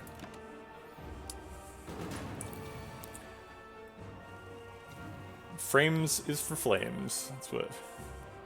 Yeah, so I'm pretty sure that I mean disarm happens, so it's right? Like Shockwave, True Grit, Disarm, Reaper. Shockwave, True Grit. I like saving maybe even 2 Reapers. Well, right. If we spend 1 Reaper now, we'd still have 2 left, right? Yeah. Oh, would we? Yeah. Oh, shoot. Then, yeah. Shockwave, Disarm. Maybe not even True Grit, because we'd just take Pocket Watch again. I guess that's... I want to find that on the limit break, right? Yeah, because once we get to the limit break, we're just, like, insane. Okay. Yeah, 16 doesn't matter, because it doesn't kill us. We have 2 Reapers left. Yeah. Approximately 1 million strength. Like kills... I guess we Iron Wave first. I guess I'll shrug to look for the limit break. Sure. Hey, look at that. Oh, wow. We can even headbutt it. Oh yeah, headbutt kills too. Sweet. Everything kills. Everything's coming up explodey. Alright, we're getting close to that triple nines strength count. Which is you hate to see it if you're awakened one. Casual 200 strength, by the way. Do we battle transfer like any attack here? I think we Burning Pact and then battle trans, looking for lethal. But limit break lethal and 2 cost attacks. What's in the drop pile? Iron Wave, Whirlwind, Body Slam, a lot of 0 cost attacks. I mean, so we're like guaranteed to hit. That's true. Yeah, we literally can't miss, right? It's like double defend and then strike or something. Yep. Literally can't miss. We'll kill him with 2 Reapers. Killing him the way we lived. Seems really good. Also, Sozu, in retrospect, like, seems we're very we saved him. We did miss a fairy at a shop, that's true. Okay, so these guys are a little bit scary because of Artifact being one of the main ways that we block. Right. And also because disarming them is a little weird, right? Right. So, but there are 2 of them. And they only have, like, our AoEs are very effective against them. So right. I think we're just going to eat them for breakfast. Yeah, I think so too. All right, so we need to start with Limit Break. Yeah. And then we're just trying not to die, so like Iron Wave defend. Iron Wave on Donu I like maybe a little bit better. Yeah, that's only missing 1 armor. I like it. Yeah, the Act 4 elites are super rough. Yeah. When we pocket watch. Yeah, of course we pocket watch, yeah. Okay, second limit break, so we're up to 12. We could like Shockwave? Disarm Shockwave. What is it? It applies. What order does it apply the debuff? It doesn't matter because they've got 3, but it's weak and then vulnerable. Oh, they have 3. Yeah. Okay. Well, limit break happens, right? Right. I think we're saving all the Reapers, so it's like True Grit defend. Just losing all 3 Reapers sucks here. That's a great point. Oh, there's one more. We lost 2 this turn, but there's we didn't draw 1 last turn. Oh, okay. So we can potentially like headbutt limit break and then get like huge strength on that last Reaper. Right. Do we toss a Reaper here just to heal for 10? That seems like a waste. What order does the Shockwave apply in again? Weak then vulnerable. So the second Shockwave is kind of pog here, right? So if we like Shockwave disarm this turn, the next turn Shockwave. Yeah. Well, wait. Yeah, next turn weakening Donu is not super useful, right? Because Donu's not attacking next turn. Right. So we might disarm on Deca. Yeah, that seems reasonable. But then we're either not playing True Grit or not rocking Pocket Watch. And taking 34 is like a significant fraction of our max HP. That is not untrue. Combo stream, hell yeah. Doing a co-op. Hey, Arlink Mantle. We do have Captain's Wheel next turn. Great point. Okay, so we take some damage. Disarm Shockwave. And then keep stacking up. Yep. I mean, as soon as we scale the strength, we just win. Right. I think our goal is just like scale strength as quickly as possible, and part of that is vulnerable because we have Frog. Right. Oof. There we go. So second Shockwave blocks for a ton. Shrug it off. I guess maybe isn't even necessary after the Shockwave. Yeah, shrug it off into Reaper's a little awkward, right? Yes. So maybe just like Shockwave, defend, bash for... We can bash Donu to get the Shockwave to land? Sure. Yeah. I like it. Ooh. Getting the value. And we basically full block this turn? Yep, take 2. Very good. They only have 2 armor for the Reaper. Hell yeah. We could land a disarm now. We could land a disarm now. Reaper is hitting for 21, it says. It's missing 15, so probably 36. So that heals us 2 full. Yep, we get healed to full with Reaper. I want a Whirlwind big here. That sounds nice. Breaks plated as well, it's pretty cool. Is it just Reaper Whirlwind? If anything, it's disarm Deca, but like Reaper, disarm Deca, Whirlwind. Why would you disarm Deca instead of Donu? Because Deca's attacking next turn, and I'm pretty sure Donu's gonna be dead before it attacks again. But Donu's attacking now. Oh, not untrue.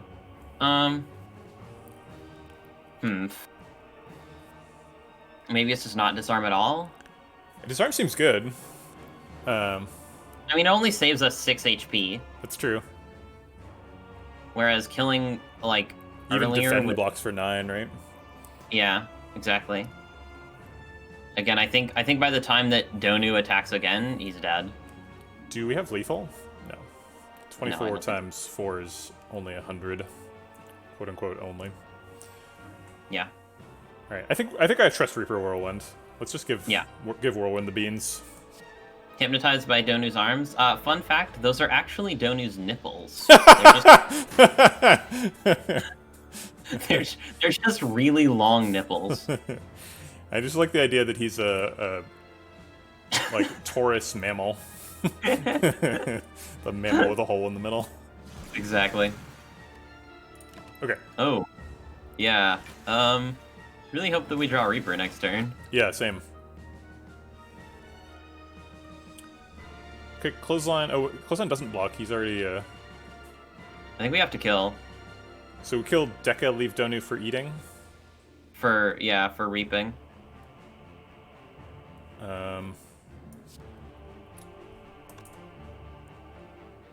Okay. We don't want Headbutt to hit anything, so let's Headbutt first. Sure. Yeah, I like it. And we'll heal, like, basically to full here. Yeah, we might be missing a couple of hit points, but we go to a shop and a end of act heal here, so. Crap. Oh. I guess it's just kill. Yeah, it doesn't seem like we have a choice.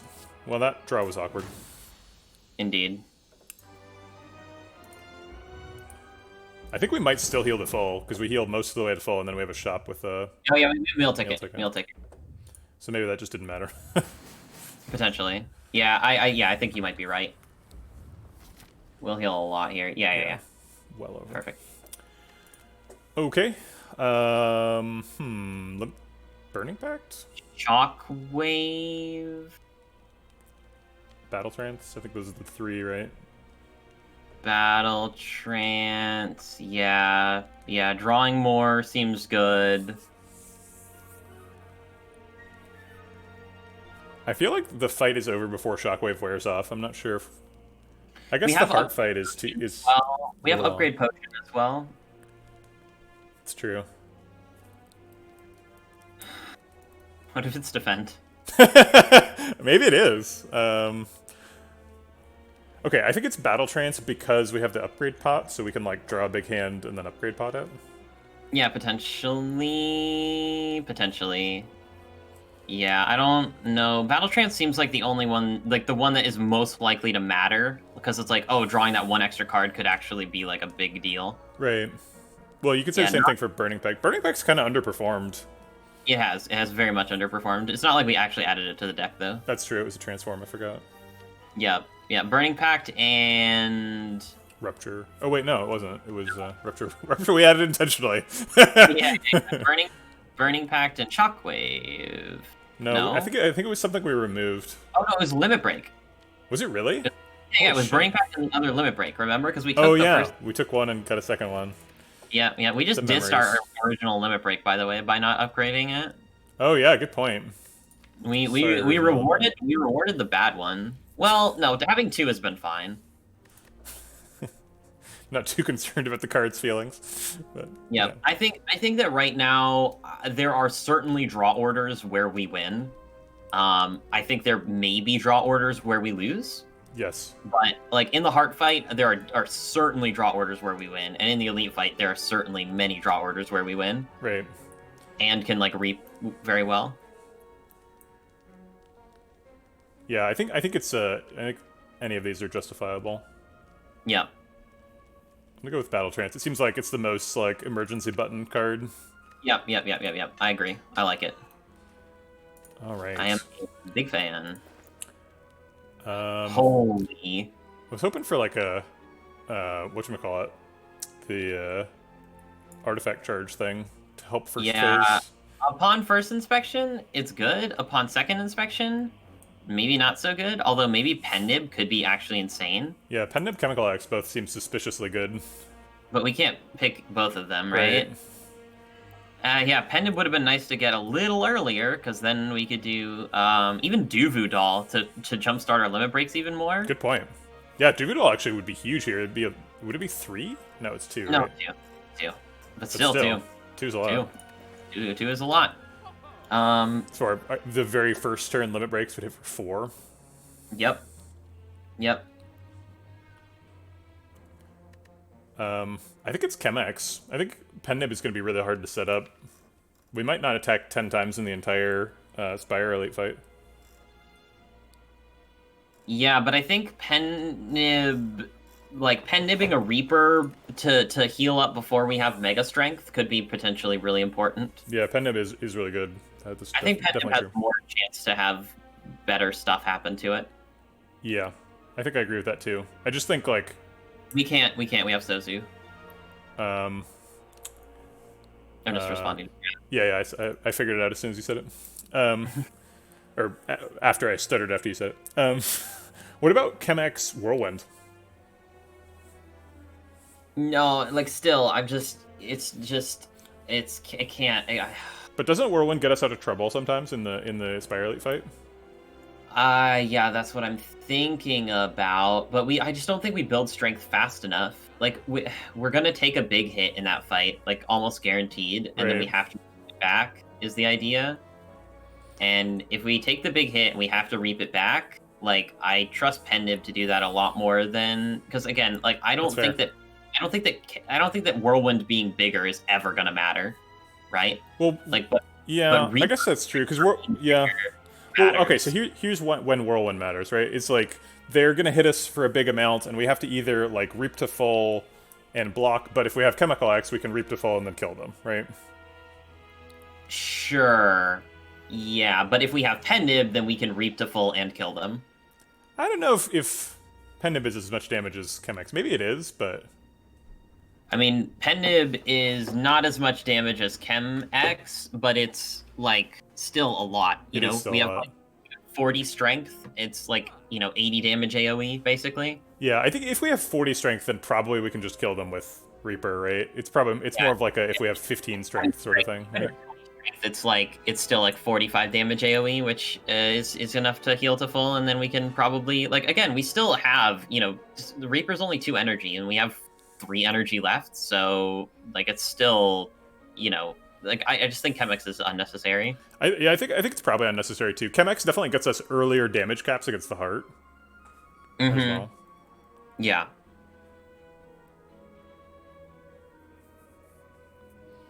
Chemex is sort of worse than with Pocket Watch since it wants you to play Whirlwind for whatever that's worth. But isn't that what Pocket Watch wants you to do too? Because we have like we're a 6 energy deck. So if Whirlwind is taking like 4 of that energy, that's very Pocket Watch compatible. Sundial setup, Pog. That's true, we did. Look at that. And Happy Flower, totally ready for this Act 4. I don't know. I'm definitely team Pendib card remove. We did manage to take our potions all the way through Act 3. The potions were not relevant. Although the potions are not, great. What are you hitting with the card remove? Ooh, that is a good one. I mean, Demon Form or Last Strike? It's probably still Last Strike, right? Probably, yeah. Last Strike sees basically 0 play ever. It's just, garbage completely. Demon Form, potentially, if we draw it, turn 1 of Heart Fight, it could be very good. Demon Form, if we draw it turn 1 of either fight, is good. I think. Yeah, I agree. All right, well let's do the Pen Nib card remove because you feel strong about it and because it gets a card remove, which Chemex Whirlwind does not. Yeah. Got all the strikes out. All right. And even have to take the bites for it. There's the turn 1 Demon Form. Yeah, it comes when you call it. We can Shockwave, disarm Demon Form. Yes, we can. Holy shit. Seems great. Yeah.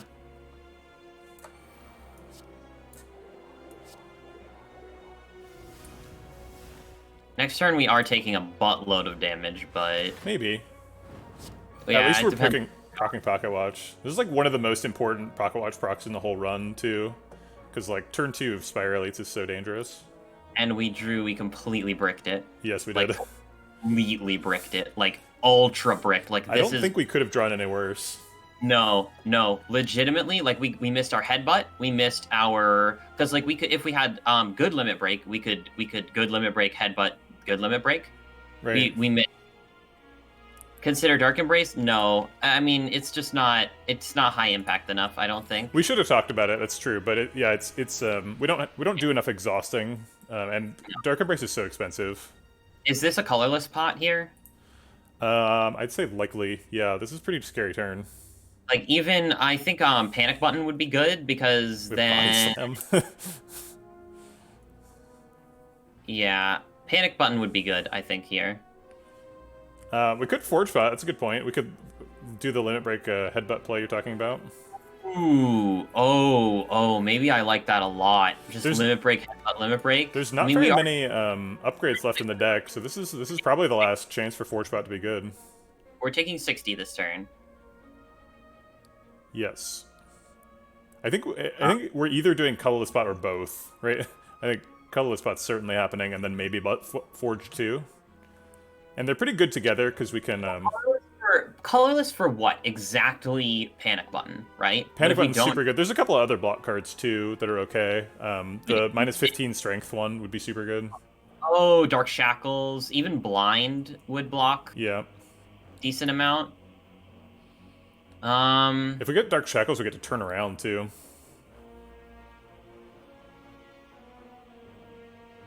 Yeah.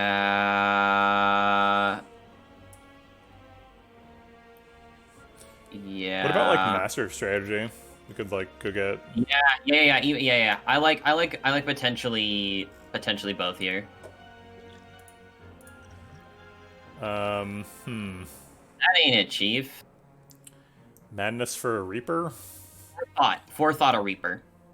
That's true. Yeah, Forethought a Reaper is pretty reasonable. And then upgrade pot, I think. We could forethought both Reapers, actually. Right, with the upgrade pot, yeah. I think that's probably happening, yeah. Yep. And then our plan is just, I mean, we just strength scale into Oblivion double Reaper. Seems like pretty good to me. And that's in 3 turns, right? Because we draw 8, then 16. Yep. Yep, and then there's the last two. Okay. Yep. All right. Do we want Body Slam on the bottom? No, I don't think so. I don't think there's any reason why we would. Just wanted to ask the question. Okay. Yep. Limit break, headbutt, limit break. Yes. Eat a bunch of damage, cry. But we still get a pocket watch proc. Haha. Yep, and we have Captain's Wheel for. Oh Jesus! I didn't realize we were like almost dying there. That's scary. Yeah. Are we dead? No. Defend is. He hits for like 34, so it's 37. 61, right? Well, once we turn around, it's less. Oh, like 37. We're currently at 24. Yeah. Well, 25. 25. So defend does get us there. Defend, bash to turn around, or disarm to turn around, I guess.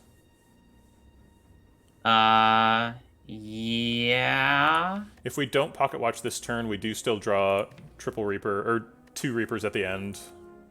The next turn. Yeah, I think we want to pocket watch for other Reaper though. That's true, but then we can't limit break this turn.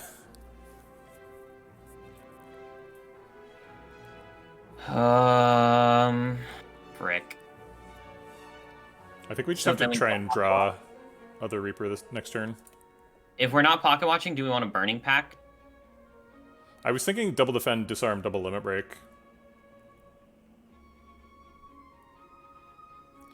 Okay.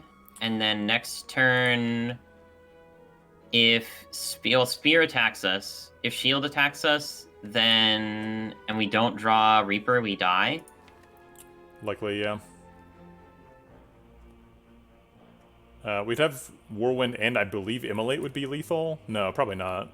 But I mean, we can't not heal in this fight. Yeah. Okay, so you just want to disarm, double defend, and then we go up to 17. Do we survive that either? Like, if we like Shockwave Reaper next turn? Shockwave Shrug Reaper, maybe? Yeah, I mean, disarm, double defend, double limit break, I think has to be the play. And then we just hope that we draw well. Okay. I mean, we have Happy Flower next turn, so Shrug it off is helpful as well. It'd be much nicer to draw Burning Peck next turn. Can we Reaper now? Yeah, well, I mean, I was thinking about it, but you know, if we brick, then we die. Well, we only limit break once. How much strength do we have? 15. So we go up to 30, 60. I feel like 60 strength is important. Seems like a lot. Yeah. Always dead to brick? I think so. What's the break here? Like Iron Wave, defend, clothesline, rupture, hemo. The brick is not Reaper. Yeah. Which we basically have like a 50-50 to draw it.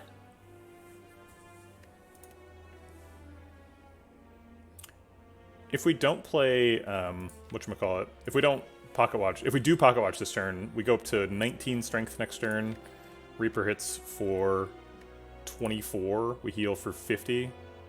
Is that enough? We don't heal for 50 because shield's blocking 99. Oh yeah. But if we did something like what other attacks do we have? Whirlwind, Iron Wave, hemo, clothesline.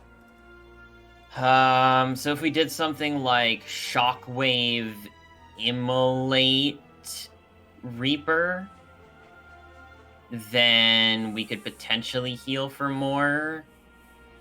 Maybe? No. I think that kills Spire Spear if we go up to 60 attack. Which maybe is okay. We have to... So the problem is that you first of all, we always sack Calling Bell, a Curse of the Bell. Second of all, you have to sack before you draw. Wait, oh, you're talking about Reaper this turn. Sorry, I thought we were talking about... So I'm saying, what if we Burning Pact, right? Mm-hmm. Into cards, makes it more likely that we draw Reaper, right? Because if we're not going to draw... Like, if we just do one limit break, we probably live, right? Then I think we have to double defend and disarm in order, or double defend at least in order to live here. But we have to disarm to turn around always, right? So yeah, we're kind of committed for these three. So we're either playing only those three or doing some Burning Pact stuff. Right. So if we Burning Pact into exactly Reaper, right? Then we can limit, defend, disarm Reaper. Well, that's too much energy. Well, then it would just be skip defend, right? It would just be limit, disarm Reaper. Yes. Okay, so let's Burning Pact, and if we draw Reaper, we survive. If we don't draw Reaper, we increase our chances of drawing Reaper next turn. So it seems like Burning Pact is kind of a mini pocket watch here. Yep. Okay. We can clothesline now. Clothesline, limit break, defend. That work? Clothesline, limit break, defend. Yes, that does work. What are the... Wait, no, we can Iron Wave to turn around now? We can, yeah. So we don't need disarm anymore. Defend, draw, but we have to play limit break, right? So it's like limit break. Wait, can we proc pocket watch now? Can we like limit break clothesline? I don't think that works. So he hits for 34, is it? It's 34, yeah, because it's so 34 plus the 3 strength, so 37. We turn around, he gets weak. 34 goes down to what, -8? So it goes down to 24. We survived 24. We're at 2. So we can take pocket watch. But did you factor in the strength? Yeah, so he starts at 37. 37 with weak is 24, I believe. Here, I'm gonna calculate that because I don't want to die. I'm gonna look up his intent just to make sure. Yeah, it's 27. Oh, 27, so we die because we're at 26. Okay, glad I looked it up. I'm gonna look up his intent just to make sure here.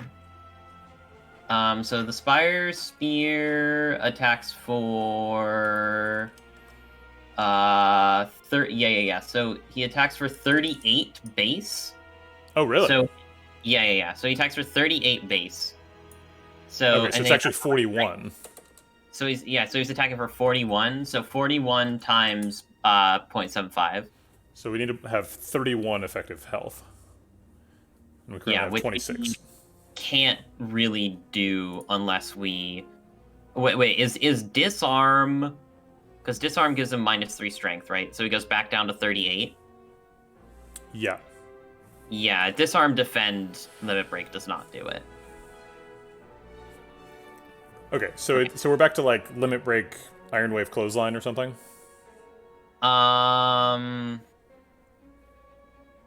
Pretty sure it's like limit break, defend, clothesline, right? Save 1 health. Yeah. For 22 damage. I guess that's reasonable. Okay. Yeah, I don't know if the damage is very relevant. Yeah, true. Man, I want to proc Pocket Watch. Because Pocket Watch, like, if we could get there, it would, like, basically guarantee us a Reaper, right? We'd have to miss... There'd be only 1 card. No, it would guarantee... Oh, yeah, basically. 1 in 9. But currently, it's, like... It changes from, like, a little bit better than a 50-50 to, like 11%.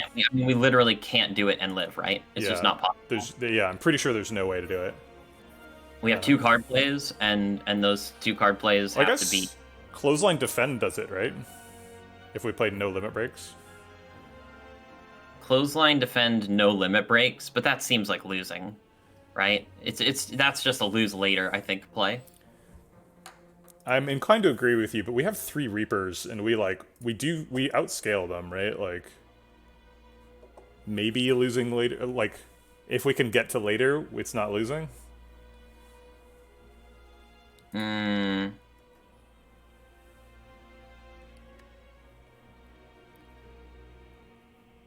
Yeah, I mean, next turn we could be getting hit for Spear. How much damage is, like, Spear does 6, like, could do, Spear's doing 6 times, well, it'll be 7 times 2, so Spear will be doing 14, and if Shield is doing the big attack, it's like 20, you know, we could be taking up to 30 next turn. So if Reaper's not healing us for 30, which it won't, then we're just dying anyway. Well, we'll probably have. Well, I mean, the line next turn is probably like Shockwave, Shrug, and Trench Immolate, right? Or Shockwave, Shrug, and Trench Reaper. So we block for like 22, make them both weak, and we Reaper for. Ideally, like if we don't. Well, actually, we can't miss that because we either miss Shrug or Reaper. I guess we can miss Shrug, so then it would have to be like Defend and Trench, but. Oh yeah, you're talking about the line where we do Pocket Watch. Right. Right. And he's already weak. Spire Shield's already weak in that line because clothesline.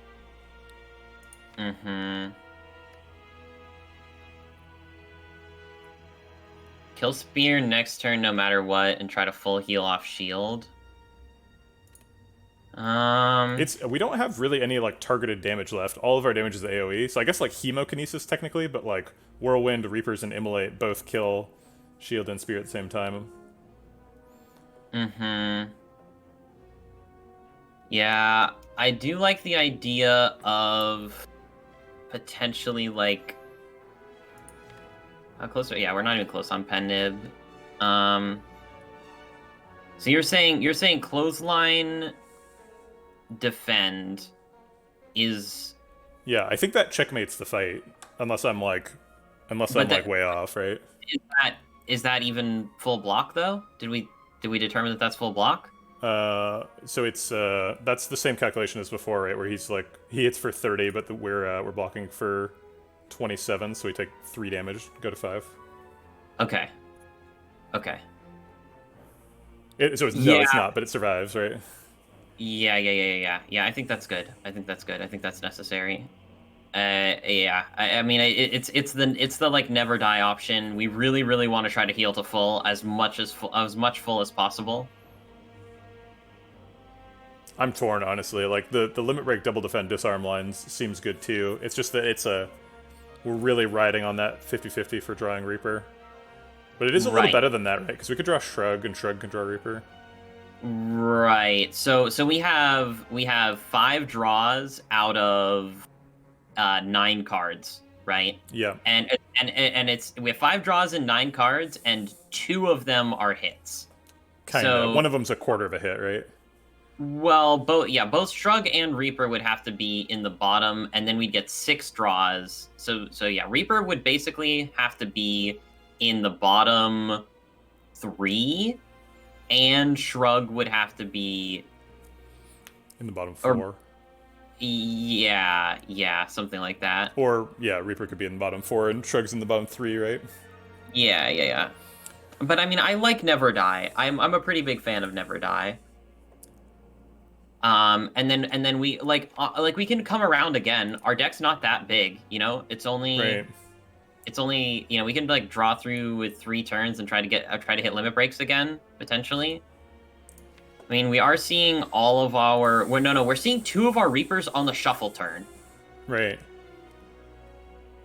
Think about that. We're seeing both Reapers on the shuffle turn. It's true, and we'll have already spent the other one, right? So like, but those Reapers both cost 0 too. So like, if we need those to stay alive, we can headbutt them. True. Yeah. So that like the clothesline defend line always survives, right? Which is nice. So like it solves next turn, but does it solve 2 turns from now? I'm less confident. 2 turns from now, we're getting so 2 turns from now. So this is the buff turn, right? So Spear's buffing, right? This turn. Then he double attacks. Then we get burns. Right. So we get 2 burns, 2 Reapers, 1 of these cards, and 3 cards from the shuffle. Yep. Basically. And then we'd be getting attacked for another billion again. But we have 34 strength by that point, and a Reaper in hand.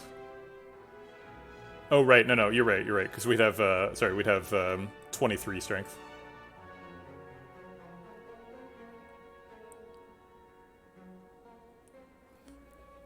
Yeah, I think we just have to go. I don't think that we can take the conservative line here. I think the conservative line just loses always, just later. Yeah. Okay. All right, let's do it. So it's double defend, disarm, hit limit break. Well, is the other defend actually like doing anything here? Is like no. I think I might like advancing Pen Nib with Iron Wave a little bit more. Oh sure, yeah. Okay, that actually blocks for more than defend anyway. So. Yeah. We could have considered no disarm in order to play another limit break. That's kind of what I was maybe thinking. No disarm, play another limit break. Yeah, that would have been really good. Yeah, that's why I thought we were. All right, we're gonna do that one. Yeah, that's kind of important. Sorry, I was yeah, we logicked through it, but then I misunderstood what your position Yeah, was. I'm pretty sure we can do this whole thing again, right? So it was Demon Form, Shockwave, Disarm, turn 1? Yes, I believe so. Which, in retrospect, was probably a mistake. We probably should have blocked in instead of playing Demon Form. Indeed. Potentially. But that's what we did, so... And this turn was horrible. We used both potions this turn. Both potions, colorless for forethought, and then that, and then put the 2 Reapers on the bottom. Then limit break, headbutt. This turn is the turn that really screwed us. Just completely bricking that turn was like the worst thing ever. Yes, it was. And then, you passed. You could have gotten some damage in with body slam, but did I get the body slam damage in last time? I don't think so. I thought it was important for Pocket Watch. Yeah. Yeah. Pocket Watch. Okay. And then And then this turn. This is the turn I messed up. We started with Burning Pact. Mm-hmm. And then, we can. Okay, we can skip this turn. Okay, so we defend, limit break, and then we can second limit break Iron Wave. Yep. Instead of other defend. Okay. Yep. Which actually like almost kills him too. So. That's nice. Wait, was there lethal there? We thought a lot about that turn. Reaper turned out to be the top card. There was lethal there, right? It seems likely, yeah. But we spent our time talking about it. We don't get to go revisit that one, I don't think. Yeah, we were so concerned with not dying that we didn't realize that we were just killing. Whoops, we should have listened to Polishcon. Yeah, yeah. Yeah. We got real focused. Yeah, we got real focused in. That's what can kind of happen sometimes. I think we're gonna be okay though. Yeah, it looks like Shockwave Immolate Reaper is probably like lethal on. It's lethal on somebody. Yeah, 92 plus 69 is lethal by the book. Yep. We're not killing both, are we? We actually are. This kills both. No, it doesn't. Yeah, it does. Immolate does so much damage. Oh, yeah. Immolate does like so 150. Immolate first and then Reaper, right? That's what I was thinking, but I think that's actually wrong. Because Immolate... what about Immolate Shockwave Reaper? Ooh, there's the... Well, is that still lethal? It doesn't matter. Because we have two Reapers coming up, right? Okay, alright, yep, we're good.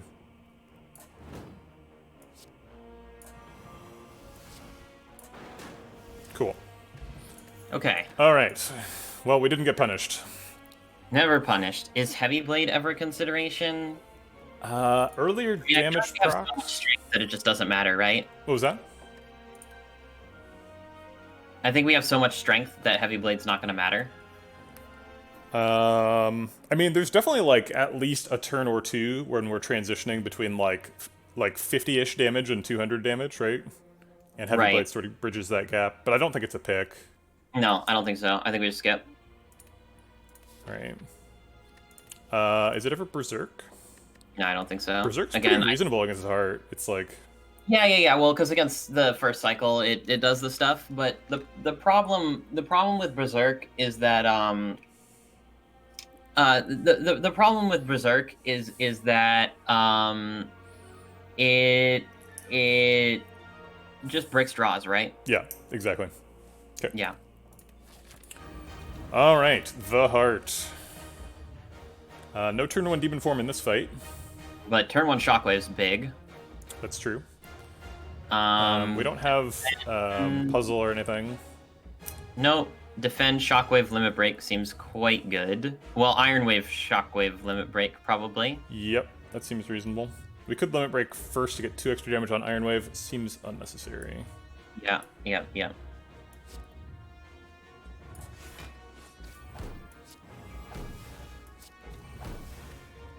Okay, and we're off.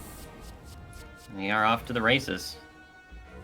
Okay, this is good. Yep, this is very good. Disarm is amazing. Thanks for coming, Disarm. Yep, Headbutt now sucks. Yep, Headbutt before, good Limit Break. I guess Shrug could get the other Limit Break.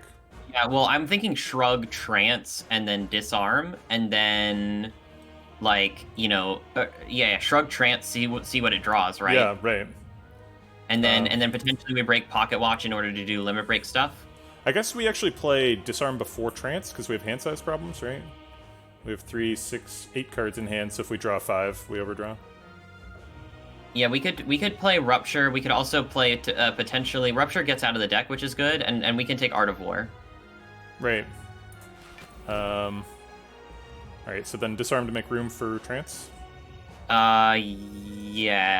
I like it. I don't think any of these are worth breaking Pocket Watch. Yeah, no, I agree. Okay. Take our Art of War and our lumps. Yep. Well, not even lumps, right? It's like barely lumps, and we get Captain's Wheel for next turn. It's true. This is the order we would have chosen. I imagine. Yep. We can play Disarm, Demon Form, Defend. And then defend, yeah. Defend is so useless in this fight. It's like +2 health. Yeah. But Disarm's huge, because it means that next cycle is normal. Right. And, like, guaranteed weak next cycle. We get in the two Disarms before the artifact charge.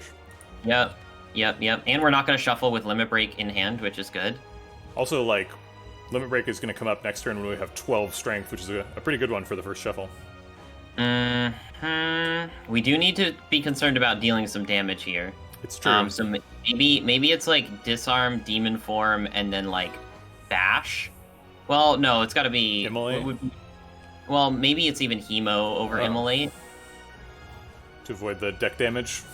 Yeah, I'm just thinking, yeah. It's only like 34 damage, though. I don't know if it's enough. Like, does 34 ever get us to a breakpoint, right? Okay, so the point is that if we have... Thanks for the follow, Mox. The point is that we have to have lethal over 5 turns. Right. Which means we need to do like 700 damage over 5 turns, while also, which is like very possible. Right. I think most of that is coming in like 3 damage caps, right? Right. Yeah, most of that is coming. So we basically just need to do, not including this turn, right? Because we have buff turn, that's turn 1. We have attack turn, turn 2. We have attack turn, turn 3. We have buff turn, turn 4. We have attack turn that we're not going to survive, turn 5, right?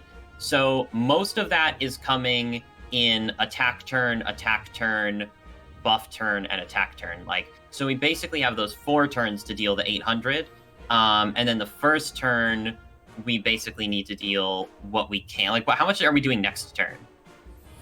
I guess we can look it up because it's exactly these cards. So it's probably like Limit Break, Reaper back the health would be my guess, and then Whirlwind for extra. Yeah, well, I like Shockwave too, right? Like, yes. Reaper, Shockwave. Well, wait a minute. Doesn't he gets... Oh, no, he doesn't get artifact charges next turn. Yeah, we do have to land the Shockwave. Okay, good point. So it's like Limit Break, Shockwave, Reaper. Okay. Yep. So that does how much damage? We're no longer weak, and we'll have how much strength if we do. So if we play Demon Form, we go up to 24 with the Limit Break, and so this will hit for 29. So we have how much strength right now? 29 plus vulnerable, so like 50-ish. We have 8 strength now. Yes. I think this hemo might matter. I buy it mattering. Plus, like, it doesn't cost much because we're gonna Reaper next turn. So. Yeah, no, it really doesn't cost much at all. It costs Art of War, but we're still. I mean, we don't need Art of War. Yeah, it's Shockwave, Limit Break, Reaper's 5 energy. So. Yep. Exactly. Okay.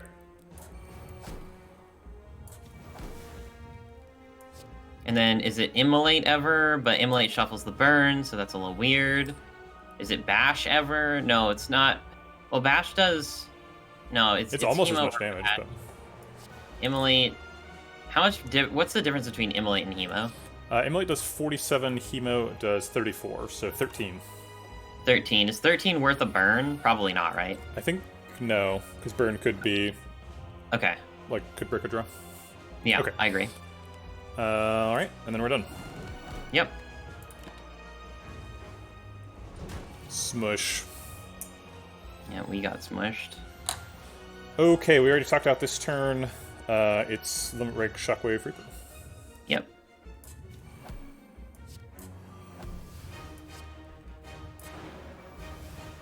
All right. Pretty good. Okay. All right, Limit Break early. Limit Break Headbutt's nice. Limit Break Headbutt, Limit Break easy. That's probably GG now. We have Burning Pact too, so we can like double Limit Break this turn. Oh yeah. We can double Limit Break this turn. That's 7 energy. Definite GG. I'm gonna go ahead and say. As long as we hit Reaper next turn, I think. Well, no, he's weak anyway. Yeah, he's not even hitting us that hard. We're blocking for like 19. Have? What was that? How much strength does he have? He has 3. So a 4 3, next so turn. we'll have 4 strength next turn, which means the attack goes up to 5 times 15, but then it comes down to 3 times 15, so it's 45 next turn. Yeah, it seems easy. Well, it seems like we might want to try to do some blocking this turn. Yeah. Seems like we might want to try to do some pocket watching this turn. Oh, you think? I don't know about that. I was just, like, we have 7 energy, and like, we can play Limit Break twice. I was kind of assuming we were busting Pocket Watch here. Okay, 36 plus 45 is 81. Fair. But like that's why I'm blocking for 19 this turn, right? Right. So if we're blocking for 19 and we have how many card plays? What's our health at right now? 1, 2, 3, 4, 5 at least. Health's at 73 currently. 5 card plays is 10. So if we block for 19, that means that we block up to 82. Right. So we'd survive at 1 if we played no cards next turn. Well, no cards next turn seems like suicide. Yeah, but I'm just saying we can't brick super hard next turn. We can't like lose the fight next turn. I guess we can because burn. Burn. Exactly. So if we draw like burn, slime, and trench, Curse of the Bell. Yeah, it's so unlikely that it's probably not worth considering.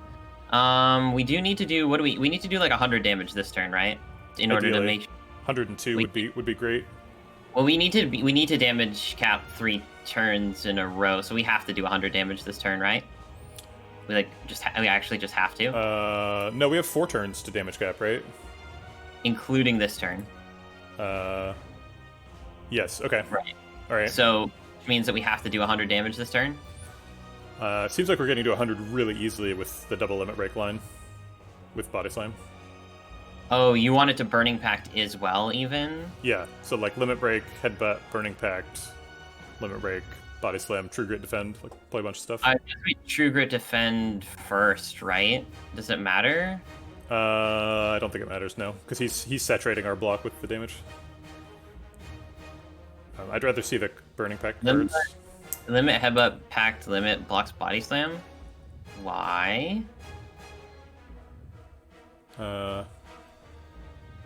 Oh, he's saying that we should block after we do the headbutt stuff, so that we don't lose armor to the beat of the heart for body slam.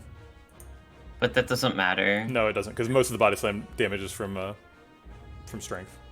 But it matters a tiny bit, right? So maybe. Yeah, I'm just worried about. Well, we have Pen Nib coming up. But probably not this turn, because we're just playing 2 attacks. What if we don't even headbutt limit here? How much strength do we have? 28. 28. So if we just limit headbutt body slam true grit, or even limit headbutt is just like like getting us over 600 by itself. It's true. Right? That's over 100, yeah, by itself, yeah. Or wait, I would anticipate so, yeah. Yeah, it definitely is, yeah. Limit headbutt. So we could just limit headbutt true grit and take. We have like. But then if we brick draws, it could be really bad, but you right? can't brick draws if you pocket watch, right? Like I struggled to put together a 5-card hand that bricks. There's no way there's an 8-card hand. What was bricks that? 200 damage. And you mean an 8-card hand that bricks 200 damage? I right? don't think we can miss with. We go up to 56 strength this turn, gain 4, go up to 60, 120 strength. There's no way. We just need 1 attack, right? Gain 4, go up to 60. But I'm saying. Oh, yeah, because we limit headbutt true grit, right? Right. And then I just don't think that we ever die. But then the problem is then we're not like blocking in. So then if we don't draw block cards, then we die. Or if we don't draw Reapers, right? Yeah, well, but if we're taking pocket watch, it's like basically impossible for us to brick, right? Yeah. Yeah. So I think this is the safe line. Okay.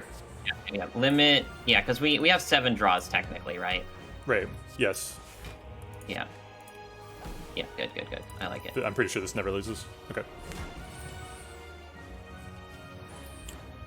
Perfect. Okay, so we can just like limit Reaper Whirlwind. Yeah, or like limit Reaper Iron Wave or something like that. That's true. Iron Wave's probably enough. But we take pocket every time here. Yeah. We have to play limit. We have to play Reaper. Jesus Christ, this Reaper damage caps by itself. That's insane. That's and then we awesome. have Pendiv for next turn. Not that we need it. Yeah, right. For what? For 10. Oh my god, this Iron Wave hits for 254. Actually, no, it's 400 damage Iron Wave. we keep Pendiv. Not that it matters, but it might matter. I don't know. We do what? Sorry. Keep Pendiv. Oh, that's true. All right, so I'll take the defend. I'm sure that it does not matter, but maybe it does somehow. Yeah, could matter.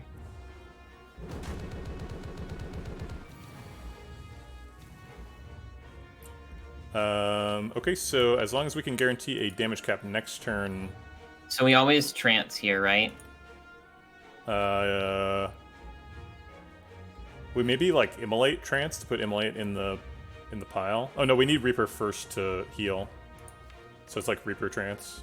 Yeah, So I think first. it's Reaper trance. Unfortunately, we shuffle with all these attacks, but it also guarantees that we draw 8 cards next turn. Right, because these are all misses, so it's great to battle trance. Keep these in hand. Yeah, exactly. We have 3, 6, 7 cards in hand, so battle trance is safe. Yeah. We can play a slime too. We didn't shuffle. That's perfect. We didn't shuffle because because we had 7 cards. Wait, no, we had 6 cards after battle trance because battle trance was in the hand. Did I miscount? 3, 6. Yeah. I guess I missed a miscount. Okay, perfect. I guess.